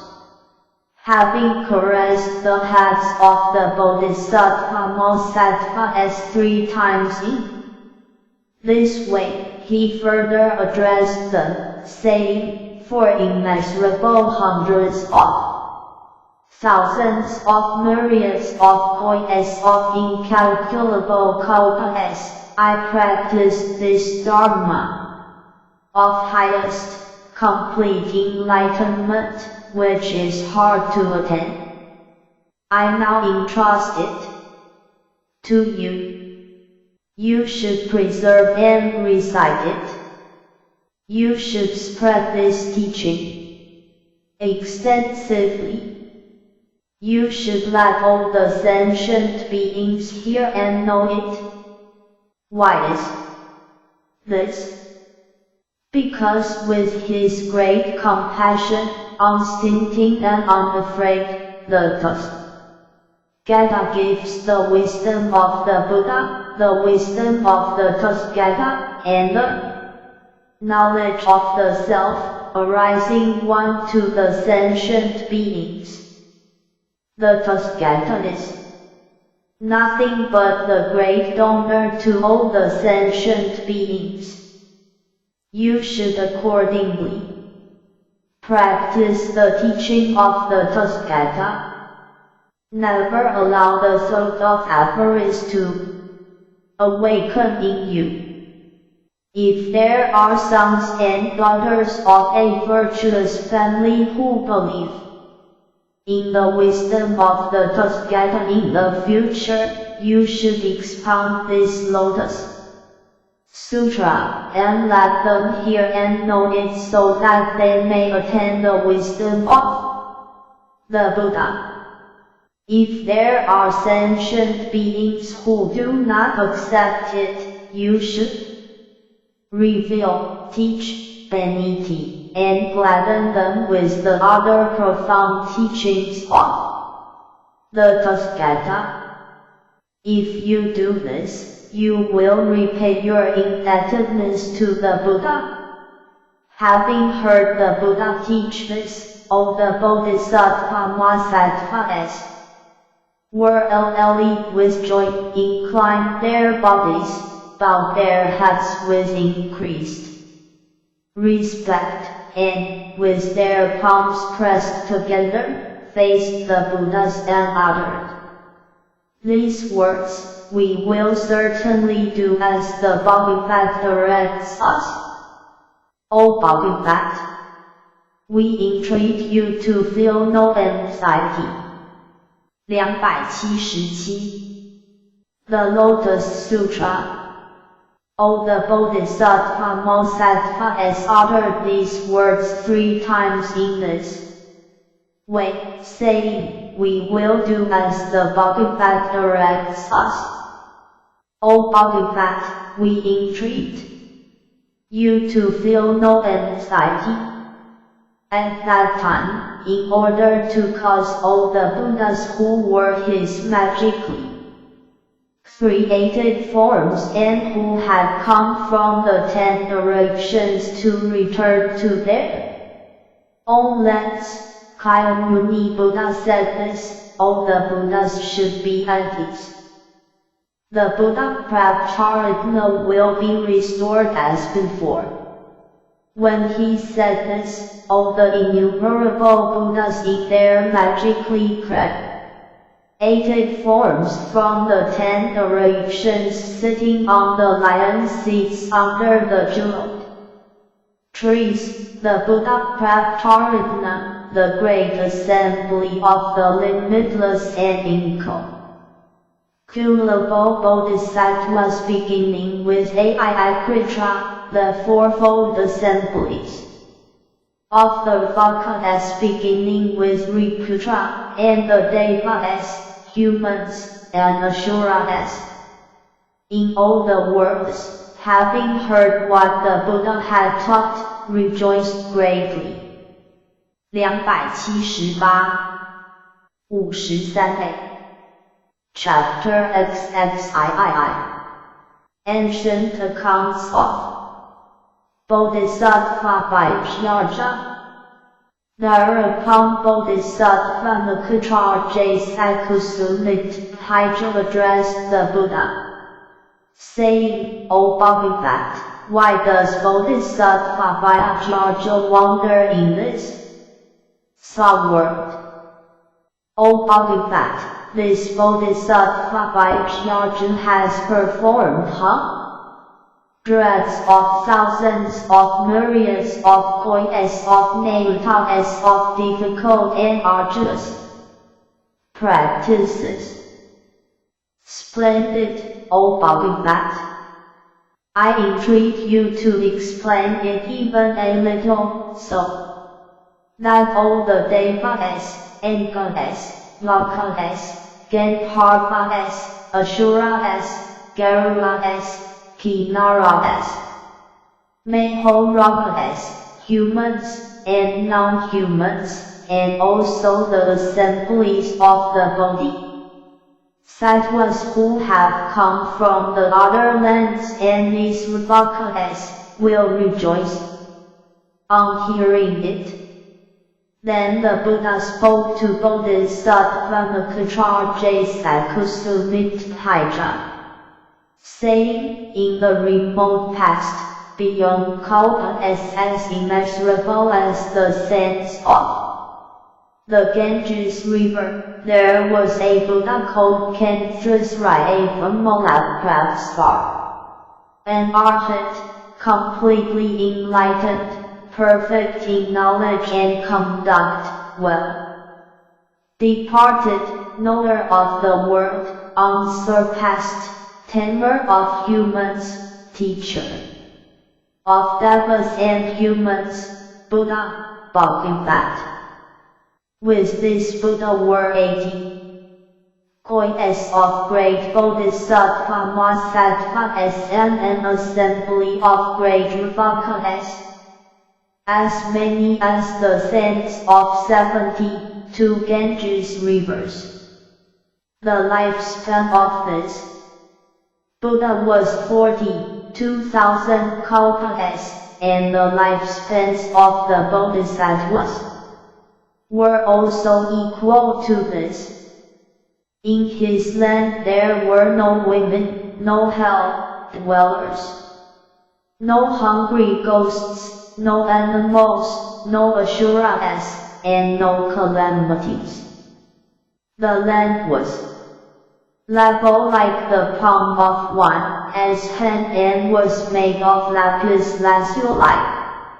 It was adorned with jewel trees, and was covered with jewel canopies with various hanging our banners.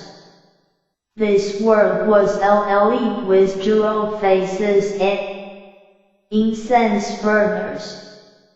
There were platforms made of the 7 tracers. For each tree there was a platform, and each tree stood away from the platform a distance of no more than a buckshot. All the bodhisattvas and vakas sat under these jewel trees.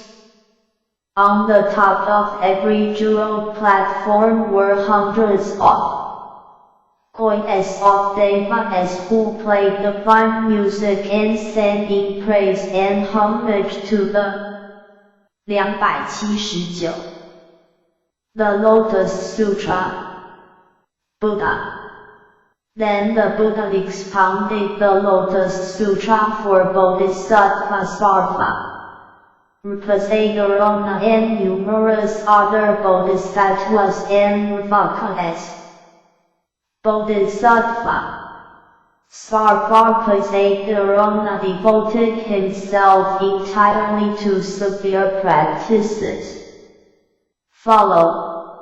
In the teachings of the Buddha Kendrusrayapamalaprapsar, he strove and wandered up and down in the single-minded search for enlightenment for a full 12,000 years, and he attained the sandy-cold Sarvapasa Darsana. After having attained this sandy, he rejoiced a great deal and thought thus: I have attained the sandy-cold Sarvapasadarana entirely. Because of the power I attained through hearing the Lotus Sutra, I will now pay homage to the Buddha Kendrusrayapamalaprapsar and the Lotus Sutra. Immediately after he had entered this sandy, drava and great drava hours and nelly powdered solid and black sandalwood fell from the sky, lily in the air like clouds and raining down upon the earth. It also rained the perfume of sandalwood from the inner sea coast of Mount Sumeru. With this quantity of perfume, 6 strands of which equal the worth of this world, he paid homage to the Buddha. Having paid homage to the Buddha, he emerged from sandy and thought this: I have paid homage to the Buddha using my transcendent power. This is, however, by no means equal to the tribute of offering my body.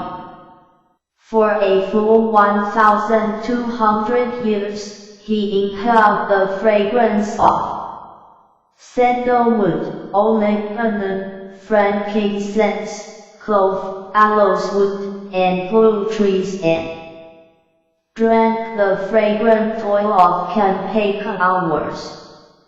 He then anointed his body with scented ointment. In the presence of the Buddha Kendrusrayapamalaprapsar, he covered his body with a divine jeweled garment and with the fragrant oil. Through his transcendent power and thus he set his body alight, which illuminated worlds equal in number to the sands of 80 coins of Ganges rivers. At the same time all the Buddhas in these words praised him, saying, "Splendid, splendid, O son of a virtuous family. This is the true perseverance. This is called the true Dharma offering to the Tathagata."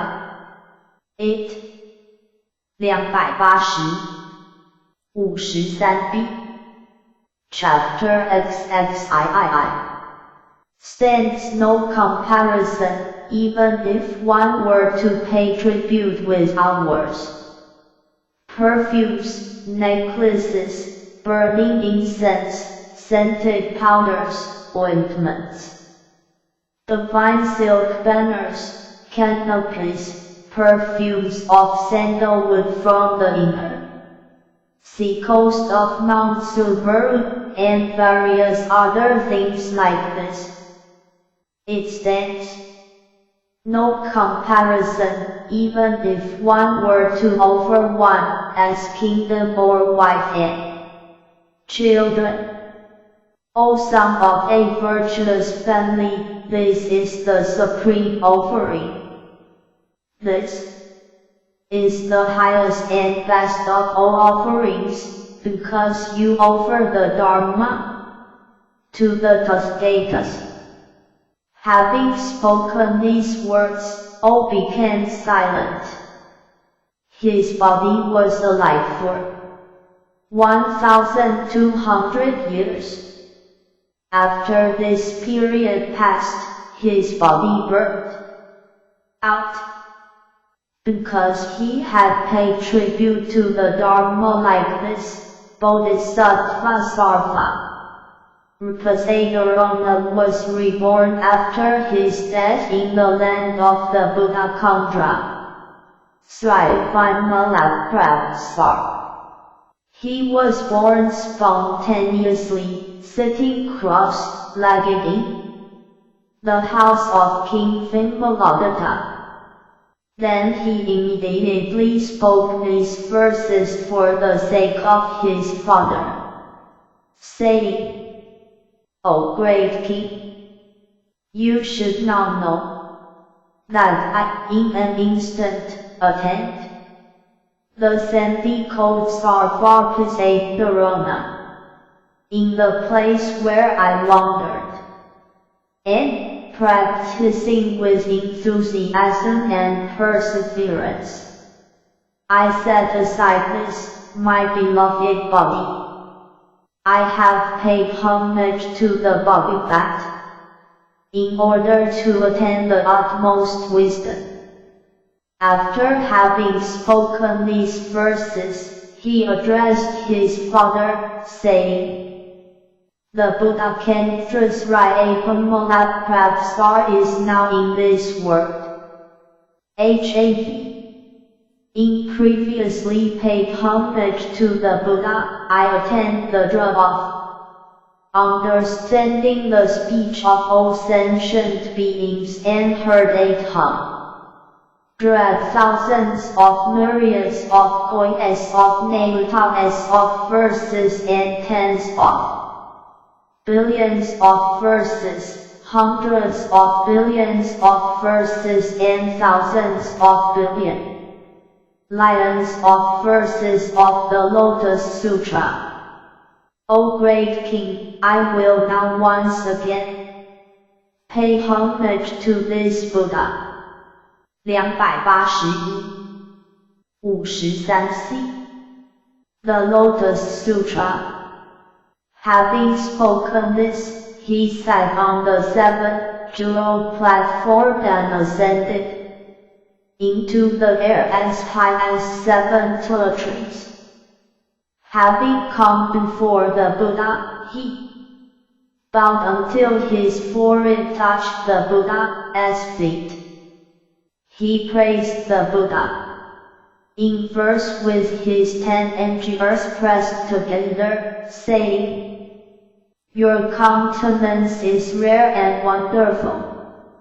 Your brilliance illuminates the 10 directions. Once, long ago, I paid you homage. I now come to behold you again. Thereupon Bodhisattva Sarvapasayarona, having spoken this verse, addressed the Buddha, saying, O Bhagavat. The Bhagavat is yet in this world. Then the Buddha came through Sriyapamalaprabhsar said to Bodhisattva Sarvapasayarona, O son of a virtuous family, the time of my parinirvana has come. The time of extinction has come. I ask you now to prepare my bed. I will enter parinirvana tonight. The Buddha said again to Bodhisattva Sarvapasayarona, O son of a virtuous family, I entrust you with the Buddha, Dharma, and all the Bodhisattvas and great Ravakas as well as the Dharma for highest, complete enlightenment. I will also entrust you with the seven jeweled world, all the jeweled trees, jeweled platforms, and the Devas, who are my servants in the great manifold cosmos. After my parinirvana, I will also entrust you with all my relics. You should distribute them far and wide and pay them homage. You should also erect a great many thousands of stupas. Having addressed Bodhisattva Sarvapasayarona in this way, the Buddha came through Sriyapamalaprabhsar entered parinirvana in the last watch of that night. Thereupon, having seen the Buddha as parinirvana, Bodhisattva Sarvapasayarona was grieved and saddened, and longed and yearned for the Buddha. Having prepared a pyre with sandalwood from the inner sea coast. 282 Chapter XXIII of Mount Subaru, he cremated the Buddha as body in homage. After the wreath had gone out, he collected all the relics. He had 84,000 jewel urns made and erected 84,000 stupas as high as 3 words. They were adorned with poles from which hung all kinds of banners and canopies and various kinds of jeweled bells. Then Bodhisattva Sarvapasayarona thought this. Although I have paid tribute in this way, I am not yet satisfied. I will now further pay homage to the relics. Then he spoke to all the great assemblies of Bodhisattvas, great Vakas, Devas, and Goddess, and Vakas, saying, You should pay full attention. I will now pay homage to the relics of the Buddha came through Sriyapamalaprabhsar. Having said these words, he made an offering before the 84,000 stupas by burning his arms adorned with hundreds of merits for 72,000 years. He thus made innumerable Ravakas and incalculable people set forth toward highest, complete enlightenment. All of them were made to dwell in the sandy cold Sarvapasayarona. At that time all the Bodhisattvas, Devas, humans, and Ashura saw that his arms were missing and became grieved and distressed. They said, "This Bodhisattva Sarvapasatharona is our teacher. He has led and inspired us. He has now burned his arms, and his body is deformed." Then Bodhisattva Sarvapasatharona made a vow and said to the great assembly, "I have abandoned both my arms, and I shall nightly attend the golden body of the Buddha. If this is true and not false, then may both arms be restored as before." Because this Bodhisattva was endowed with profound merit and wisdom. After he had made this vow, his arms recovered spontaneously. At that very time the great manifold cosmos quaked in 6 ways. It ran jeweled hours from the heavens, and all the devas and humans experienced an unprecedented marvel. 283-54a The Lotus Sutra. The Buddha addressed Bodhisattva Nakhatrajasakusulit, saying, "What do you think about this? Is Bodhisattva Sarvapasatharona someone unknown to you? He is none other than this Bodhisattva Bhaja. He undertook the practice of giving by abandoning his body in measurable hundreds of thousands of myriads of kois of natas of times in this way. O Nakhatrajasakusulit Bhaja. If there is anyone who sets forth and wishes to attain highest complete enlightenment, he should pay homage to the stupas of the Buddha by burning either a anjir or a toe. He is superior to those who pay homage by giving their countries and cities, their wives and children, or the mountains, forests, rivers, ponds, and many other rare treasures.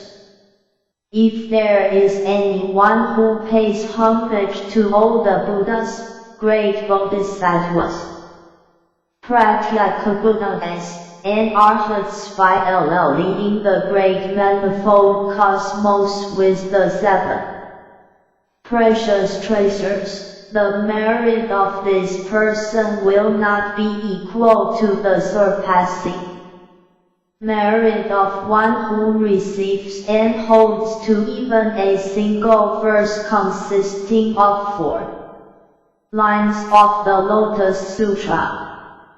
O Nakhatrajasakusulit Bhaja. Just as the ocean is the greatest of streams and rivers and of all waters, this Lotus Sutra is the most profound of the sutras taught by the Tathagatas.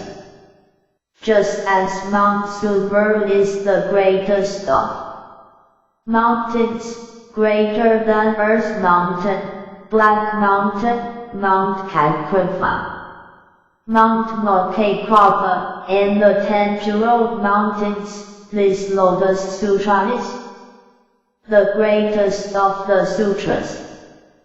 Just as the moon is the greatest among all the stars, this Lotus Sutra is the most illuminating of the thousands of kois of sutras.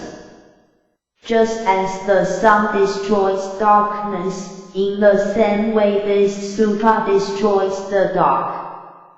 ness of erring thought. Just as the noble emperor is the best of all the kings. This sutra is the noblest of all the sutras. Just as Sakra is the king of the 33 Devas, this sutra is the king of sutras. Just as great Brahma is the father of all the sentient beings, in the same way this sutra is the father of all the wise, the noble, those who have more to learn and those who do not, and those in whom the thought of enlightenment has awakened.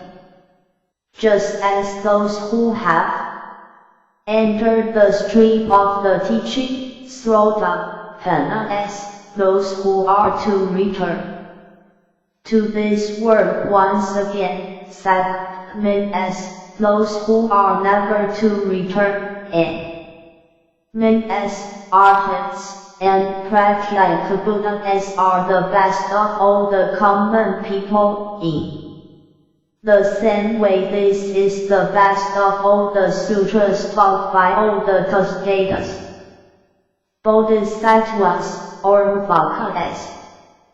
284-54b Chapter XXIII.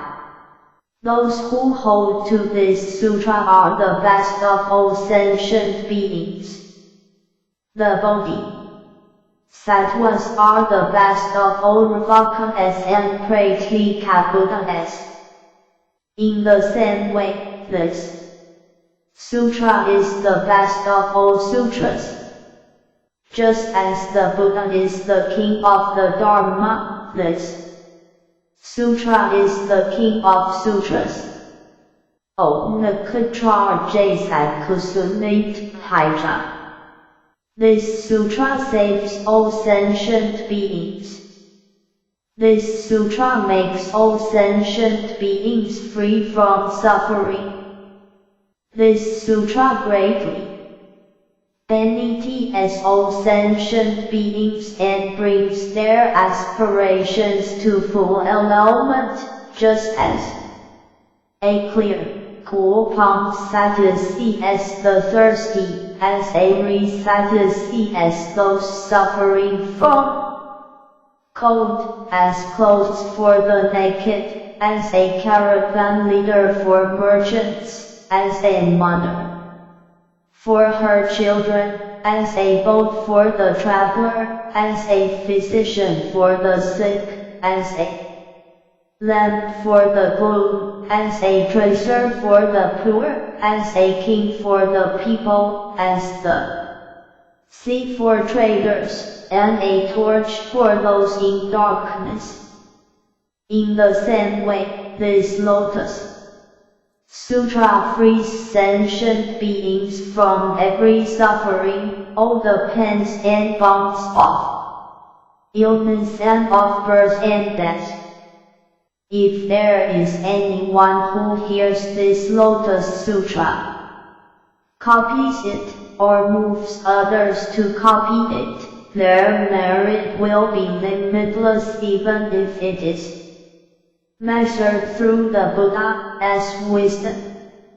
If there is anyone who copies it and pays it tribute with hours, perfumes, necklaces, burning incense, scented powders, fragrant ointments, banners, canopies, clothes, various kinds of ghee lamps, oil lamps, fragrant oil lamps, lamps of oil made from Campeka, Sumanas, Pella, Freca, and Nava trees, that person, as merit will also be immeasurable.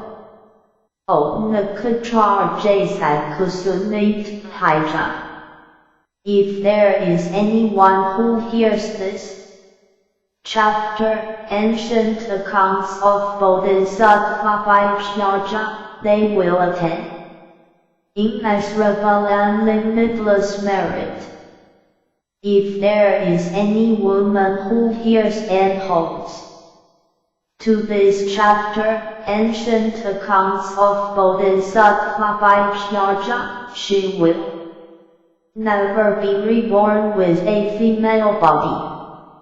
If there is any woman be 100 years after the parinirvana of the Tathagata who hears this sutra and practices according to the teaching, she will immediately reach the dwelling of the Buddha Dhamma using the Sukhat world, surrounded by great bodhisattvas, and will be born on a jewel seat in a lotus hour, never again troubled by the three poisons of greed, anger, or ignorance, by arrogance or jealousy. He will attain the Bodhisattva as transcendent powers and the acceptance of the non-origination of all dharmas.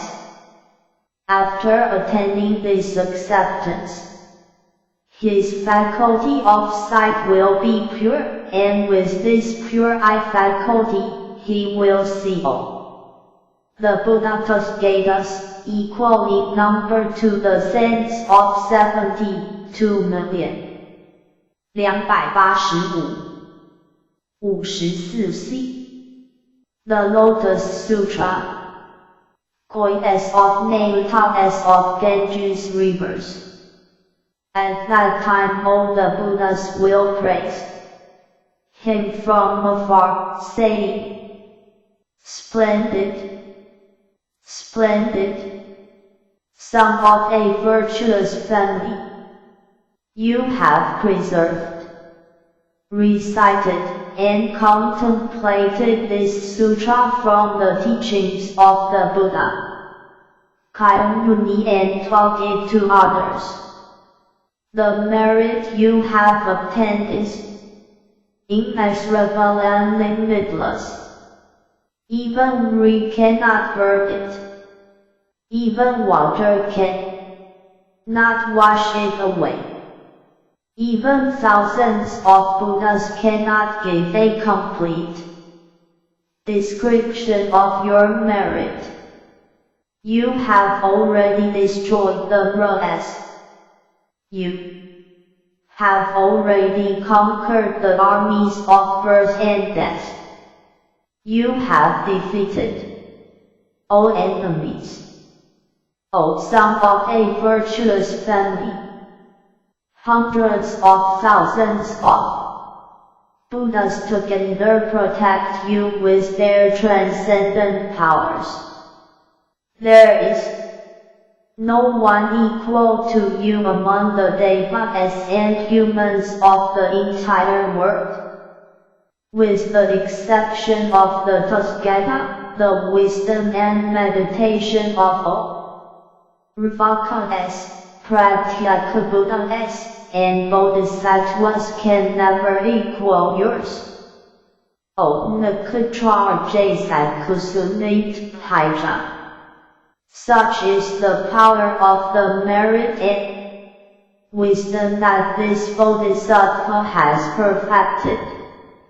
If there is anyone who hears this chapter, ancient accounts of Bodhisattva by Pyaja, rejoices in it, and praises it well, in his present life he will always exhale the fragrance of blue lotus flowers from his mouth and will always emit the fragrance of the sand that would on Mount Oxhead from his pores. The benefits of the qualities he has obtained are just as mentioned above. For this reason, Om Nakatraja Sakusumit Haija, I will entrust you with this chapter, ancient accounts of Bodhisattva by Pyaja, during the period of 300 years after my paranirvana, you must spread it far and wide in Jambudka and not allow it to be destroyed. You must not give Ra and his men, or the devas and goddess, Lokadas and combat demons any chance of destroying it. Om Nakatraja Sakusumit Haija. You should protect this sutra with your transcendent power. Why is this? Because this sutra is good medicine for the ills of the people of Jambudka. If there is any sick person who hears this sutra, his illness will disappear, and he will neither die nor grow old. Om Nakatraja Sakusumit Haija. If you see anyone who holds to this sutra, you should scatter blue lotus flowers full of scented powder on him. After scattering you should think like this. 286 Chapter XXIII. This man will before long destroy the army of Ra, sitting on the grass-covered terrace of enlightenment. He will blow the conch of the Dharma, beat the drum of the great Dharma, and ferry all sentient beings across the ocean of old age, illness, and death. Therefore, if those seeking the Buddha path see those who hold to this sutra, the thought of respect should awaken in them. When this chapter, ancient accounts of Bodhisattva Vyagaraja, was being taught, 84,000 bodhisattvas attend the Dra.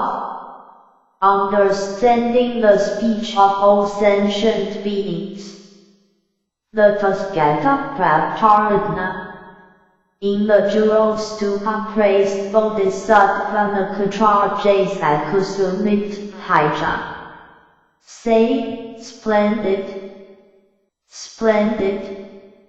O Nakatraja Sakusumit Haija, you have attained marvelous merit, for you have questioned the Buddha Kaya Muni about these things and beneath all of the immeasurable numbers of sentient beings.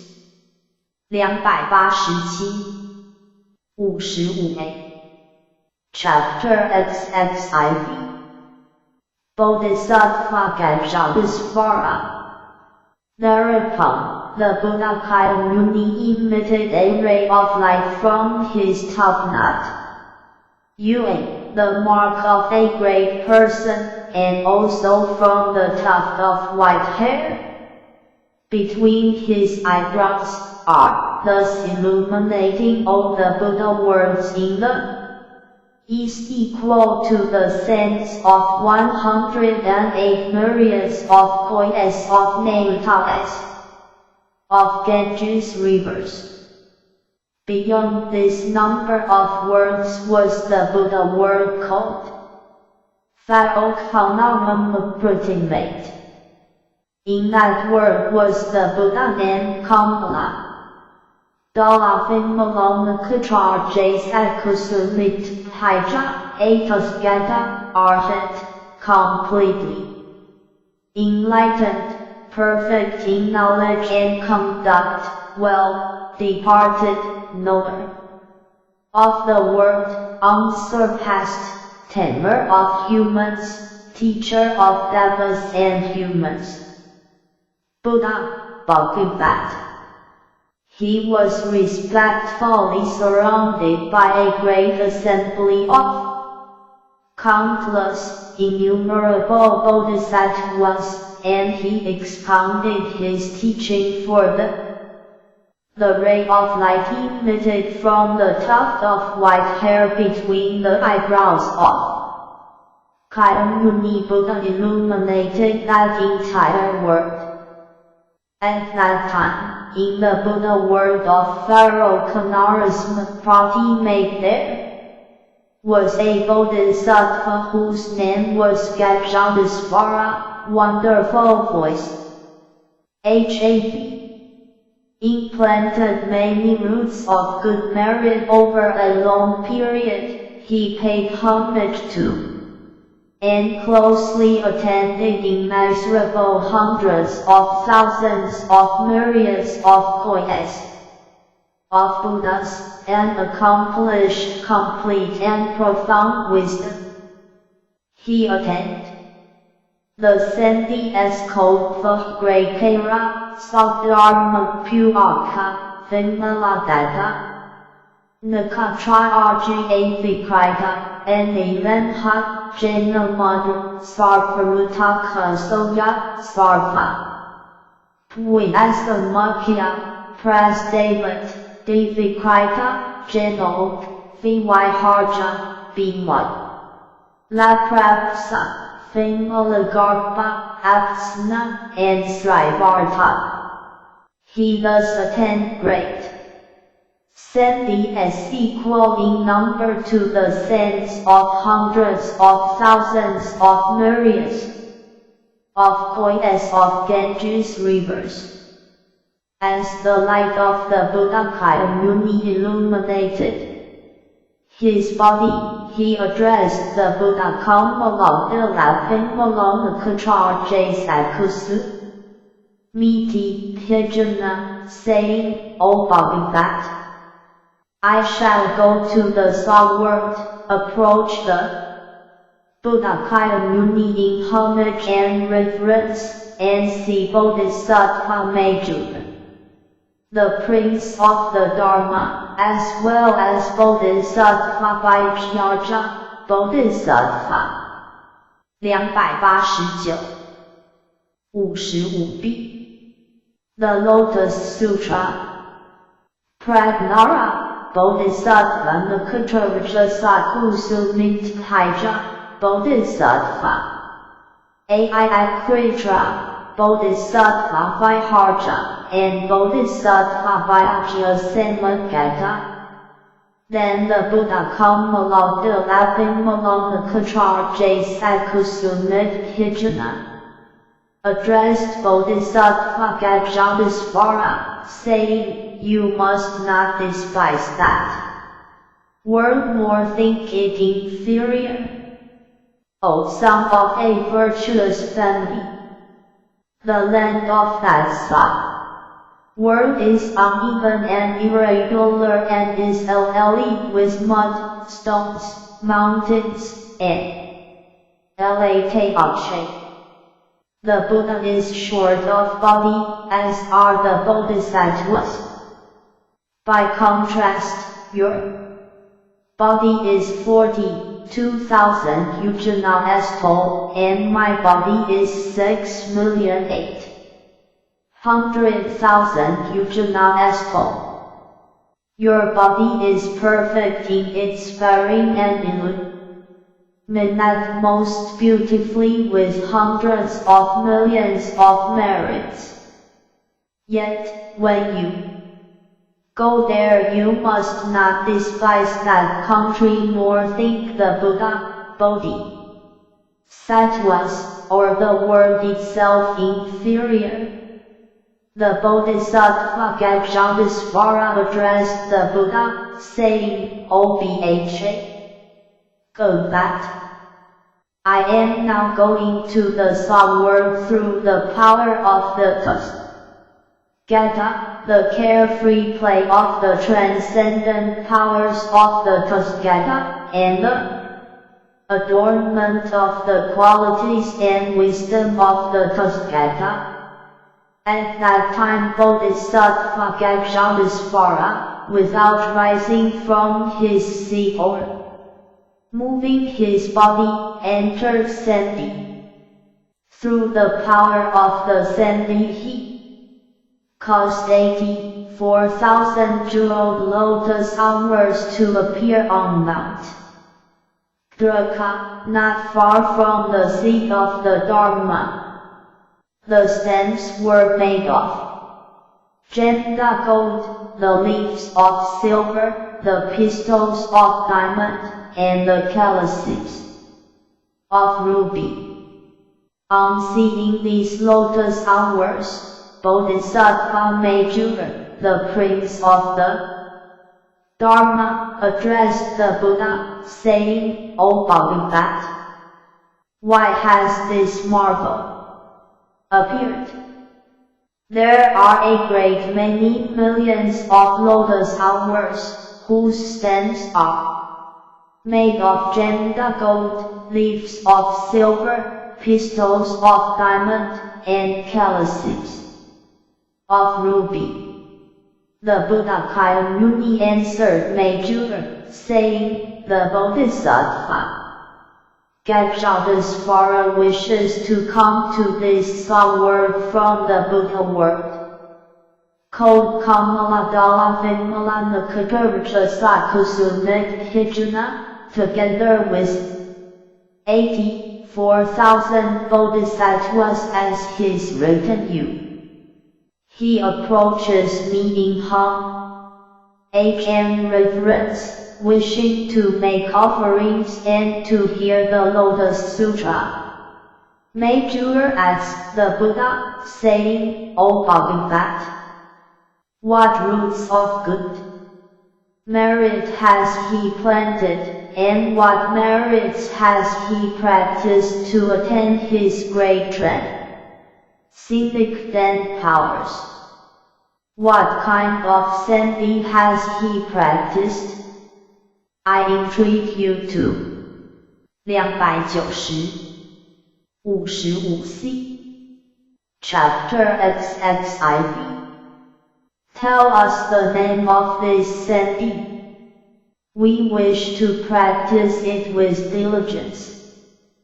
By practicing this Sandi we wish to see the shape, appearance, size, and manner of this Bodhisattva. I entreat you, O Bodhisattva, to use your transcendent powers and let us see the appearance of that Bodhisattva." Then, the Buddha Kayamuni spoke to Major, saying, "The Tathagata Prabhupada, who long ago entered Paramurva, will manifest the signs for you." At that time the Buddha Prabhupada addressed that Bodhisattva, saying, "Come, O son of a virtuous family. Major, the prince of the Dharma, wishes to see you." Thereupon Bodhisattva Gajadasvara disappeared from his world and arrived together with 84,000 bodhisattvas in the worlds through which he passed. The land quaked in 6 ways, 7 jeweled lotus hours rained everywhere, and hundreds of thousands of heavenly musical instruments sounded spontaneously without being played. The eyes of this Bodhisattva were as large as blue lotus leaves. Even if hundreds of thousands of myriads of moons were gathered together, they would not exceed the beauty of his countenance. His body was pure gold in color, adorned with immeasurable hundreds of thousands of merits, radiant with virtuous dignity, and brilliantly illuminated like the adamantine body of the god Enryaha. In entered the 7 jeweled platform and ascended into the air, he-e-w. Above the earth at a height of 7 trees. Surrounded by respectful bodhisattvas, he arrived at Mount Draka in this soul world and descended from the 7 jeweled terrace. He came before the Buddha Muni with a necklace worth hundreds of thousands in his hand and bowed until his form had reached the Buddha's feet. He presented the necklace to the Buddha, saying, "O Bhagavat." The Buddha Kamala laughing Malona Kachaja Sakusu. Medhijana inquires of the Bhagavat, "Are you without illness or pain? Is your daily life pleasant? Are you at ease in practice? Is the world around you harmonious? Are your worldly affairs bearable? Is it easy to save sentient beings?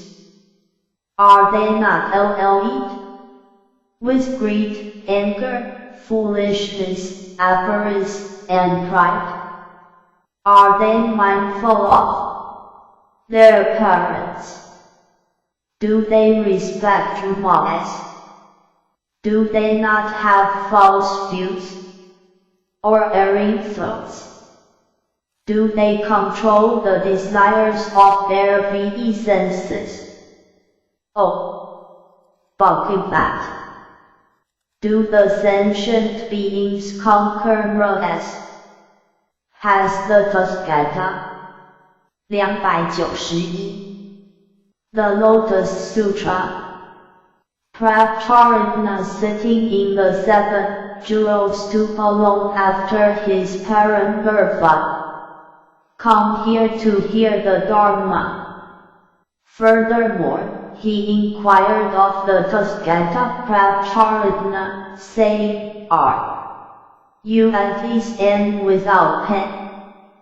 O Bhagavat, will your life be long and endured with patience? I now wish to see the body of the Buddha Prabhupada. I entreat you, O Bhagavat, to manifest and show it to me."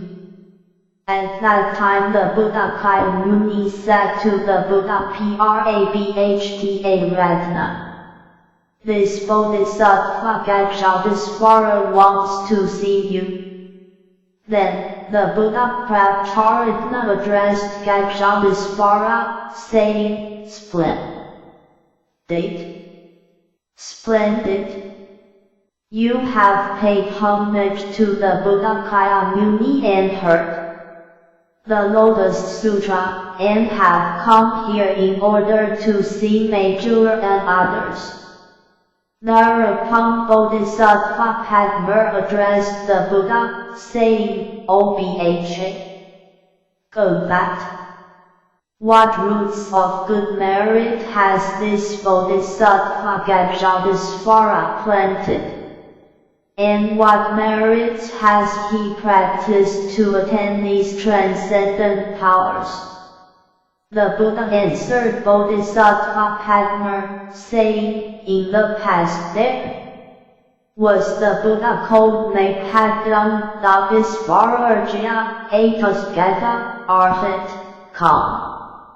completely enlightened. His word was called Sarvapasadarana, and the Kalpa was called Prayadarsana. For a period of 12,000 years Bodhisattva Gajadisvara paid homage to the Buddha Napadam-Davisvarajya with 100,000 kinds of music and 84,007 jeweled bowls. As a result of his deeds he was born in the world of the Buddha Kamala. Dalabin Malona Katra Jasad Kusubit Hydra and has attained his transcendent powers. O Padma, what do you think about this? Is Bodhisattva Gajana Svara, who paid homage to the Buddha, may have lumped up Svara with music and jeweled vessels, someone unknown. Bodhisattva Mosattva Gajue. That Svara here present is one and the same. O Padma, having closely and respectfully attended innumerable Buddhas and planted roots of good merit over a long time, this Bodhisattva Gajana made hundreds of thousands of myriads of kois of Nautakas of Buddhas equal in number to the sands of the Ganges River.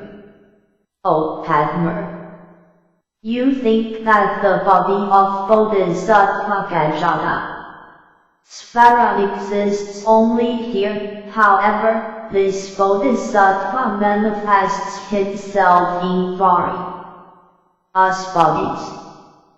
He has thus taught this sutra in many places for the sake of the sentient beings. Sometimes he has appeared in the form of Brahma. Sometimes he has appeared in the form of sacred. Sometimes he has appeared in 292 Chapter XXIV. The form of Vara. Sometimes he has appeared in the form of Mahasvara.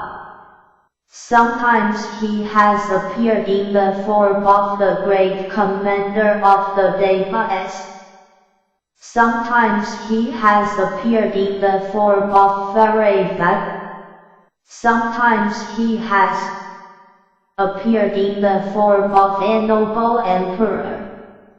Sometimes he has appeared in the form of a minor king.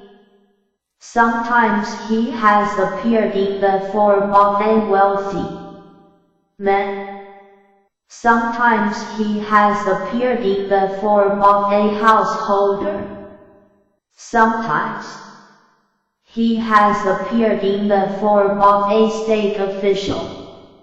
Sometimes he has appeared in the form of a Brahmin. Sometimes he has appeared in the form of a monk, layman or laywoman. Sometimes he has appeared in the form of the wife of a wealthy man or a householder. Sometimes he has appeared in the form of the wife of a state official. Sometimes he has appeared in the form of the wife of a Brahmin. Sometimes he has appeared in the form of a boy or a girl. Sometimes he has appeared in the form of a human or a non-human such as a Deva, Anga, Loka, Gandharva, Ashura, Garura, Chimera, or Mahoraba. In this way he has expounded this sutra and saved those in the states of being of hell, dwellers, hungry ghosts, animals, and those in difficult circumstances. Sometimes he has transformed himself into a female in royal harems and taught this sutra.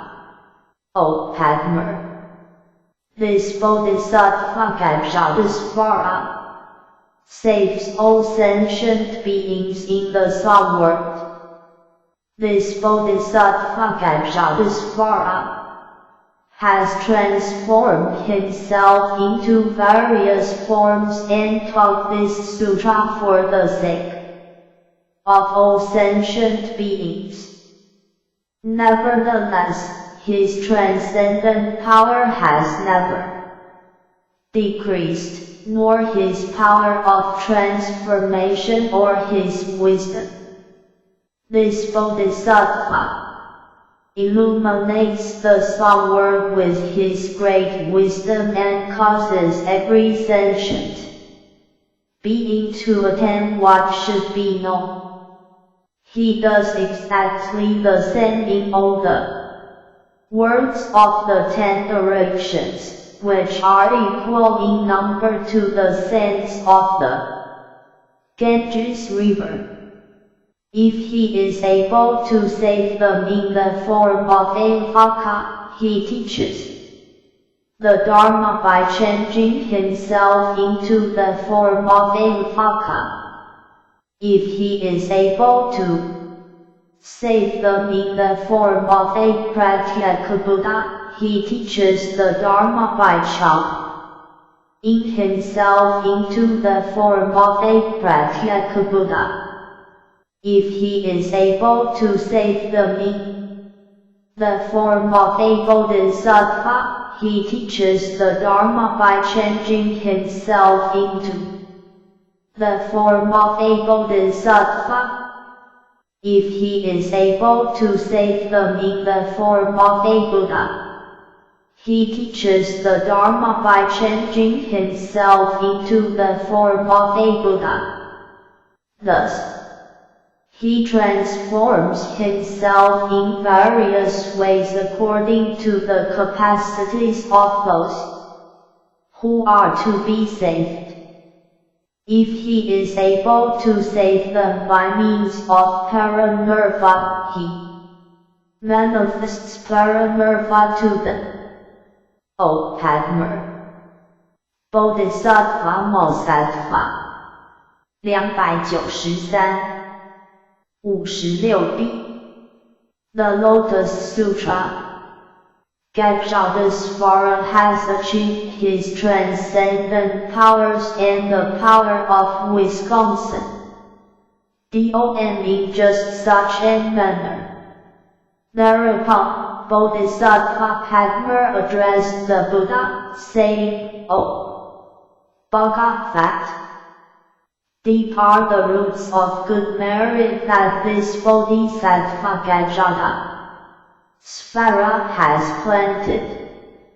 O Bhagavat, in what sense did this Bodhisattva dwell, such that he was able to appear in various places in this way, and bring sentient beings to the path? The Buddha answered Bodhisattva Padma, saying, O son of Avir, 'twas family. That Sandhi was called Sarvata Sadarsana, dwelling in this Sandhi, Bodhisattva Gajadisvara has beneated innumerable sentient beings in this way. When this chapter, Bodhisattva Gajadisvara, was being taught, those 84,000 people who had come with Bodhisattva Gajadisvara attend the Sandhi called Sarvapasadharana. Innumerable Bodhisattvas in this sub-world also attend this Sandhi Andra. Then Bodhisattva Mahasattva Gajadisvara paid homage to the Buddha Kayamuni and the stupa of the Buddha Prabcharitna and returned to his own world. Those worlds through which he traveled quaked in 6 ways, and it rained jeweled lotus hours.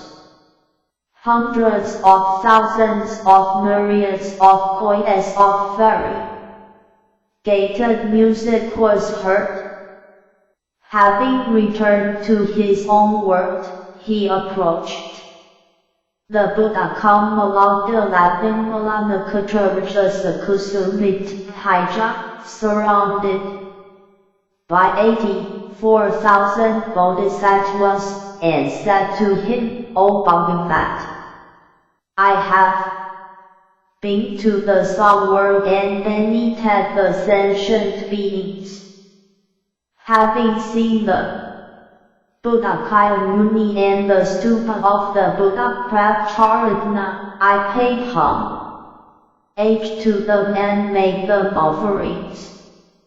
Having seen Bodhisattva Major, the Prince of the Dharma, Bodhisattva Vaishnaja, Bodhisattva Braya, Balavagyaprapta, and Bodhisattva Pragnara, I caused these 84,000 bodhisattvas to attend the 70 called Sarvabhasadarsana.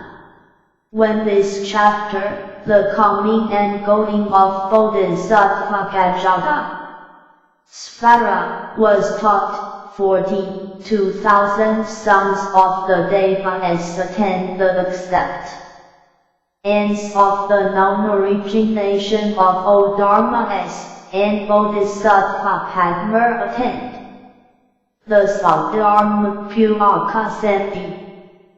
294 56C 295 Chapter XXV The Gateway to Every Direction Manifested by Bodhisattva Avalokitesvara. Thereupon arising from his seat with his right shoulder bared, Bodhisattva Akayamati faced the Buddha with his palms pressed together, and spoke thus to him, O Bhagavat, for what reason is Bodhisattva Avalokitesvara, hearer of the sounds of the world, called Avalokitesvara? The Buddha answered Bodhisattva Akayamati, saying, O son of Avir, 'twas family.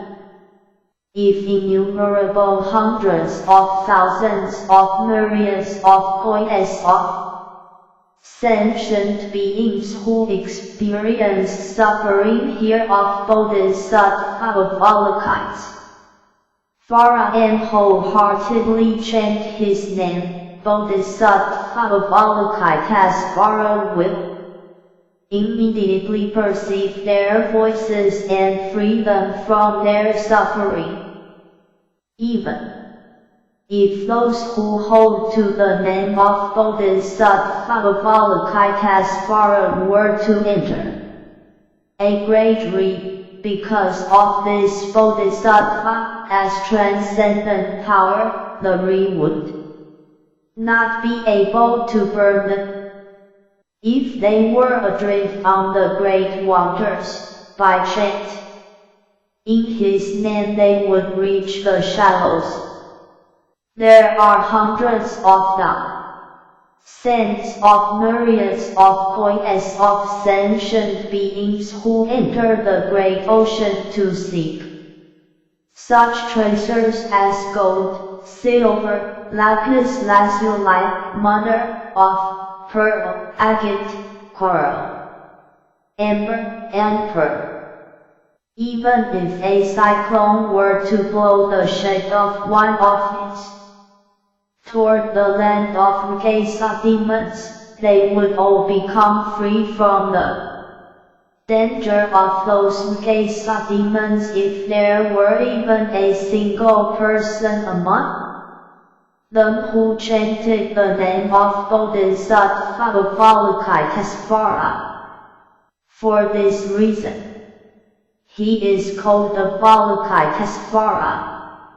If anyone who is about to be beaten chants the name of Bodhisattva Avalokitesvara, the sticks and swords will immediately be broken into pieces and he will be delivered.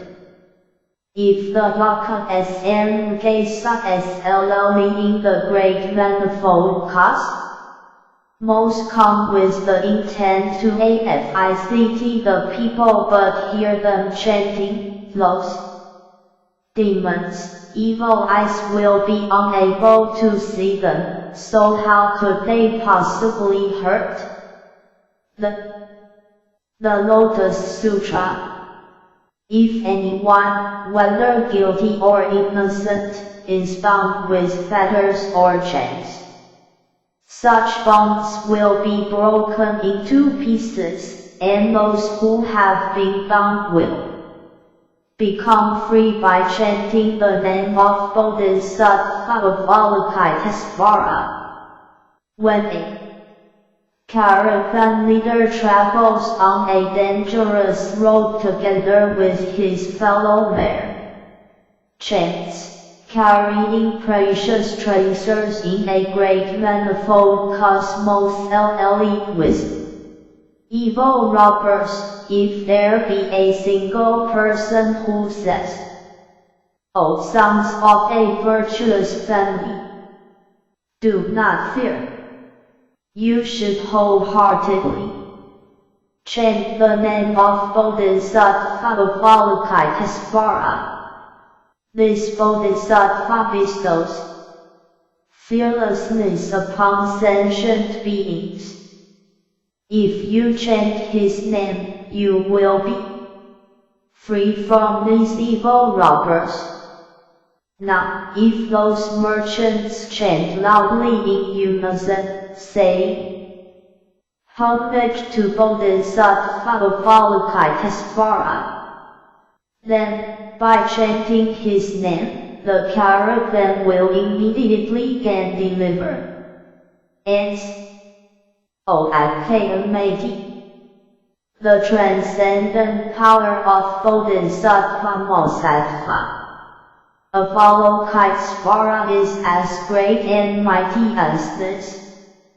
If there are any sentient beings who are greatly subject to sensual desires, if they contemplate Bodhisattva Avalokitesvara with respect, they will become free from these desires. If there are any sentient beings who often become angry, if they contemplate Bodhisattva Avalokitesvara with respect, they will become free from anger. If there are any sentient beings who are greatly confused, if they contemplate Bodhisattva Avalokitesvara with respect, they will become free from their confusion. OIKMAT.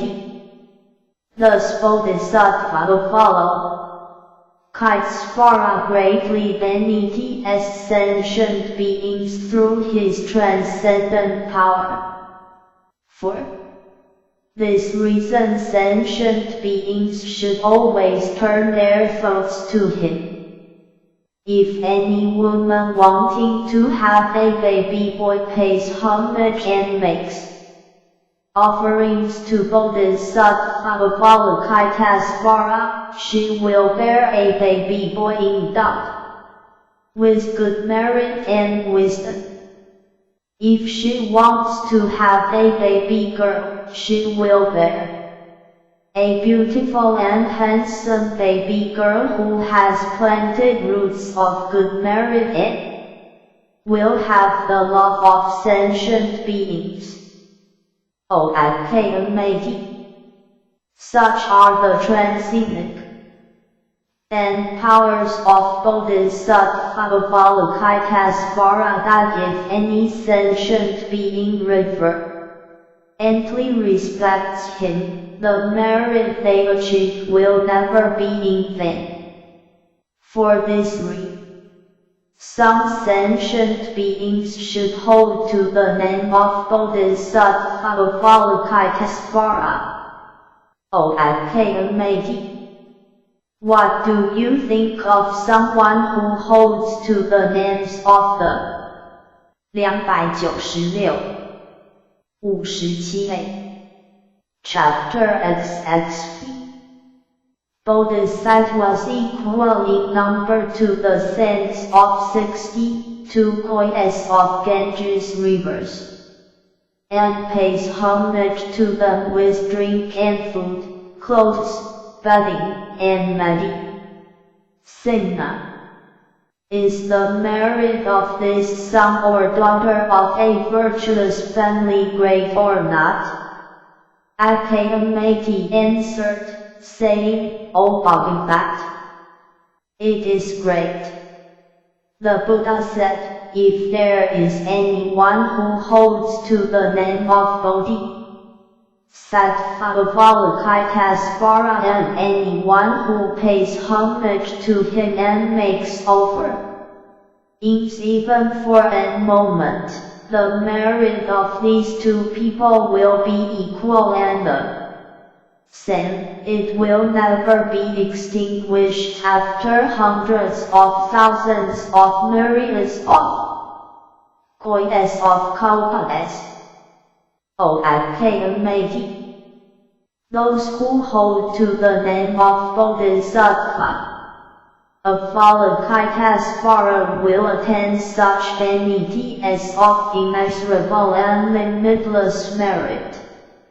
The Bodhisattva Academy addressed the Buddha, saying, O Bha, go back.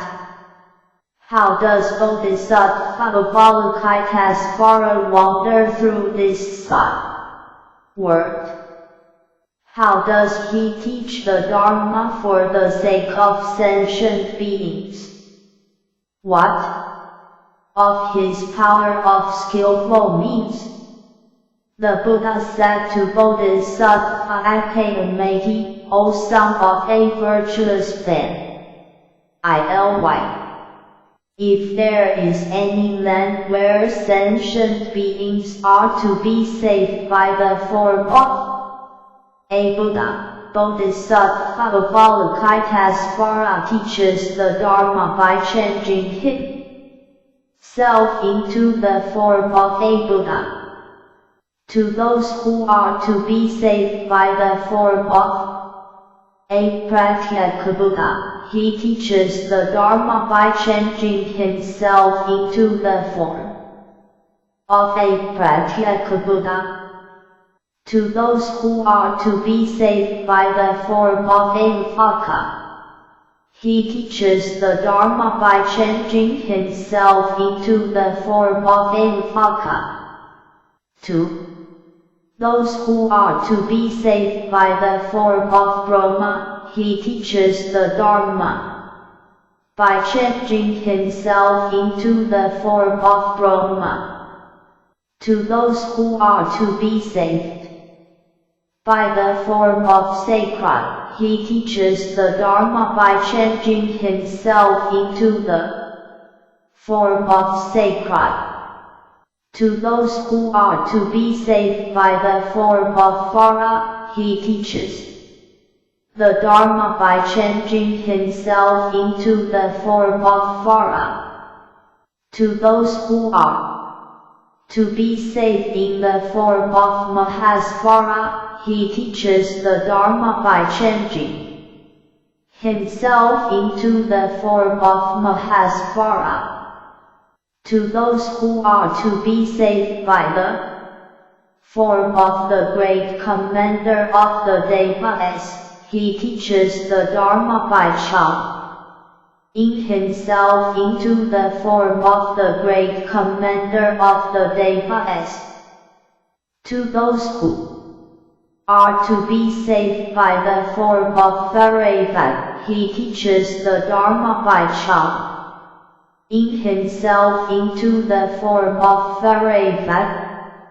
To those who are to be saved by the form of a minor king, he teaches the Dharma by changing himself into the form of a minor king. To those who are to be saved by the form of a wealthy man, he teaches the Dharma by changing himself into the form of 297 57b The Lotus Sutra. A wealthy man.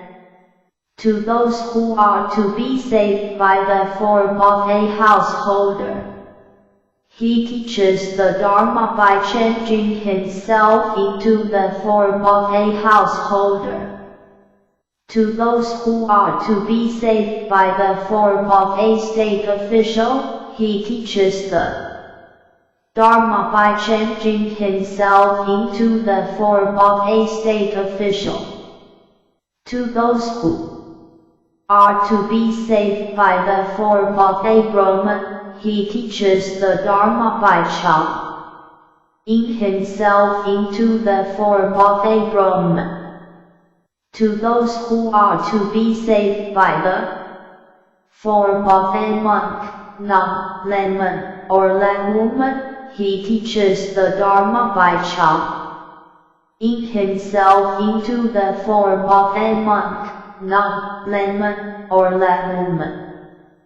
To those who are to be saved by the form of a wife of either a wealthy man, a householder, a state official, or a Brahman, he teaches the Dharma by changing himself into the form of such a wife. To those who are to be saved by the form of a boy or a girl, he teaches the Dharma by changing himself into the form of a boy or a girl. To those who are to be saved by the form of a human, or of a non-human such as a Deva, Enka, Laka, Gandharva, Ashura, Garura, Kinara, or Mahoraga, he teaches the Dharma by changing himself into any of these forms.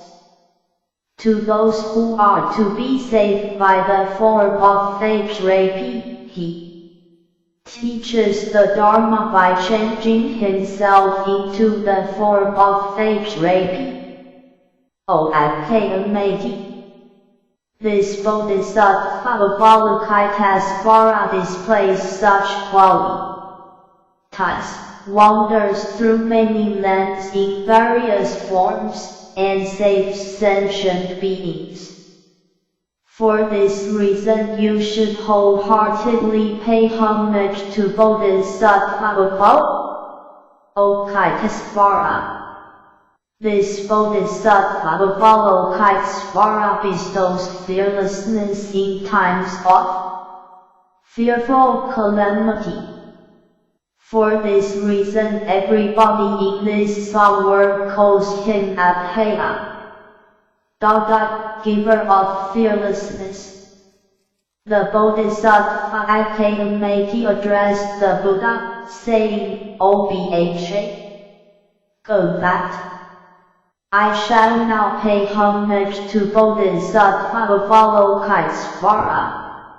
He then took from his neck a many jeweled necklace worth hundreds of thousands of gold coins, gave it to him, and said, I entreat you to accept this rare jeweled necklace for the Dharma.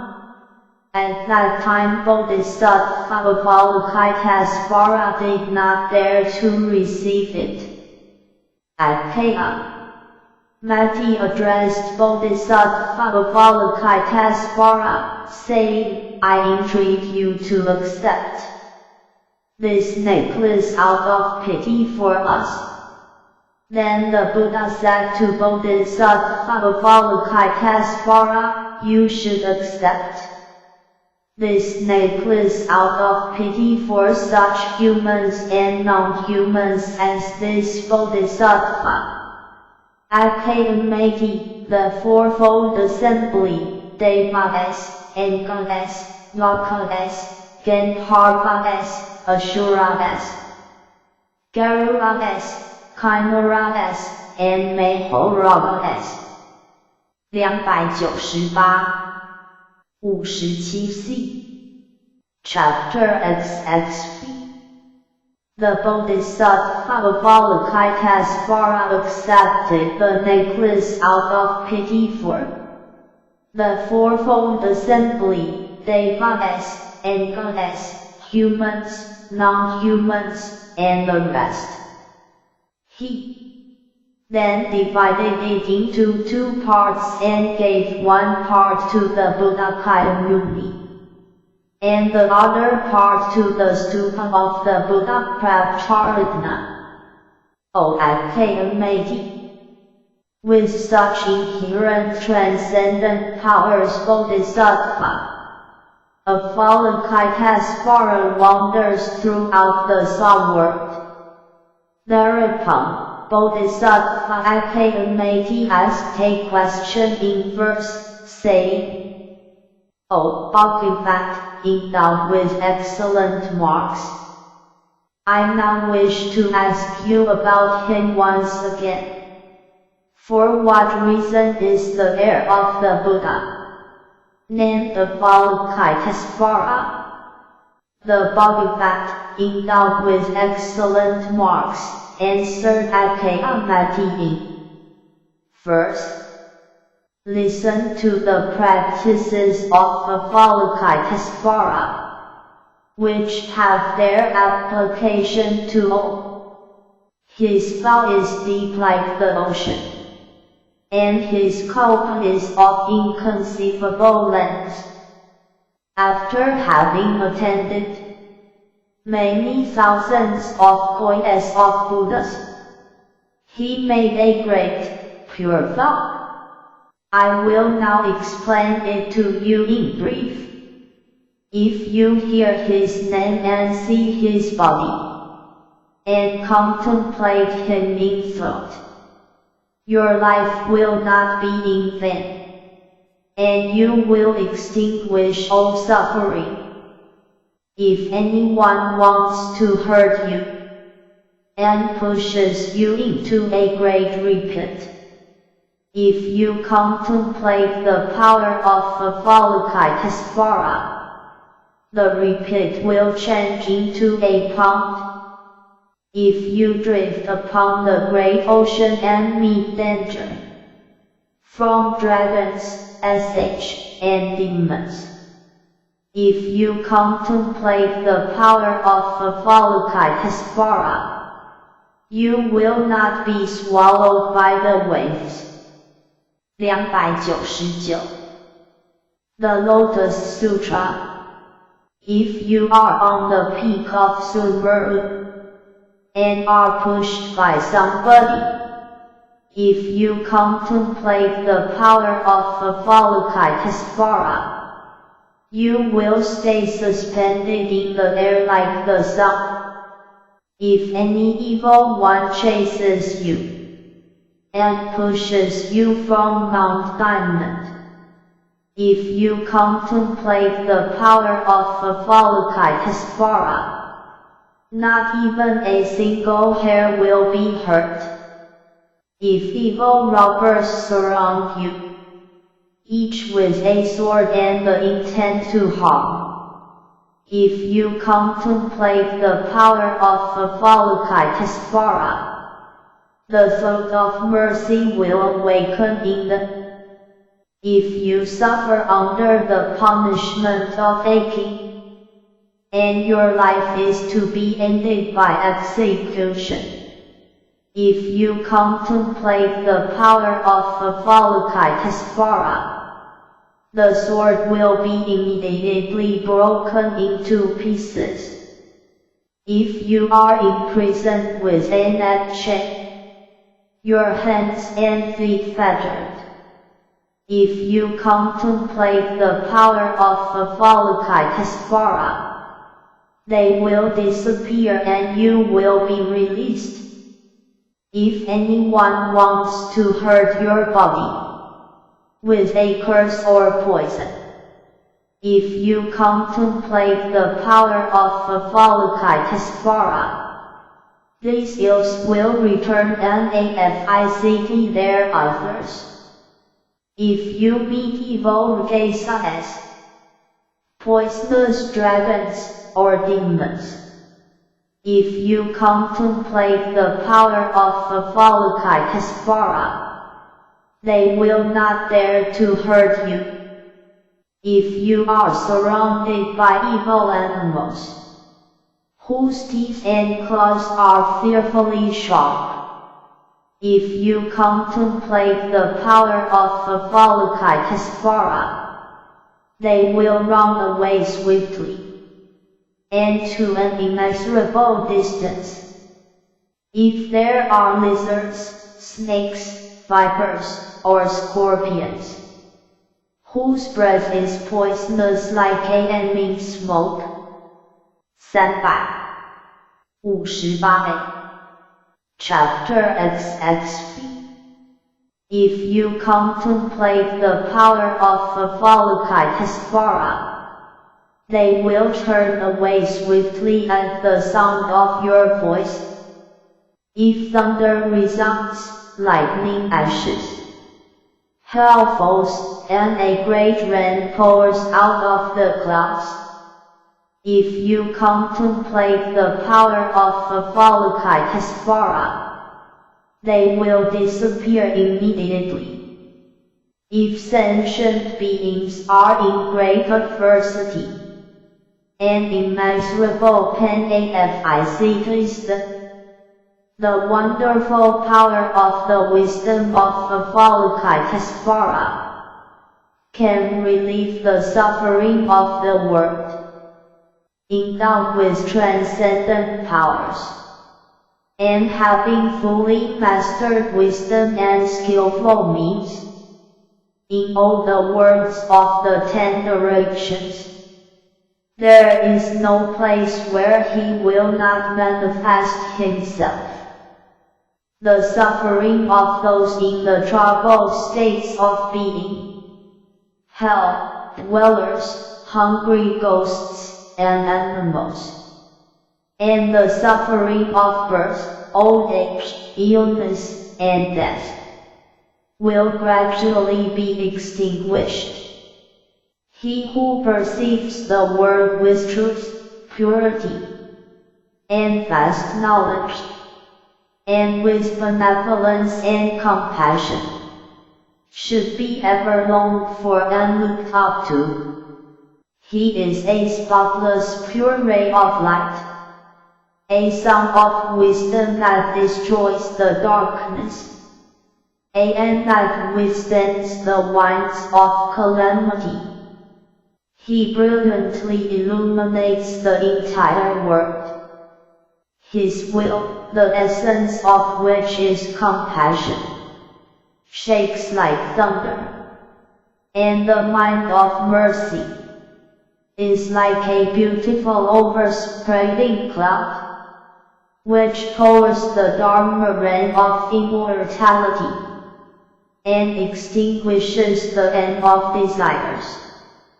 In a dispute before judges, or fearful in the midst of battle, if you contemplate the power of fo-dic, 301.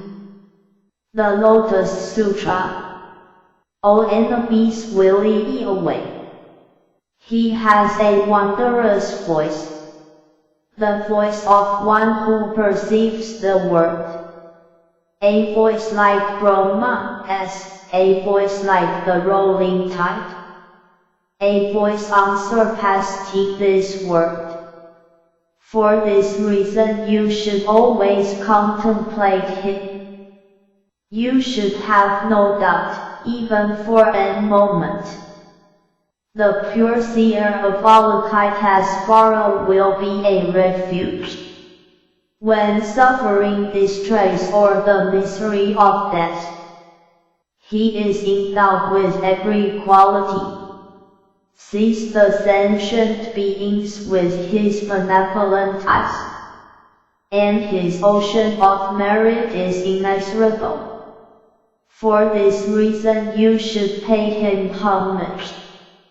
At that time Bodhisattva Harihara arose from his seat, went before the Buddha and said to him, O Bodhisattva, if there are any sentient beings who hear of this chapter, Bodhisattva Avalokitesvara, and is effortless deeds, the manifestation of the gateway to all directions, and the transcendent then powers, know that their merit will not be little.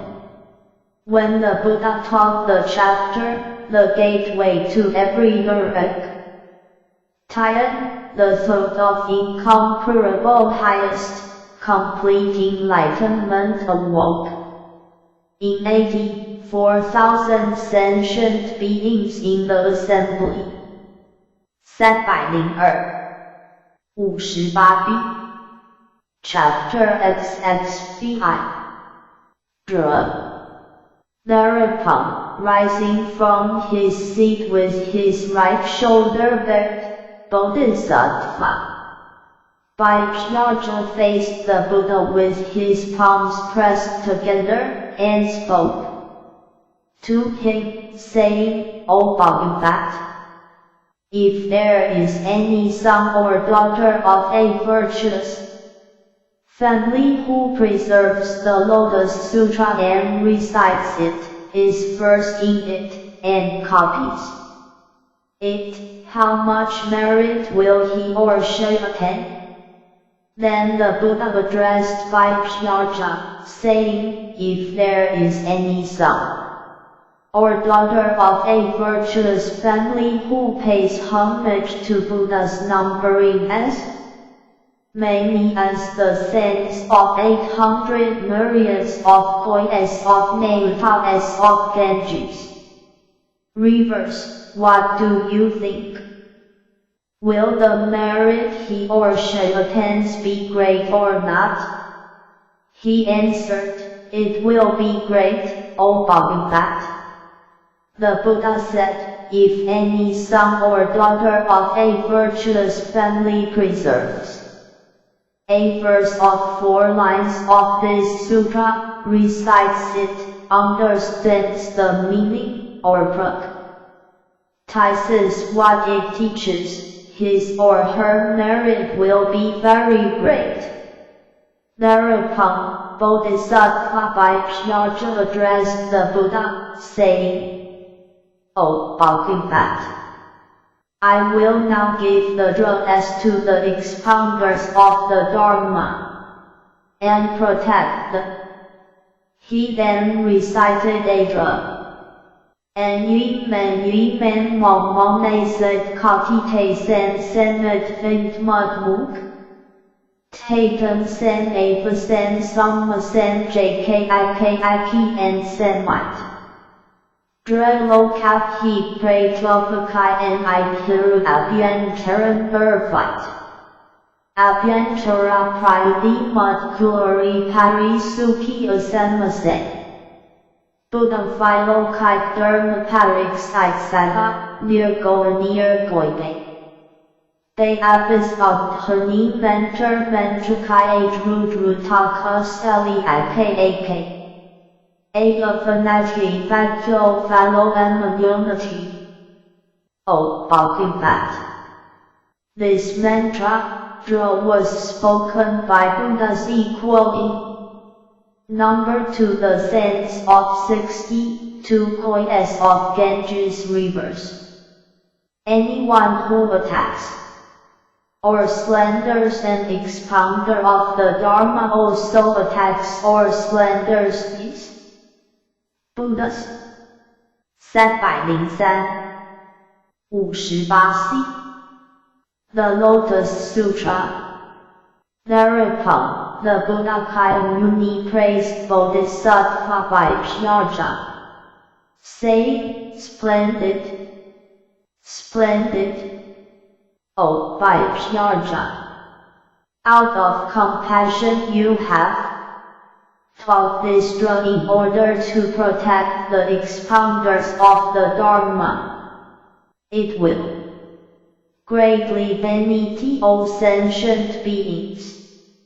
Then Bodhisattva Pragnara addressed the Buddha, saying, O Bhya, go back. I also will teach a drug in order to protect anyone who recites and preserves the Lotus Sutra.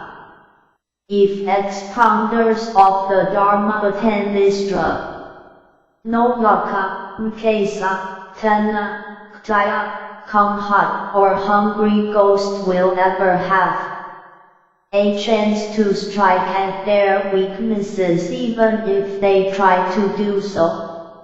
In the presence of the Buddha he taught a drug, saying, Jabo Maloivo Akma Ki Apati Anti-Antifati I Sini Anti-Antifati. O Balkinfat. This mantra, Dra, has been spoken by Buddhas equal in number to the sands of the Ganges river, and everyone has rejoiced in it. Anyone who attacks or slanders an expounder of the Dharma also attacks or slanders these Buddhas.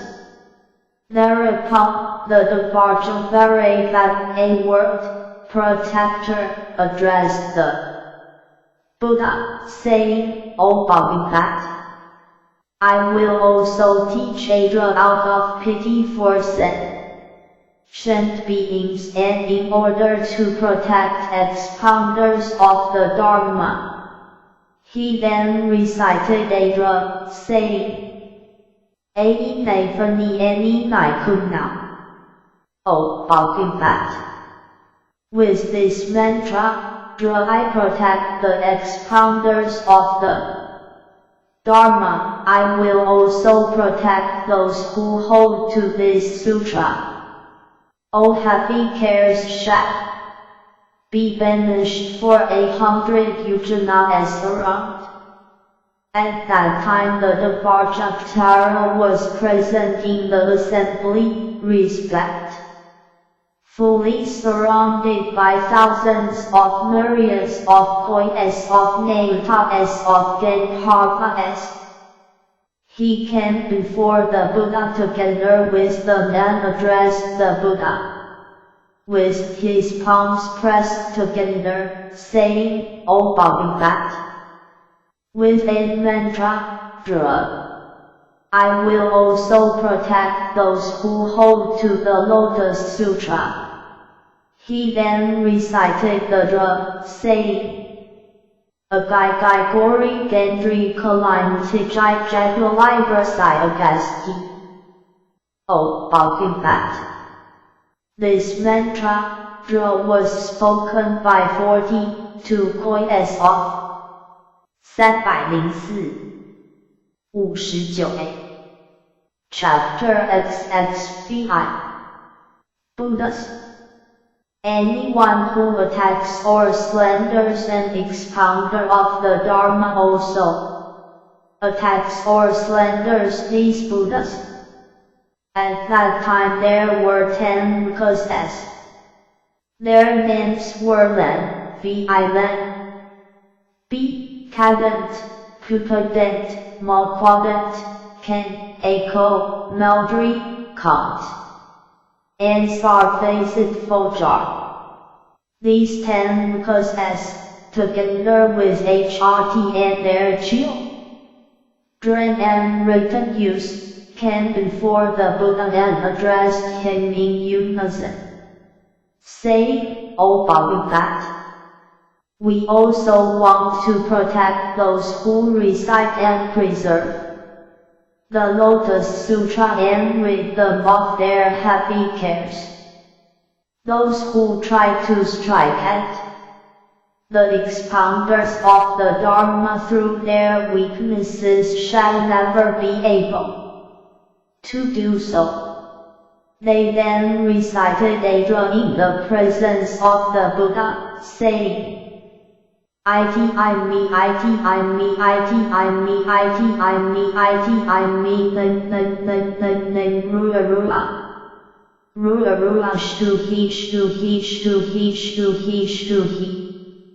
Let troubles come upon our heads rather than distress the expounders of the Dharma.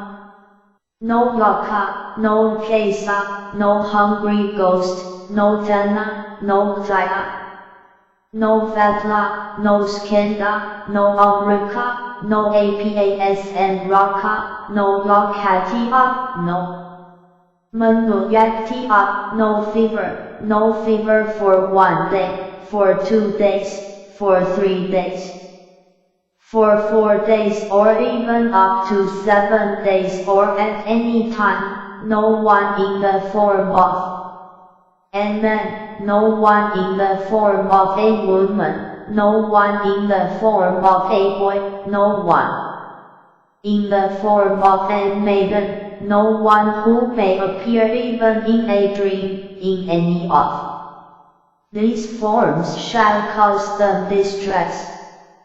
They then spoke to the Buddha in verse, saying, If anyone does not accept my drug, and troubles one who expounds the Dharma, his head will be split into 7 pieces, just like a branch of the Arjaka tree.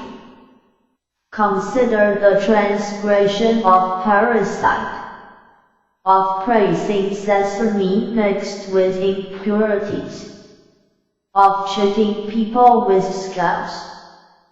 Consider the transgression committed by Devadatta, who divided the Sangha. Those who slander this expounder of the Dharma shall suffer consequences such as these. 359b The Lotus Sutra. After having spoken these verses, the Buddhas addressed the Buddha, saying, O Bodhisattva, we also want to protect those who preserve, recite, and practice this sutra, and cause them to live at peace, rid them of their weighty cares, and drive out various poisons. The Buddha said to the Buddhas, Maha, splendid, splendid. You protect those who preserve the name of the Lotus Sutra. Your merit is immeasurable. How much more merit is there in protecting those who perfectly preserve it? Reveal the sutra in various ways, such as by offering flowers, perfumes, necklaces, fragrant ointments, scented powders, burning incense, banners, canopies, and music, or by lighting tea lamps, oil lamps, fragrant oil lamps, lamps of oil made from sumanas, campeka, frica, and apella hours. How much more merit is there in offering such things in hundreds to thousands of ways? O Count, you and your retainers should protect the expounders of the Dharma in this way. When this chapter, Dra, was taught, 68,000 people, please attend the acceptance of the non-origination of O Dharma S. 306 Chapter XXVII Ancient Accounts of King of Happy Heart.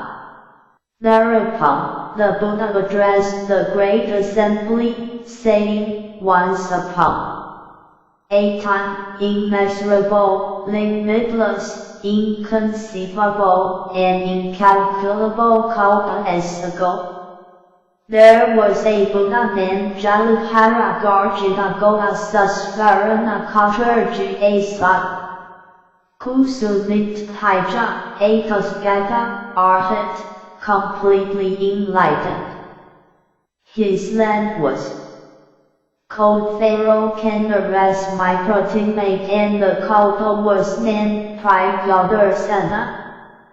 There was a king practicing the teaching of the Buddha. He was called Subhat, Fihat, and his consort was named Fimaladatta. They had 2 sons. One was named Fimalagarpa, and the other Fimalanetra. These 2 sons were endowed with great transcendent power, merit, and wisdom, and practiced the Bodhisattva path for a long time. They were first in the perfections of giving, dana, good conduct, love, perseverance, the effort, praya, meditation, dana, wisdom, approach, and skillful means, and compassion, benevolence, joy, and generosity, as well as the 37 helpful ways to attain the Dharma. Furthermore, they were also versed in the Bodhisattvas and Dhyas of Vimala, Nakatra Jadaikya, Vimala Nirpsa, Vimalarpa, Vimalapsa, Alakrasabhat, and Multijagarpa. Then the Buddha, wanting to guide King of Happy Heart and out of compassion for sentient beings, taught this Lotus Sutra. At that time Prince Vimalagarpa and Prince Vimalanatra approached their mother and addressed her with their palms and 10 fingers pressed together, saying, "We entreat you, O Mother, to go before the Buddha Jalapara Garshata. Go Isusparana Katra Jasad Kusumit Haija. We shall also go before him together with you, attend him, make offerings to him, and pay him homage." Why is this? Because this Buddha teaches the Lotus Sutra amid the assembly of all the devas and humans. Thus we should all listen to him. Their mother answered the sons, saying, 307 59C. The Lotus Sutra. Your father follows heresies and is deeply attached to the teachings of the Brahmins. You should go to your father to ask him to come with us. Vimalagarpa and Vimalanatra said to their mother with their palms and 10 fingers pressed together, "We are the children of the King of the Dharma, although we were born in this house of wrong views."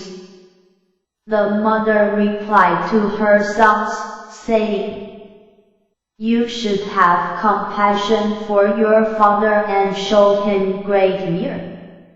At least, if he sees them, his mind will certainly be purified.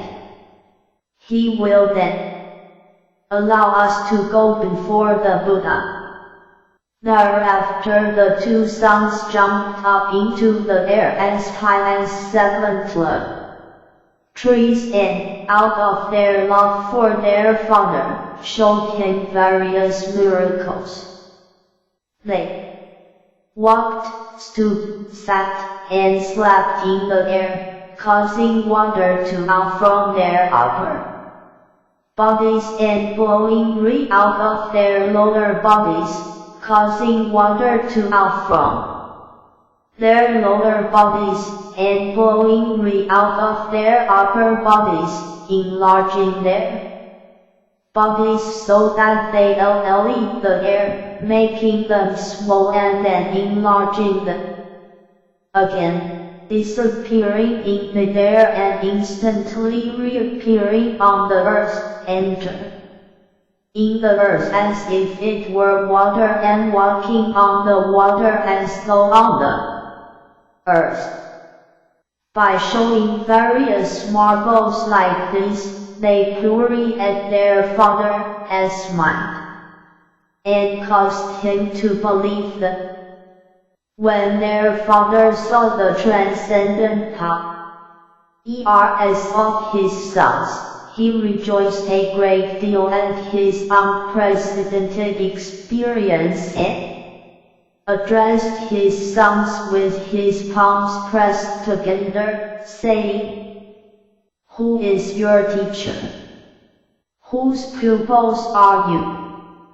The two sons said, "O great king, the Buddha Jaladhara Garsaitapho Susvarana Kautrajya Sakusumit Hija is now sitting on the seat of the Dharma under the 7-jeweled Bodhi tree and teaching the Lotus Sutra extensively to the assembly of all the devas and humans in this world. He is our teacher. We are his pupils." The father said to his sons, 308 60 Chapter XXVII I now also wish to see your teacher. Let me go with you. Thereupon, the two sons descended from the air, approached their mother, and addressed her with their palms pressed together, saying, "Our father believed us in the thought of highest, completing light. Enlightenment can now awaken in him. We have done the Buddha's work for the sake of our father. We entreat you, O Mother, to allow us to renounce household life and practice the Bodhisattva path under the guidance of that Buddha." At that time the two sons addressed the mother in verse, wanting to elaborate on this meaning further, saying, "We entreat you, O Mother, to allow us to renounce household life and to become Brahmas. It is extremely difficult to meet Buddhas. We will learn by following this Buddha. It is more difficult to meet a Buddha than to see Yumbara hours. It is also difficult to escape from adversity. We entreat you to allow us to renounce household life." Their mother addressed them immediately, saying, "I give my consent for you to renounce household life. What is the reason for this?" "It is because it is difficult to meet a Buddha." Then the two sons addressed their parents, saying, "Splendid, O father and mother! We entreat you now to approach and meet the Buddha Jaladhara Garjita Goasusvara and a Kautrajya Sakusu. Medhijana and pay homage to him." Why is this? Because it is difficult to meet a Buddha, just as it is to see Yumbara hours or for a 1. I turtle to empty the hole in a floating piece of wood. Because of our profound merits accumulated in the past, we were born to meet the Buddha, Dharma. For this reason our father and mother should 309 60b The Lotus Sutra allow us to renounce household life. Why is this? Because it is difficult to meet Buddhas, and it is also difficult to obtain an opportunity for meeting them.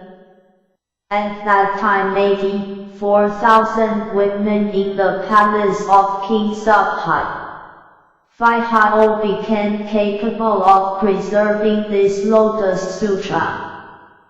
Bodhisattva Vimala Natural had already been versed in the Dharma Puraka Sandhi for a long time, and Bodhisattva Vimala Garbha had also been versed in the Sarvasatva Pajahana Sandhi for immeasurable hundreds of thousands of myriads of koyas of kalpas, for he wanted all sentient beings to be separated from evil states of being.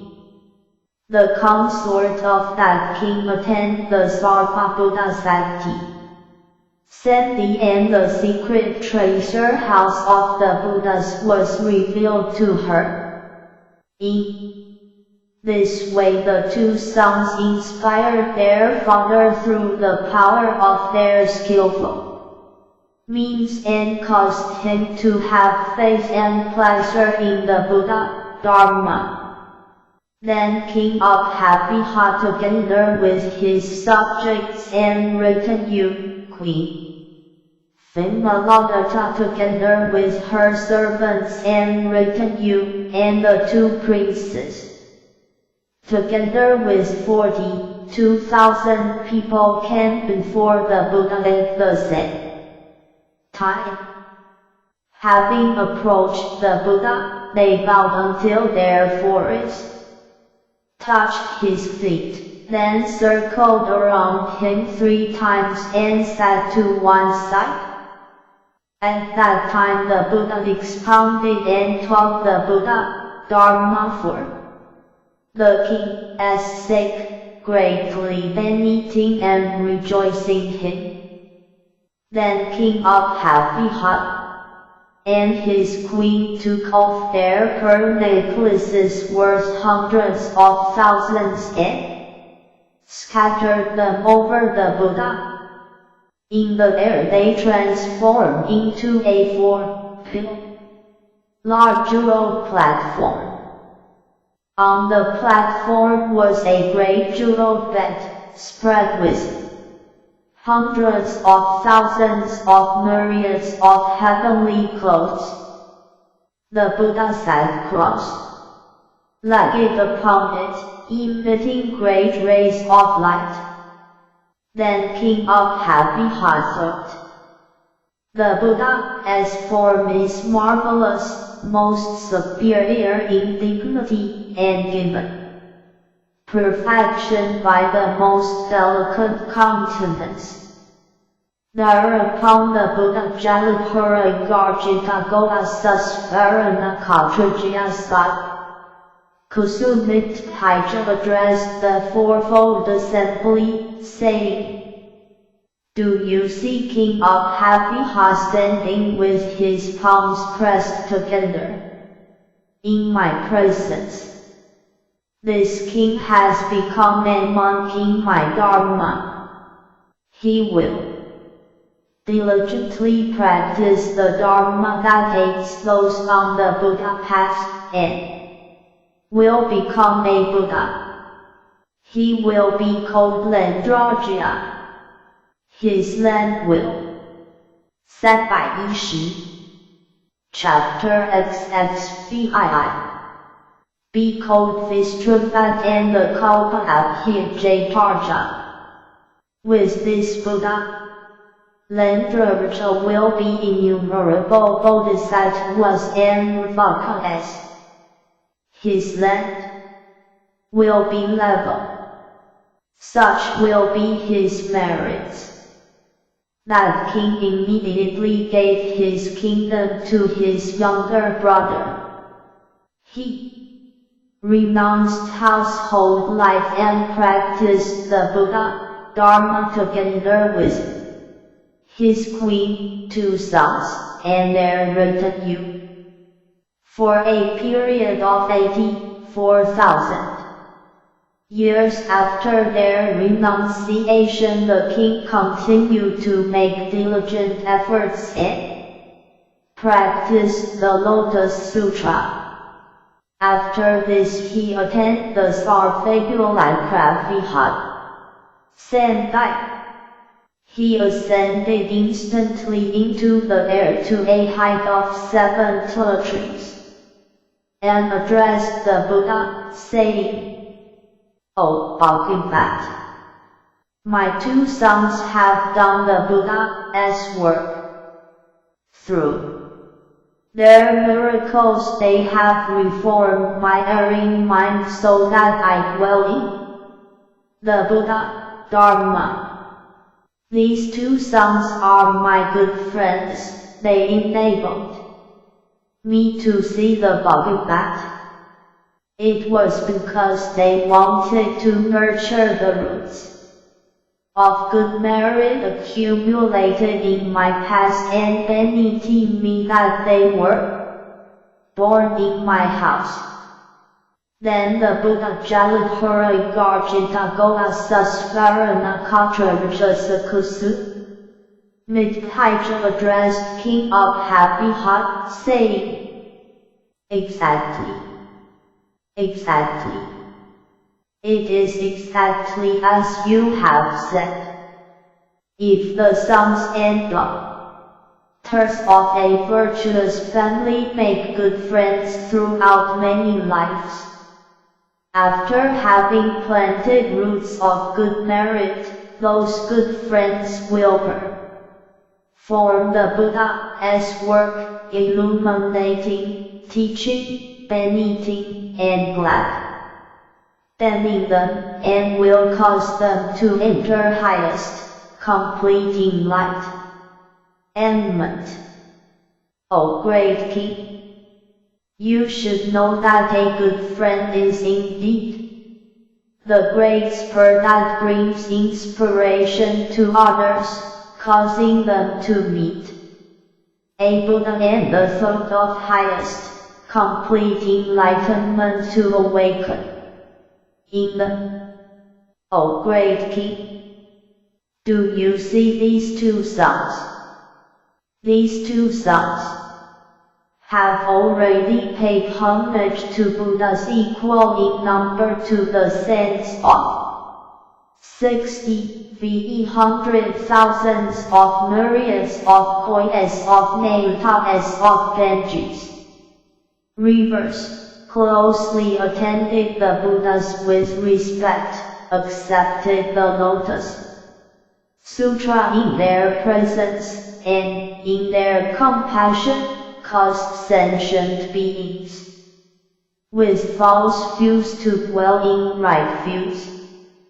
311-60C. The Lotus Sutra.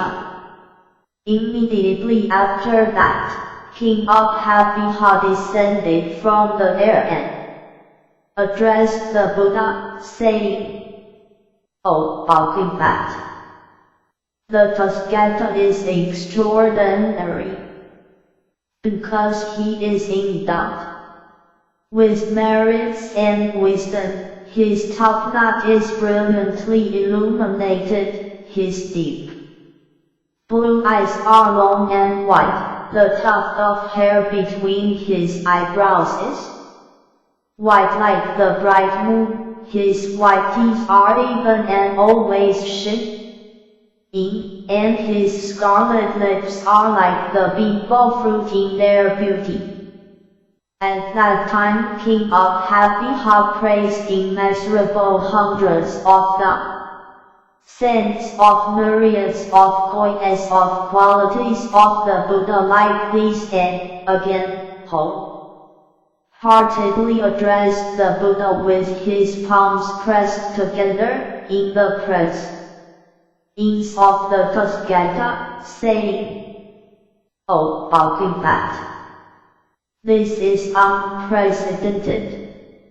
The Tathagata, as Dharma is endowed and perfected with inconceivable subtle qualities. His teaching, integrity, and deeds are serene and comfortable. From today on, we shall never excel as sagely, and the wrongful thoughts of false views, pride and anger shall never awaken in us." Having spoken these words, he bowed to the Buddha and went away. The Buddha addressed the great assembly, saying, "What do you think about this? Is King of Happy someone unknown? He is none other than this Bodhisattva Padma. His Queen Vimaladatta is none other than this Pharaoh Kanarama protimate Vaharja now in the presence of the Buddha. Because she had compassion for King of Happy and his retinue, she was born here. These two sons are none other than Bodhisattva Vaishnava and Bodhisattva Vaishnava. These Bodhisattvas Vajraja and Vajrasamagata perfected great qualities such as these, and having planted many roots of good merit under the guidance of innumerable hundreds of thousands of myriads of goddess of Buddhas, perfected inconceivable good merit.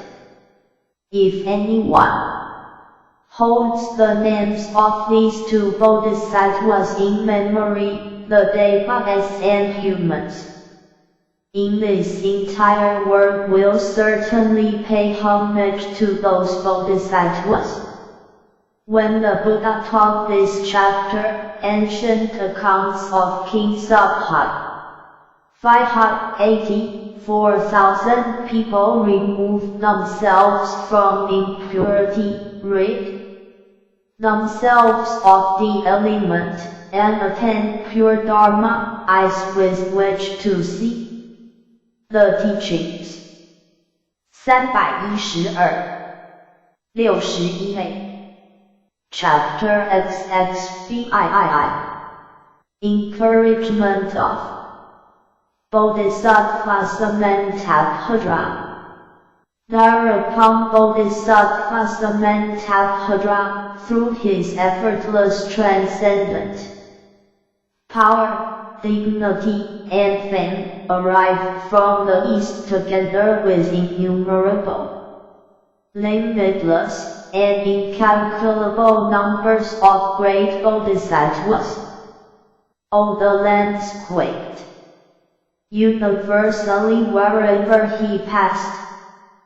Jeweled lotus hours ran down, and immeasurable hundreds of thousands of myriads of voices of kinds of music were heard. He was surrounded by a great assembly of innumerable beings, humans and such non-humans as Devas, Angas, Lokas, Gandharvas, Asuras, Garudas, Chimeras, and Mahoragas, each manifesting dignity and transcendent powers. He then arrived at Mount Draka in the sun world. He prostrated himself before Kayamuni Buddha and circled around him to the right. He then addressed him, saying, O Bhagavat, afar in the land of the Buddha Ratnatesu, Hyajayarja, I heard you expound the Lotus Sutra in this sword. I have come here to listen to you, together with the assembly of immeasurable and limitless hundreds of thousands of myriads of kois of bodhisattvas. I entreat you, O Bhagavat, to teach us how the sons and daughters of a virtuous family may attain the Lotus Sutra after the parinirvana of the Tathagata. The Buddha said to Bodhisattva Samantabhadra, after the parinirvana of the Tathagata, the sons and daughters of a virtuous family will attain the Lotus Sutra if they achieve the four necessary accomplishments. The rest is to be protected by the Buddhas. The second is to plant roots of good merit. The third is to enter a group of those who are rightly resolute, and the fourth is to awaken the thought of saving all sentient beings. Those sons and daughters of a virtuous family will dignitely attain this sutra after the parinirvana of the Tathagata if they perfect these four accomplishments. Then Bodhisattva Samantabhadra addressed the Buddha, saying, O Bhagavat, if there are those who preserve this sutra in the troubled world of 100 years after, I will protect them and rid them of their heavy cares, cause 313. The Lotus Sutra, them to attain happiness, and allow no one to strike at them through their weaknesses. I will not give Ra any chance to afflict them, nor the sons of Ra, daughters of Ra, minions of Ra, those possessed by Ra, Yakas, Rukasas, Kamhas, Pikas, Ktayas, Tanas, or Badlas. If they recite this sutra, whether walking or standing, I will then come before them on a white elephant king, with 6 tusks, together with the assembly of great bodhisattvas, manifest myself, pay homage and protect them, and console their minds for the sake of revering the Lotus Sutra. If they sit contemplating upon this sutra, I will then manifest myself before them on a white elephant king. If they forget a single line or a verse in the Lotus Sutra, I will teach and recite it with them and cause them to become proficient in it. At that time those who accept and recite the Lotus Sutra will be able to see me and, greatly rejoicing, will thus make further efforts. As a result of seeing me, they will attain the Sandhyandra as Nanthvart, Dra, Kotusahasravardra, and Sarparuta Kalivardra. They will attain Dra as likeness. O Bhagavat, in the troubled world of 100 years after, those monks, nuns, laymen, and lay women who seek free serve, recite, copy, and wish to practice this Lotus Sutra should persevere silently for 21 days. After a full 21 days I will appear on a white elephant with 6 tusks, accompanied by innumerable bodhisattvas who themselves will also be surrounded by their written use, and manifest myself before sentient beings in whatever form they wish to see. Then I will expound and teach the Dharma to them and gladden them. I will also give them a drug spell. When they attain this drug, non-humans will have no power to destroy them and women no power to trouble them. I myself will also protect these people. I entreat you, O Bhagavat, to allow me to teach this drug.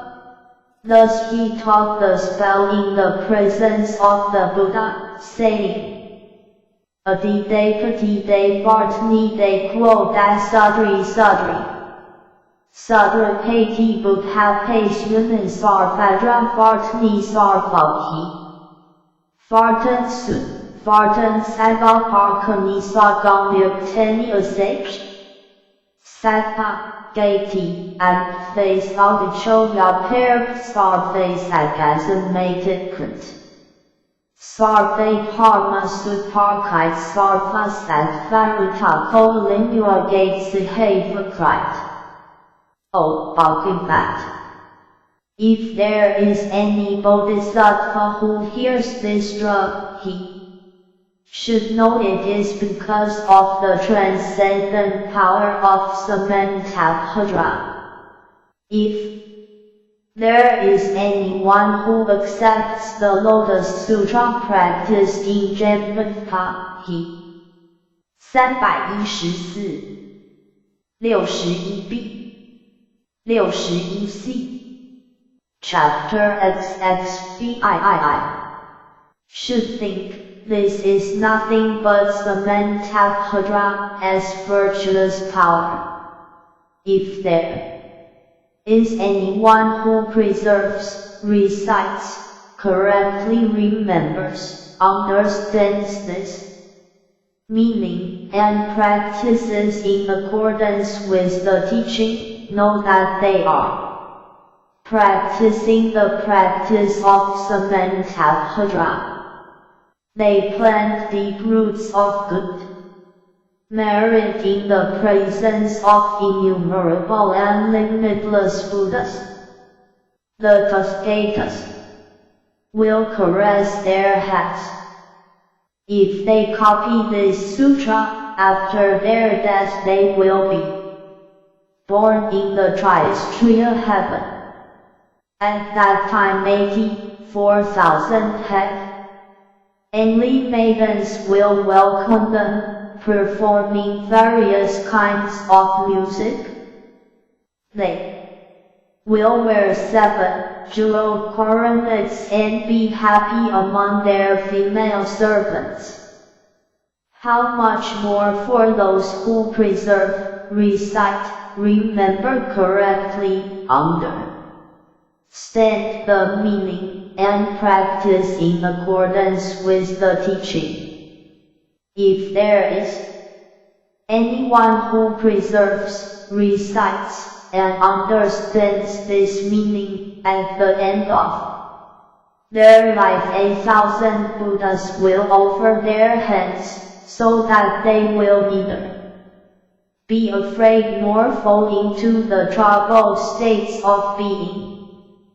They will thus arrive in the twin heaven of Bodhisattva Maitreya, who is endowed with the 32 marks and surrounded by an assembly of great bodhisattvas and in view of hundreds of thousands of myriads of coins of heavenly maidens.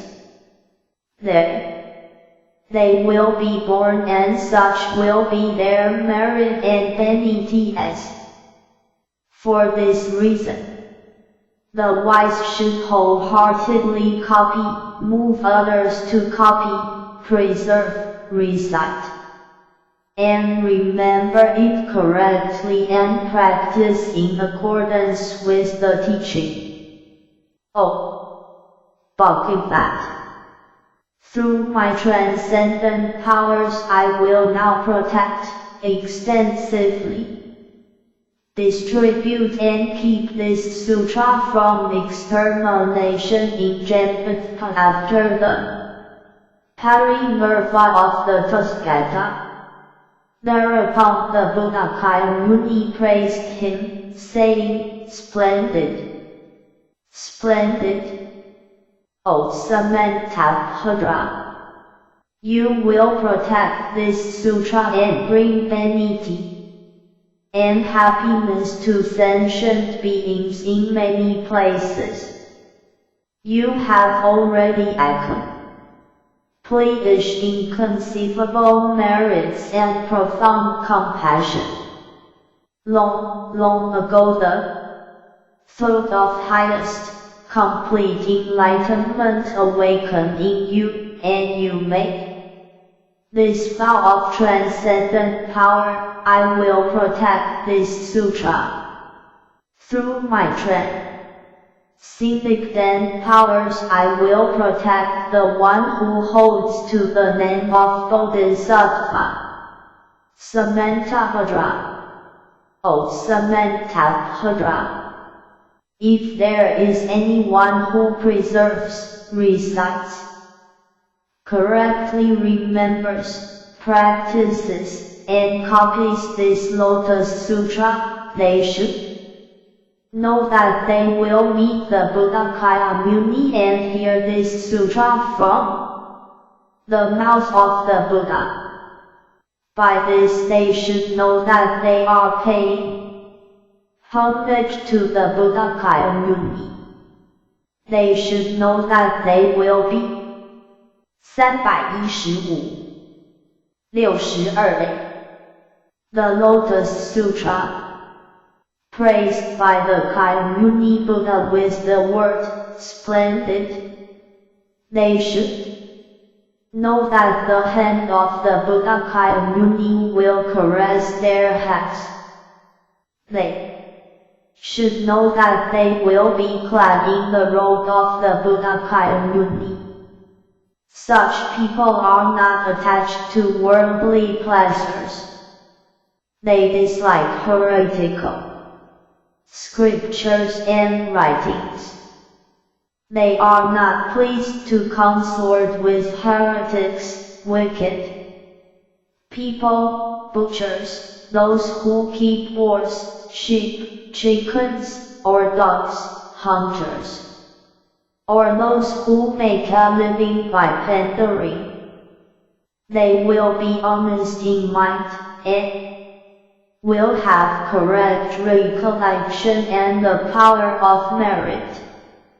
They will not be true, bled by the 3 kinds of poison, nor will they be confused by jealousy, self-esteemishness, false pride, or arrogance.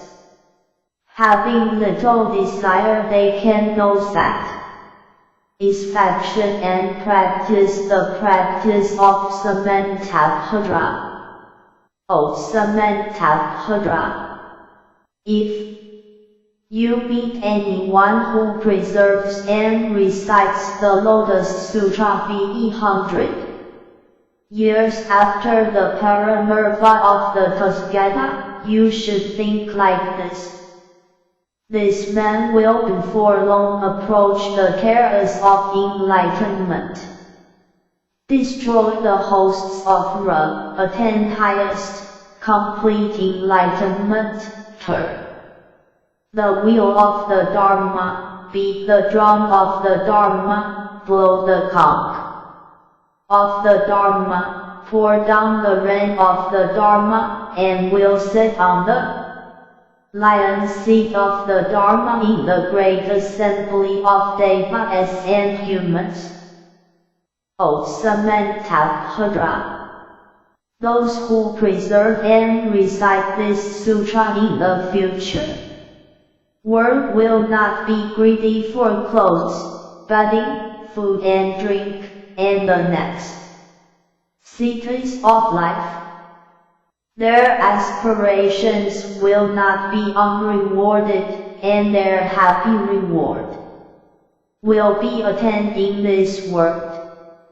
If there is anyone who despises the saying, "You are mad," this practice of yours is in vain and will attain nothing at the end. They will have no eyes lifetime after lifetime as a retribution for this wrongdoing. If there is anyone who pays them homage and praises them, he will attain tangible rewards in this world. If anyone sees those who preserve this sutra and speaks maliciously about their faults, whether true or not, such a person will suffer from leprosy in this life. If anyone scorns them, neither some as teeth will be either loose or missing, their lips will be ugly, their nose will be bent, their limbs will be crooked, they will squint, their body will stink and be dirty, suffering from evil tumors, losing pus, their belly will swell with water, and they will have tuberculosis and other evil and serious illnesses. For this reason, O Samantabhadra, if you see anyone who holds to 316 Chapter XXVII this sutra, you should stand up and show your respect even from afar, just as you would pay homage to the Buddha. When this chapter, Encouragement of Bodhisattva Samantabhadra, was being taught, innumerable and limitless bodhisattvas equal in number to the sands of Ganges rivers attend hundreds of thousands of myriads of kois of draws named forth, and bodhisattvas equal to the number of atoms in the manifold cosmos mastered the path of Samantabhadra. When the Buddha had taught this sutra, the entire great assembly of bodhisattvas including Samantabhadra, the Vakas including Riputra, devas, and gods, humans, and non-humans rejoiced greatly, accepted the Buddha's words, bowed to him and departed. 317 Glossary Anatars and Mics Abadai, complete, perfect enlightenment. Apasamrika, a class of demonic beings. Arhat, one who is worthy, a saint who has completely eradicated the passions and attained liberation from the cycle of birth and death. Samsara, Arhatship is the highest of the 4 stages of spiritual attainment in the Hinayana. Capitalized, the term is an epithet for a Buddha. See also birth and death, Hinayana. Asura, a class of supernatural beings that are in constant contacting with the gods, devas. See also Deva. Avalokitesvara, the name of a great bodhisattva who represents great compassion. Bhaktivat, blessed one, a venerable teacher, an epithet of a Buddha. Birth and death, samsara, the cycle of existence, the continuous round of birth and death through which beings transmigrate, the world of suffering, contrasted with the bliss of nirvana. See also nirvana, sub-word, triple word. Bodhisattva, enlightenment being, the spiritual ideal of the Mahayana, a self being with universal compassion who has generated the profound aspiration to achieve enlightenment in order to benefit sentient beings in the course of their spiritual careers. Bodhisattvas engage in the practice of the 6 perfections and pass through stages of increasingly higher levels of spiritual accomplishment. See also Mahayana, 6 perfections. Bodhi tree, the tree under which a Buddha attains enlightenment. Buddhahood, the state of becoming or being a Buddha, the goal of the Bodhisattva path. Buddha-land, a cosmic world or realm in which a particular Buddha dwells. Brahma, lord of the sub-world. See also sub-world. Brahman, the priestly caste in the Indian caste system. In the Lotus Sutra the term also applies to a class of heavenly beings. Decadent Dharma, the last of the 3 ages of the Dharma, following the age of the semblance Dharma, in which only the teaching of the Buddha exists but correct practice is no longer possible. See also semblance Dharma, true Dharma. 319. Glossary. Dependent origination, Pratyasamutpita, the Buddhist doctrine which holds that all phenomena, dharmas, arise in relation to causes and conditions and in turn are the causes and conditions for the arising of other phenomena. Nothing exists independently of its causes and conditions. See also Dharma. Deva, a class of supernatural beings, a god or divine being. Devadatta, God-given, a cousin of the Buddha who became his disciple but later tried to murder him and assume leadership of the Sangha. Dra, a powerful verbal incantation or mantra. Dharma, any phenomenon, thing, or element, the elements that make up the perceived phenomenal world. Dharma, the truth, law, the teachings of the Buddha. See also decadent Dharma, semblance Dharma, true Dharma. Dharma body, Dharmakya, the manifestation of the Buddha's ultimate reality. Emptiness, Niyat, the absence of substantiality or inherent existence of the self and all phenomena, dharmas, all dharmas arise only through the dependent original time of causes and conditions, Pratyasambhita. Direct insight into emptinesses. The attainment of transcendental wisdom. See also dependent origination. Dharma, Prajna.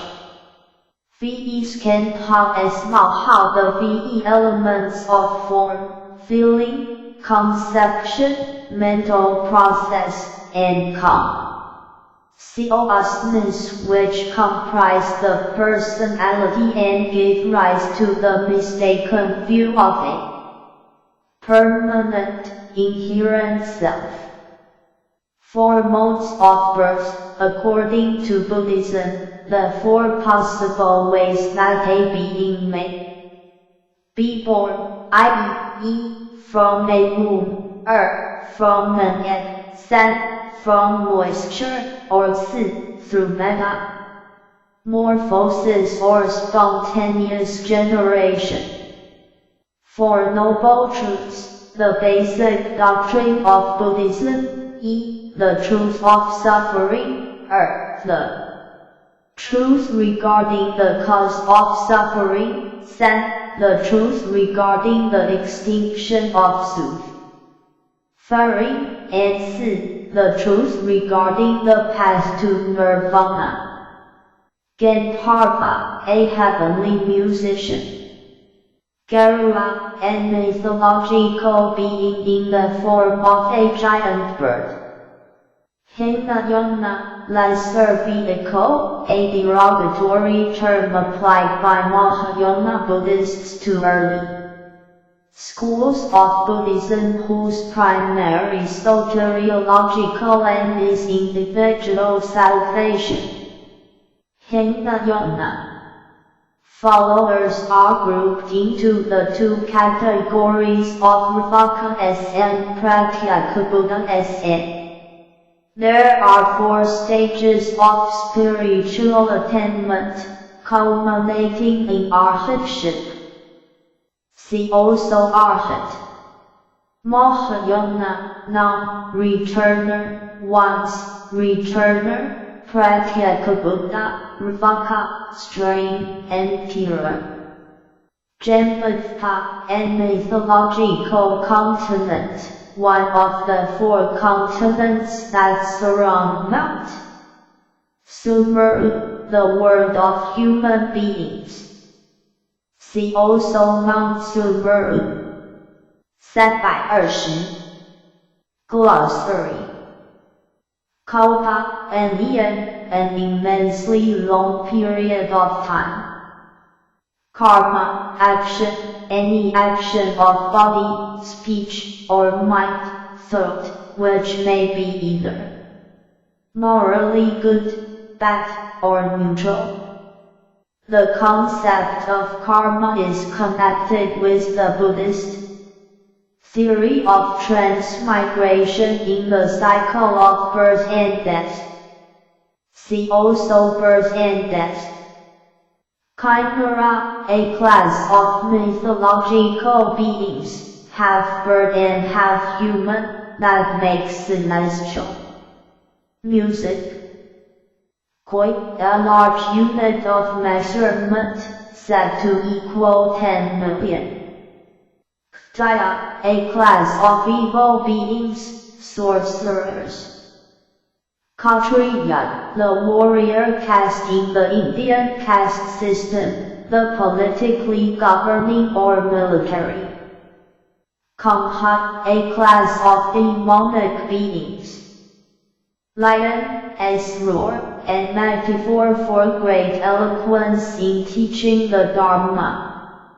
Mahayana, great vehicle, a form of Buddhism that developed in India around 500 BCE and which explodes as its religious ideal the Bodhisattva, great beings who aspire to enlightenment on behalf of all sentient beings.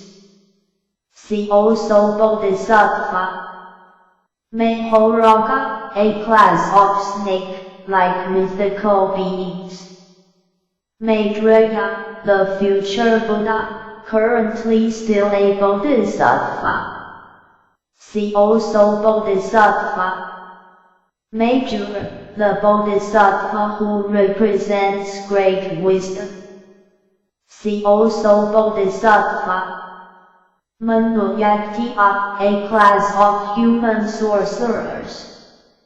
See also Jaya, Lokatiya.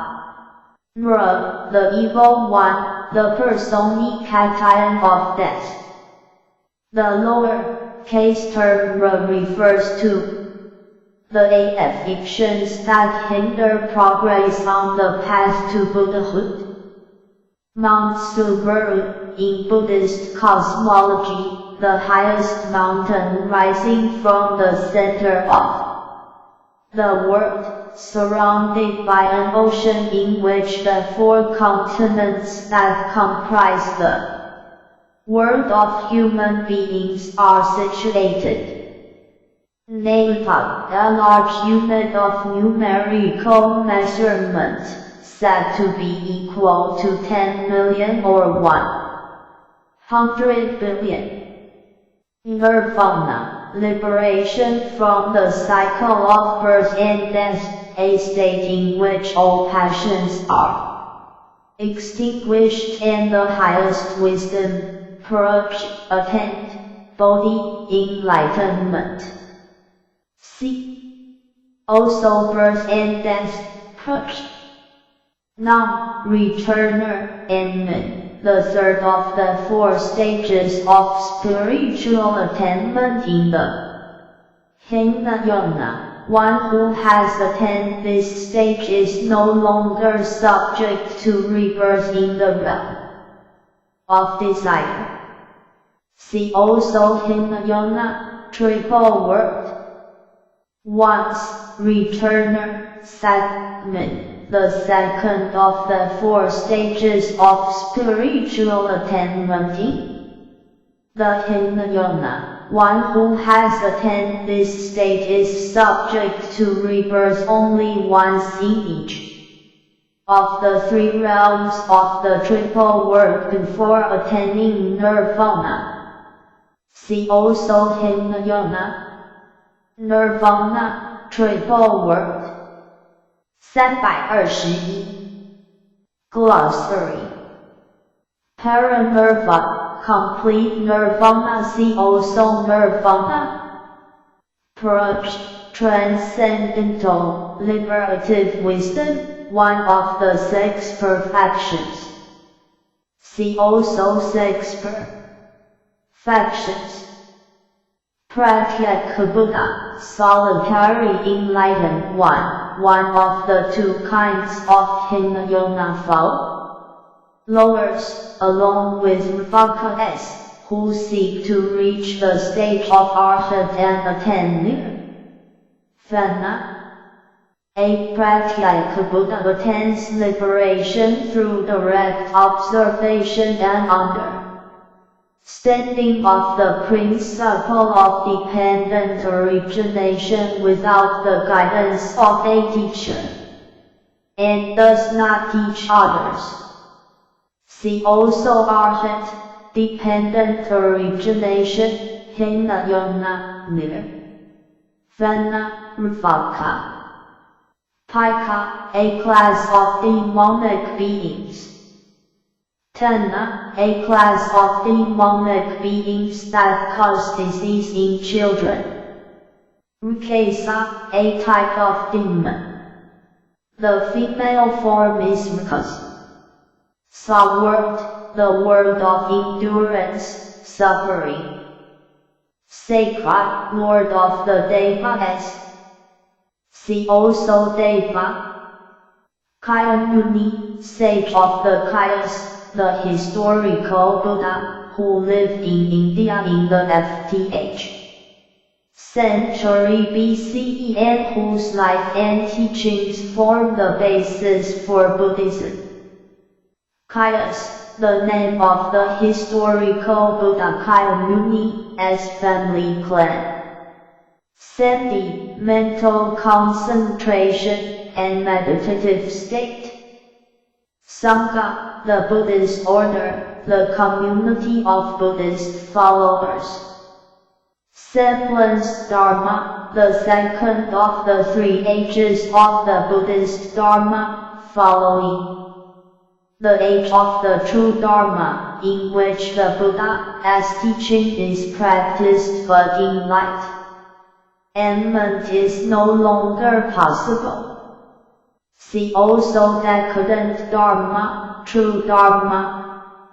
Sense faculties, the sense perceptions that correspond to the 6 sense organs, eyes, ears, nose, tongue, body, and mind, visual, auditory, olfactory, gustatory, tactile, and mental perceptions.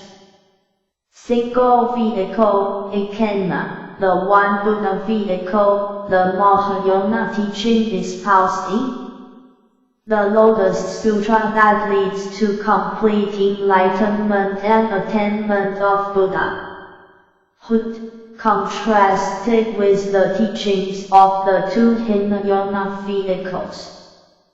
The single vehicle includes and transcends all 3 vehicles of the Vaka, Pratyeka Buddha, and Bodhisattva paths.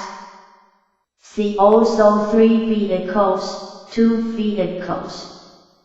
6 perfections, Paramitas, 6 qualities perfected by Bodhisattvas, e. Giving, Dina, integrity or good conduct, lot, san, perseverance, t, 4, diligence or effort, braya, 5, meditation, dhyana, and 6, wisdom, prajna. See also Bodhisattva, prajna. Skillful means, apya, the various methods and means used by Buddhas and Bodhisattvas to guide and teach sentient beings, adapted to their different capacities. 322. Glossary. Renwat, mendicant, monk, a Buddhist monk, originally applied to those who maintain an ascetic practice. Rumara, a novice in the Buddhist Sangha.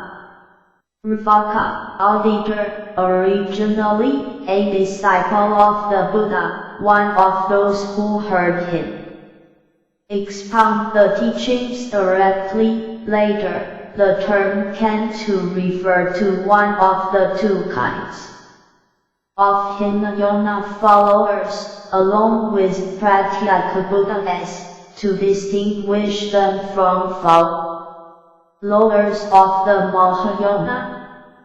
See also Hinayana, Mahayana, Pratyeka Buddha. Stream, Ankira, Srota, Panna, the rest of the 4 stages of spiritual attainment in the Hinayana, one who has entered the stream of the Dharma by destroying various wrong views. See also Hinayana. Stupa, a tomb, a structure in which the relics of a Buddha are placed. Sugata, well, gone, an epithet for a Buddha, one who has attained bliss. Sutra, a Buddhist scripture, a discourse of the Buddha. Tasgata, an epithet for a Buddha. It means one who has gone to Gata and come from Gata, the truth of suchness, i.e., one who embodies the truth of suchness.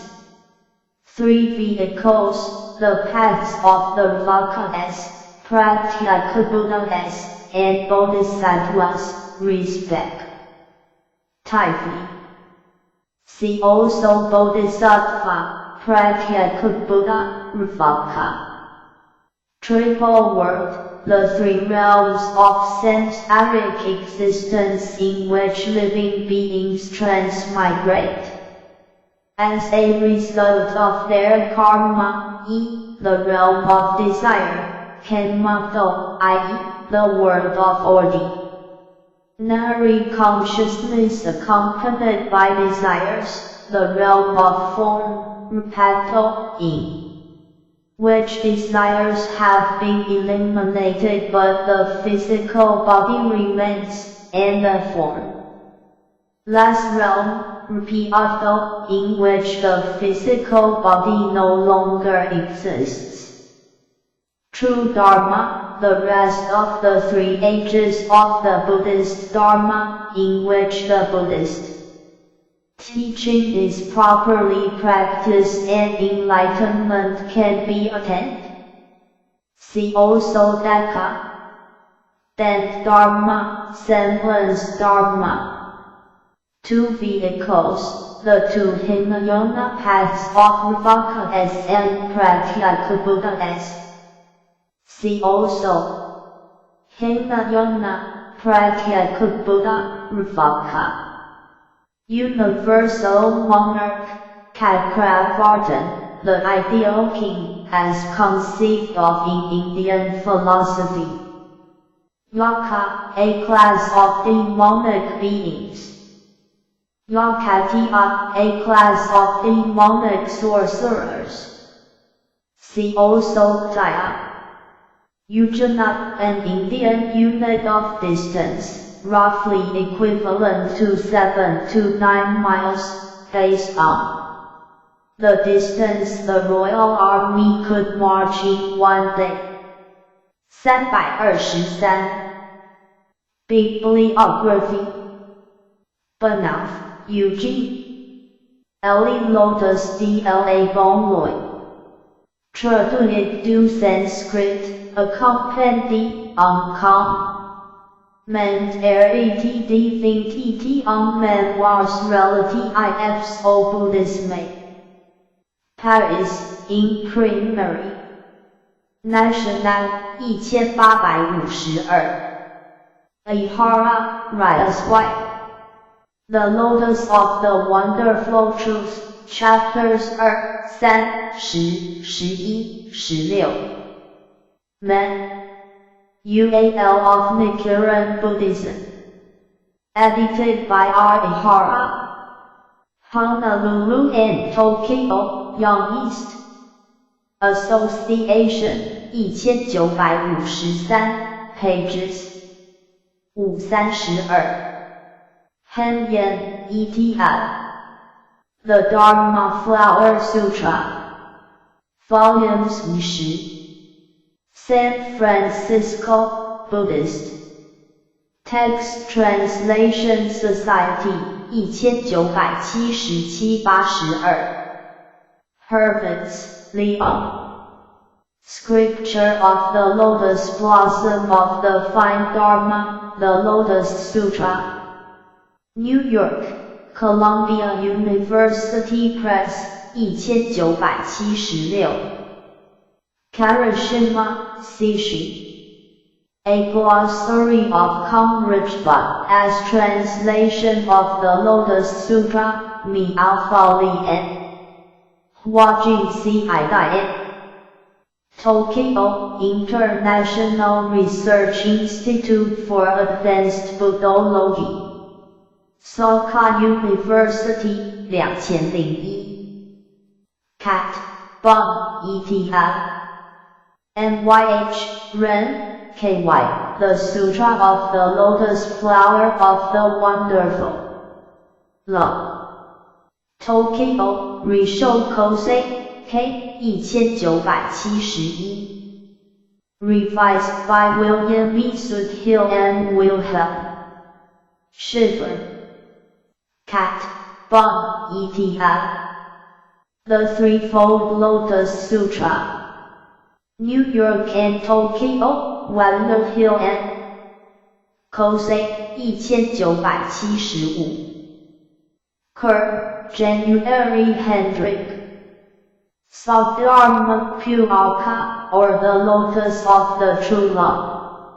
Oxford, Claren, 到1884 Neuronal Sage, The Sutra of the Lotus Flower of the Wonderful Law, Tokyo, Nichiren, Shu Headquarters, 1974 Nakamura, Hajimi, Indian Buddhism, A Survey with Bibliographical Notes, Hirokata, Kansai University of Foreign Studies Publication, 1980 Shen Hian, The Profound Meaning of the Lotus Sutra, in Thai Philosophy of Buddhism, New Delhi, distributed by DK. Publishers Distributors, 2005. Sudhill, William E. The Lotus of the Wonderful Law, or the Lotus Gospel. Oxford. Clarendon, 1930. Reprint, San Francisco, Chinese Materials Center, 1977. Wang, Eugene Y. Shaping the Lotus Sutra, Buddhist Visual Culture in Medieval China. Seattle, WA, University of Washington Press, 2005. 325. Bibliography. Uyona, Akira. A bibliography of the Sanskrit texts of the Sagarmapur Orchestra. Canberra, Australian National University Press, 1970. Eugene Banoff, The Background to His Research into the Lotus Sutra. Tokyo, International Research Institute for Advanced Buddhology, Soka University, 2000. 326. Index 327. A. Abbott, Terry 15. Spara Heaven 253, 258. Abhaya Dada, see also Apollo Kites Spara 298. Abhirati 129. Abhyajatarja Kalpa 311. Echo 305. Abhintra Krudka 119. Age of the Decadent Dharma, see also. Decadent Dharma, 191, 197. Age of the Semblance Dharma, see also. Semblance Dharma, 266. Ashtatru, King 4. Asika, see also Maitreya, 215, 216, 233. 237, 239, 240, 241, 245, 246, 247, 248. Jacob Kaunya, see also Kaunya. 3, 26, 144, 147. Akamaha Heaven 5. Kapratihita 130. IKMAT 295, 296, 297, 298, 299. Ikoga 129. O. Knowledge, see also Omniscience. 13, 147. Allowswood 234, 236, 254, 255, 280. Matius 130, 285. Edmund S. See also Non-Returner. 246、284。能的3、151、152、153、154、155。Anantakritra 210。Anantam multi 13。Anantivikram 3。Anapatapta 4。Anakiptapura 3。Anuraga 3 144。Anatars and Mike see also. Enlightenment, complete, highest, 3。APA Samrika 305。Arhat S 3 32 44 93 134 144 146。187、190、195、284。Free from corruption 3 26、27、246。Path of 147。Stage of 246。Arhat see also Buddha 44、51、52、96。103、106、108、110、113、140、144。151、153、155、181、265、279、289。292、307。Arhat 32、134、138、176、181、188。246、248。Arjaka Tree 305。Asita 180。Assembly IES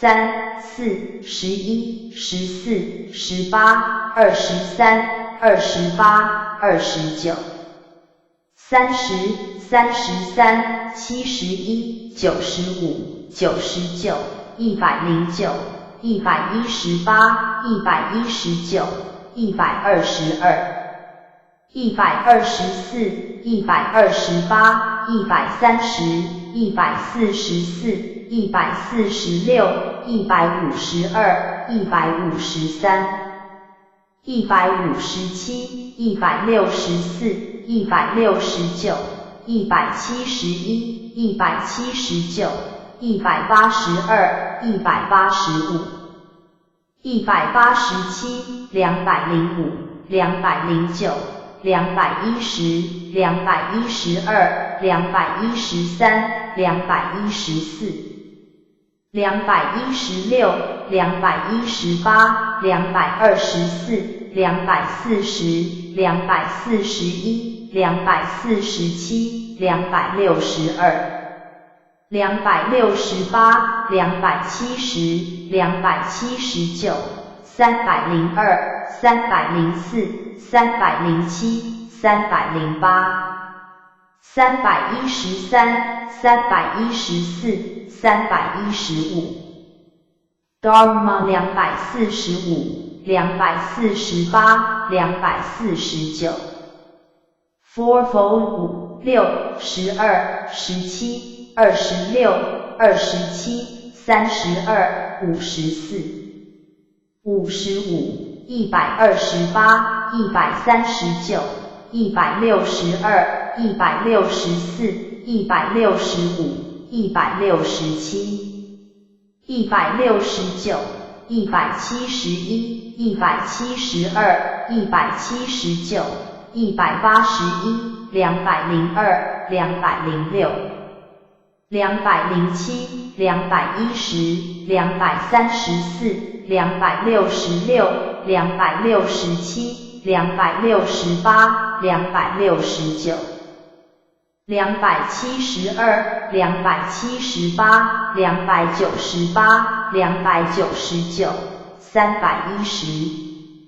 Index. Assembly IES continued. Grade 4 14 15 16 17 26 37 45 48 49 51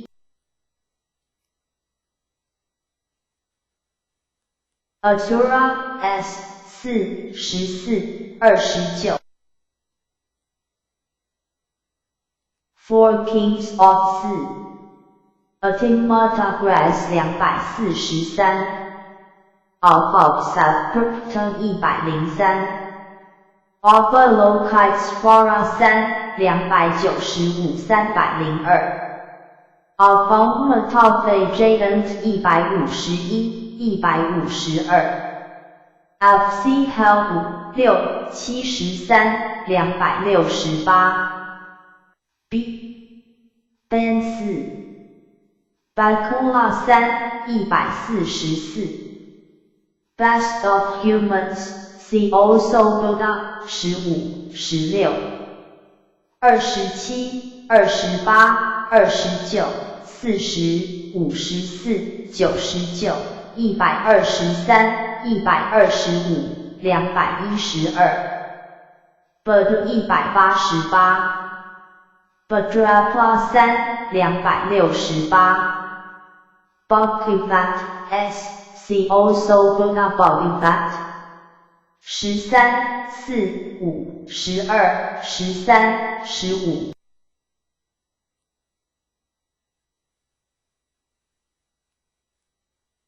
5 12 13 15 Bipyaja 3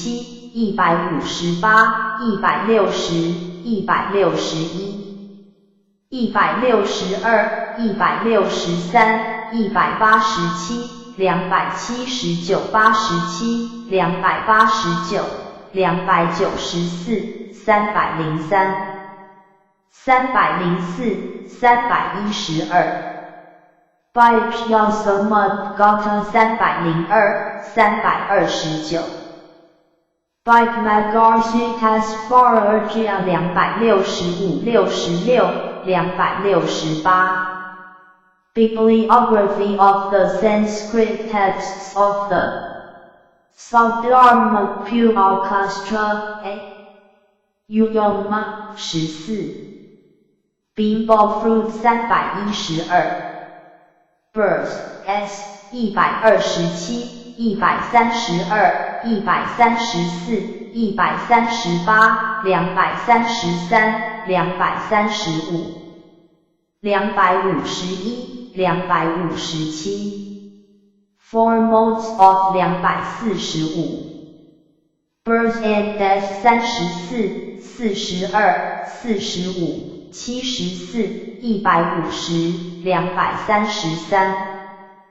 298 299 Birth, Old Age, Illness, and Death 13 55 59 60 69 127 265 301 Black Mountain 284 Bodhisattva See Enlightenment, thought of Bodhima See Enlightenment, cares of Bodhisattva S 4 6 7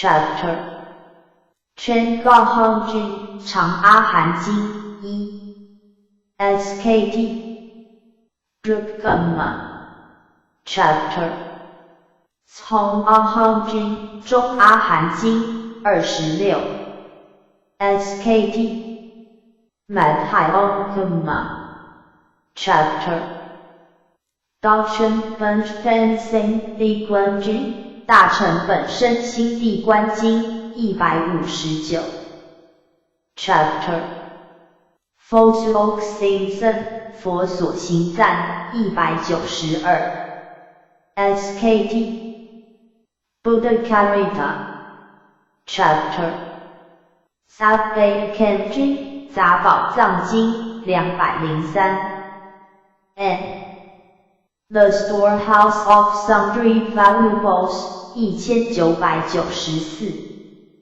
Chapter 佛喻譬喻经法句譬喻经211 N The Scriptural Text Verses of the Doctrine with Parables 1999 Chapter 在品般若波罗蜜经小品般若波罗蜜经227 SKT Ashasrik Prajpranit Stra Chapter 金刚般若波罗蜜经金刚般若波罗蜜经235 SKT Vajrakitic Prajpranit Stra Chapter 的老金刚不好真费森nội经243大乐金刚不空真13摩耶经 SKT Adhyardatic Prajpranit Stra Chapter 人般般若波罗蜜经人王般若波罗蜜经245 SKT Krukajik Prajpranit Stra 345 Title Taishno BDK English Tripitaka Chapter 般若波罗蜜经般若波罗蜜多心经251 SKT Prajpranistaya Stra Chapter 美法人会经妙法莲华经262 SKT Sadharma Puraka Stra N The Lotus Sutra Revised 2nd Edition 2007 Chapter 无理 Meij 无量易经276 Chapter 光普寺人菩萨行法行观普贤菩萨行法经277 Chapter 大分广佛为人经大放广佛华严经278 SKT Avatasaka Stra Chapter 全门40号历程大分别放光经353圣满师子后一乘大方便方广经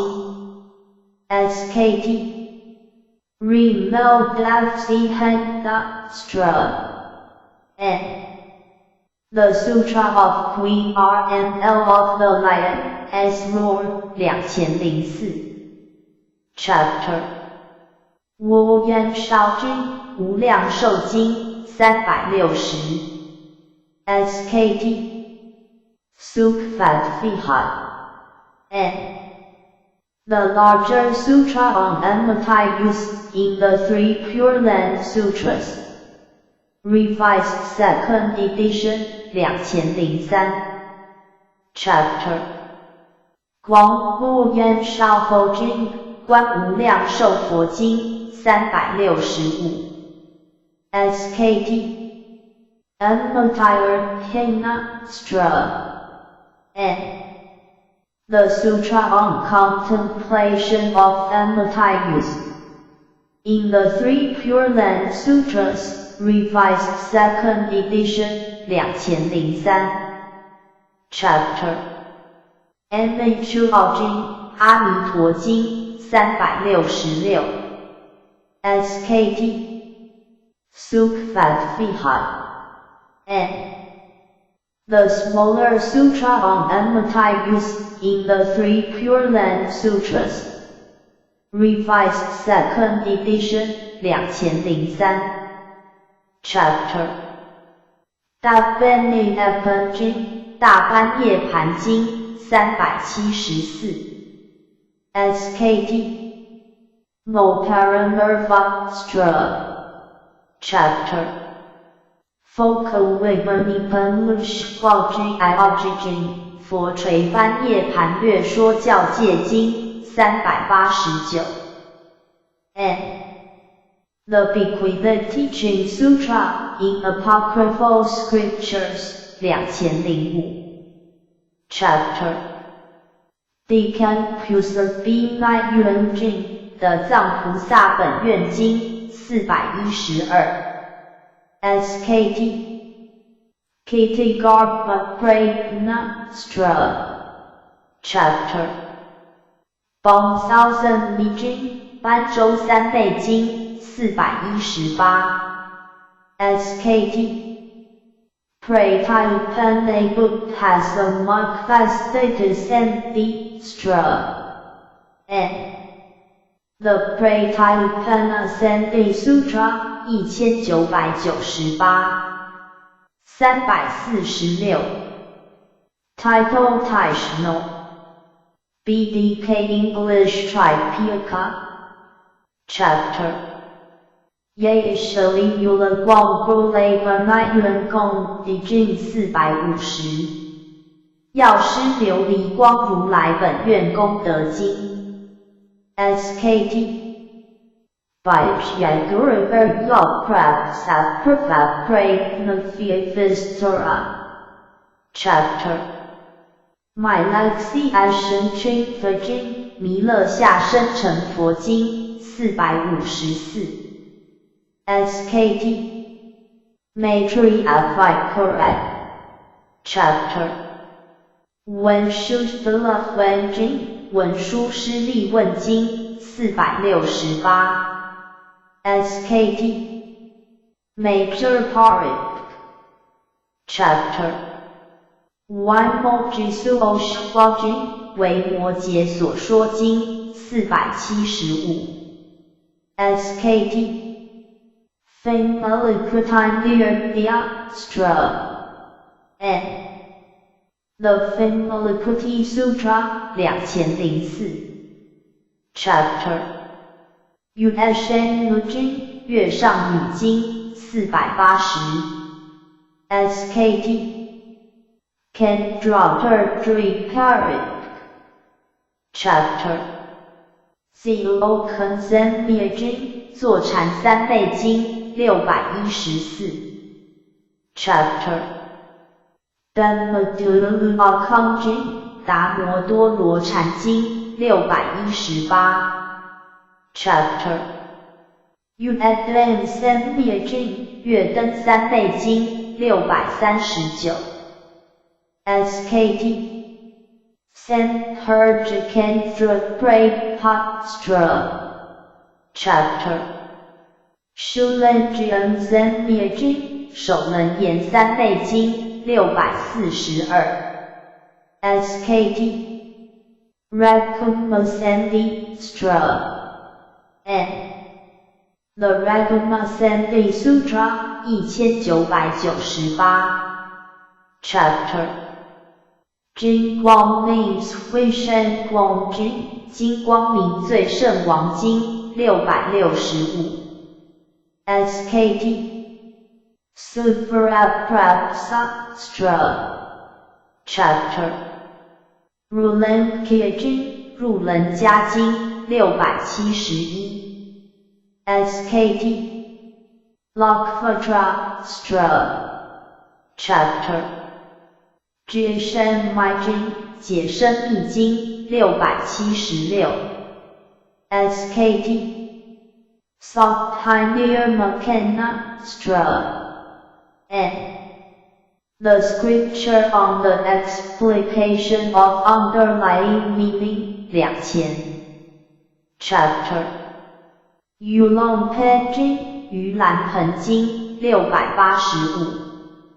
SKT Alempana N The Alempana Sutra in Apocryphal Scriptures 2005 Chapter 42圣经42章经784 N The Sutra of 42 Sections in Apocryphal Scriptures 2005 Chapter 大分广概圆传写的罗要易经大放广圆觉修多罗了易经842 N The Sutra of Perfect Enlightenment in Apocryphal Scriptures 2005 347 Title Taishno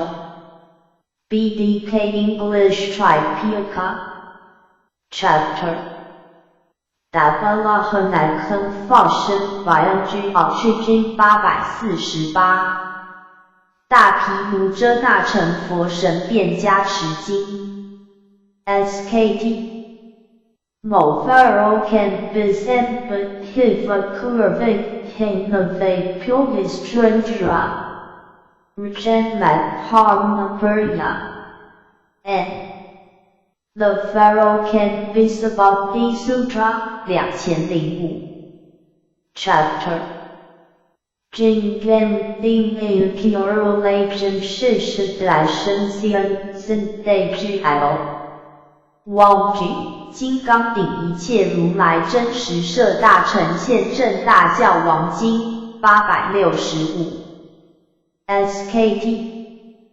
Sarvatis Jatatat Face a Great Mahim Bisamahyo Malapergia N The Adamantine Pinnacle Sutra in 2 Esoteric Sutras 2001 Chapter Successive Genealogy 苏西的杰罗经893 SKT Suzik Hikaramatan Trustlanapika Pala N The Suzik Hikara Sutra in 2 Esoteric Sutras 2001 Chapter 摩登经摩登伽经1300 SKT Textra Chapter 摩诃僧祇律摩诃僧指律1425 SKT Moskika Phanea Chapter 塞分律四分律1428 SKT Dharmagoptaka Phanea Chapter 宣知恩律毗婆沙善见律毗婆沙1462 Please Semantic Stick Chapter 梵文经梵网经1484 SKT Brahmajala Chapter 优婆塞经优婆塞戒经1488 SKT Apsakala N The Sutra on Apsaka Precepts 1994 Chapter 每felden会经 Javatisha 妙法莲华经优波提舍1519 SKT Sadharma Puraka Buddhism Chapter 世尊毗婆沙论十住毗婆沙论1521 SKT Dabbaika Vibite Chapter fo-dic 经论佛的经论1530 SKT Buddha Mistra and The Interpretation of the Buddha Land 2002 Chapter Apidamoksha 阿毗达摩俱舍论1558 SKT Apidamoksha 348 Title Taishno BDK English Tripitaka Chapter 宗论中论1564 SKT Madhyamaka Chapter 瑜伽师代论瑜伽师的论1579 SKT Yoga Chapter 均观论成为实论1585 and Demonstration of Consciousness Only in 3 Texts on Consciousness Only 1999 Chapter What is Ascension on Song 为13论颂1586 SKT Triad and The 30 Verses on Consciousness Only in 3 Texts on Consciousness Only 1999 Chapter What is Ascension为20论1590 SKT fo-dic and The Treatise in 20 Verses on Consciousness Only in 3 Texts on Consciousness Only 1999 Chapter 摄大乘论摄大乘论1593 SKT Mahinasagraha and The Summary of the Great Vehicle Revised 2nd Edition 2003 Chapter 百恩松辩论辩中辩论1600 SKT Madhyamaka Chapter Doctrines from G.N. 经论大乘庄严经论1604 SKT Mahinasagraha Chapter Doctrine Chingtai 论大乘诚业论1609 SKT Karma's Hippocratic Chapter 至今 I can Beoxing 论就近一乘宝性论1611 SKT Ratnagatra by Mahinatartantra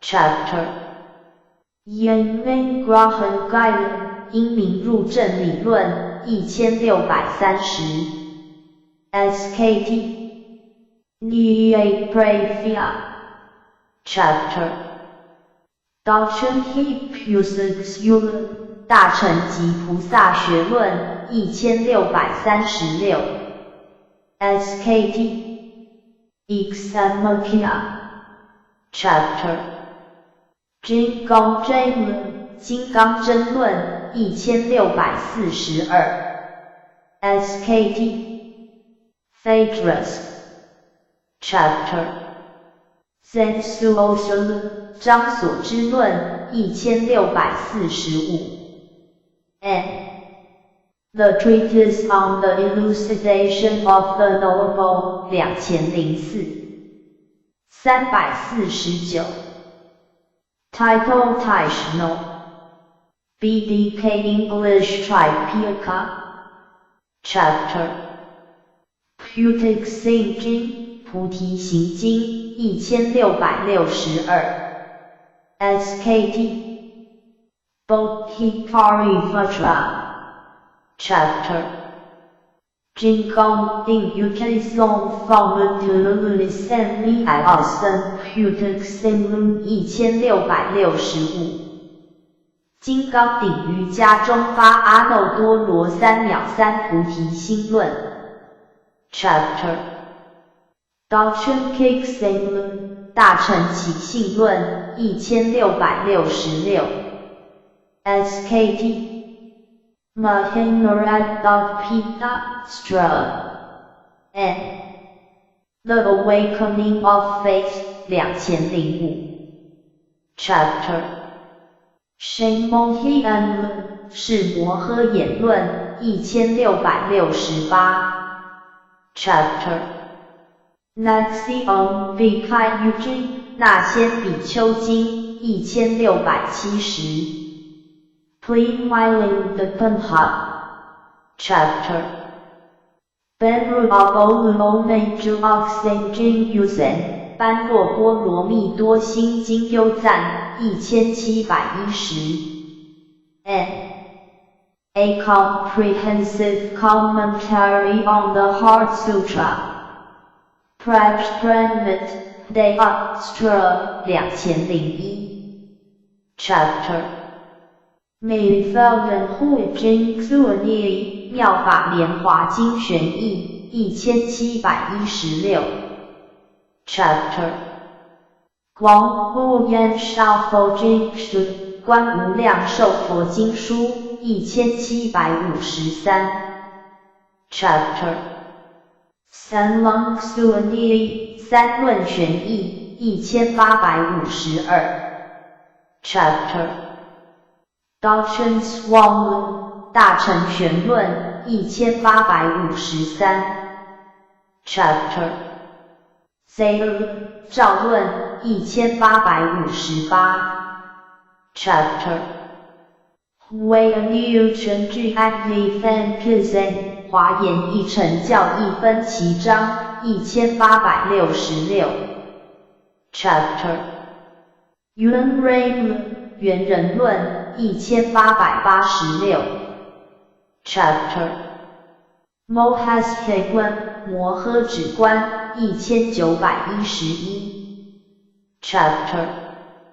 Zioxistic 论 Zuokenfeiao 修习止观坐禅法要1915 Chapter Taser 句 Agni 天台四交仪1931 Chapter Qking Bal 国清百录1934 Chapter Zhen Zulinji Vizao Kens Haiwu 郑州临济会照禅师语录1985 N The recorded sayings of Linji in Three Chen Classics 1999 Chapter 佛苦有那全是的言论佛果还悟禅师必言录2003 N The Blue Cliff Record 1998 Chapter 无门关无门关2005 N Women Escaped in Three Chen Classics 1999 350 Title Taishno BDK English Tripitaka Chapter 来自太师非非欧天经六祖大师法宝坛经2008 N The Platform Sutra of the Sixth Patriarch 2000 Chapter 6 信心名2010 N. The Faith Mind Maxim in 3 Chain Classics 1999 Chapter Huang du Angikens Hishong Xin Fei Ao 2012类黄檗山断记禅师传心法要 N. Essentials of the Transmission of Mind in Zen Texts 2005 Chapter永居 Option Day Option 永嘉正道歌2014 Chapter Trixie Yu Bei Zen King Gui 世修百丈清规2025 N. The Basehand Zen Monastic Regulations 2007 Chapter Yu Biu Zong Glong Lun 异部宗轮论2031 SKT 三昧黑道不绕可难逃快 N. The Cycle of the Formation of the Systematic Doctrines 2004 Chapter A. Wong Jing 阿育王经2043 SKT A. Okfagna N. The Biographical Scripture of King Asoka 1993 Chapter 马明菩萨传马明菩萨传2046 N. The Life of Philwa Bodhisattva in Lives of Great Monks and Nuns 2002 Chapter 龙树菩萨观龙树菩萨传2047 N. The Life of Angrajuna Bodhisattva in Lives of Great Monks and Nuns 2002 Chapter 婆娑盆多法师传婆娑盘斗法师传2049 N. Biography of Dharma Master Vaisabenhu in Lives of Great Monks and Nuns 2002 Chapter Dayton Dacian Season Can Fashion 大唐大慈恩寺三藏法师传2053 N. A Biography of the Tripitaka Master of the Great Cin Monastery of the Great Han Dynasty 1995 Chapter J.O. Sen Chuang 高僧传2059 Chapter 百 K Yunai Shuang 比丘尼传2063 N. Biographies of Buddhist Nuns in Lives of Great Monks and Nuns 2002 351 Title Taishno BDK English Tripitaka Chapter J.O. Sen Faxian Chuang 高僧法显传2085 N. The Journey of the Eminent Monk Faxian in Lives of Great Monks and Nuns 2002 Chapter Dayton Zug 大唐西域记2087 N.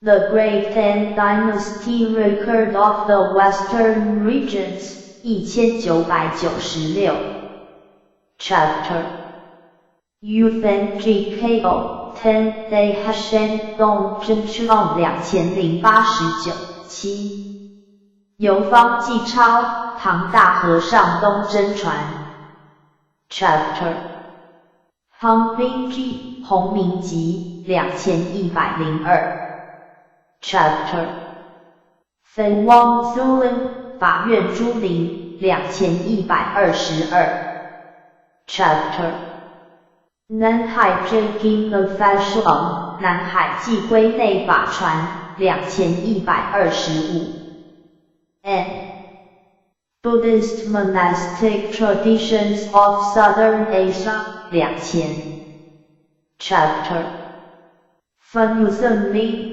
梵语杂名2135 JP Shmongji's Home 圣蛮经义书2185 JP UI Make Show 为摩经义书2186 JP Hockey Show 法华义书2187 JP How New Ocean Haiken 般若心经密鉴2203 JP Day House Kunjush 大乘法相严神章2309 JP Gong J Keku Mu SH 观心觉梦超2312 JP Rishki 律宗纲要2348 and The Essentials of the Vinaya Tradition 1995 JP Tendai Hukushkish 天台法华宗义集2366 and The Collected Teachings of the Tendai Lotus School 1995 JP Candide 显戒论2376 JP Sofgakushiki 山家学生事2377 JP His Haiku 秘藏宝药2426 and The Precious Key to the Secret Treasury in Shenzhen Texts 2004 JP Bentham Maitsuna Kairen 变显密二教论2427 and On the differences between the exoteric and esoteric teachings in Shenzhen texts 2004 352 Title Taishno BDK English Tripitaka JP Sakush J Butsuji 及生成佛义2428 and the meaning of becoming a Buddha in this very body in Shenzhen texts 2004 JP Shijiskai 生字实相义2429 and the meanings of sound, sight, and reality in Shenzhen texts 2004 JP OMGG 欧字义2430 and the meanings of the word H in Shenzhen texts 2004 JP Goring Eugene made him made such I could 五轮九字明秘密事2514 and The Illuminating Secret Commentary on the Five Chakras and the 9 Syllables in Shenzhen Texts 2004 JP Meitsugong and Hatsuro Sentiment 密研院发录忏悔文2527 and The Mitsugomen Confession in Shenzhen Texts 2004 JP Keisen no Kokuro 新禅护国论2543 and A treatise on Latin and flourish to protect the state. Insane texts 2005 JP Full-Consonant 普劝坐禅仪2580 A universal recommendation for truism. Insane texts 2005 JP Strengths 正法演藏2582 JP Salsoniki 坐禅用心记2586 Advice on the practice of Zazen in Zen texts 2005 JP Senchak Hong Anan Busash 选择本愿念佛集2608 Senkaku Hongan Nembutsu SH A collection of passages on the Nembutsu chosen in the original file 1997 JP Kanjei Dao Shenjitsu Kaiji门入一显净土真实教行正文类2646 Kaiji Shinsh on Teaching, Practice, Faith, and Enlightenment 2003 JP Tanish 汉译超2661 Tanish Passages Deploring Deviations of Faith 1996 JP Reinforcement of Fumi 莲如上人玉文2668 Reinforcement of Fumi The Letters of Renia 1996 JP JYSH 往生要集2682 353 Title Taishno BDK English Tripitaka JP Rishenko Kura 立正安国论2688 Rishenko Kura or the Treatise on the Establishment of the Orthodox Teaching and the Peace of the Nation in two Nichiren texts 2003 JP Kaimokush 开幕超2689 Kaimokush or Liberation from Blindness 2000 JP Kenjin Hongsensh 观心本尊超2692 Kenjin Hongsensh or the most venerable one revealed by introspecting our minds for the first time at the beginning of the fifth of the 500-year ages in two Nichiren texts 2003 Chapter 分母恩颂经父母恩重经2887 The Sutra on the Profundity of Filial Love in Apocryphal Scriptures 2005 JP Hashka 八宗纲要 Extra Canonical The Essentials of the Eight Traditions 1994 JP Senshki 三教指挥 Extra Canonical JP Mapmiki 末法灯明记 Extra Canonical The Candle of the Latter Dharma 1994 JP J Shikik 17条宪法 extra-canonical 354 Title Traditional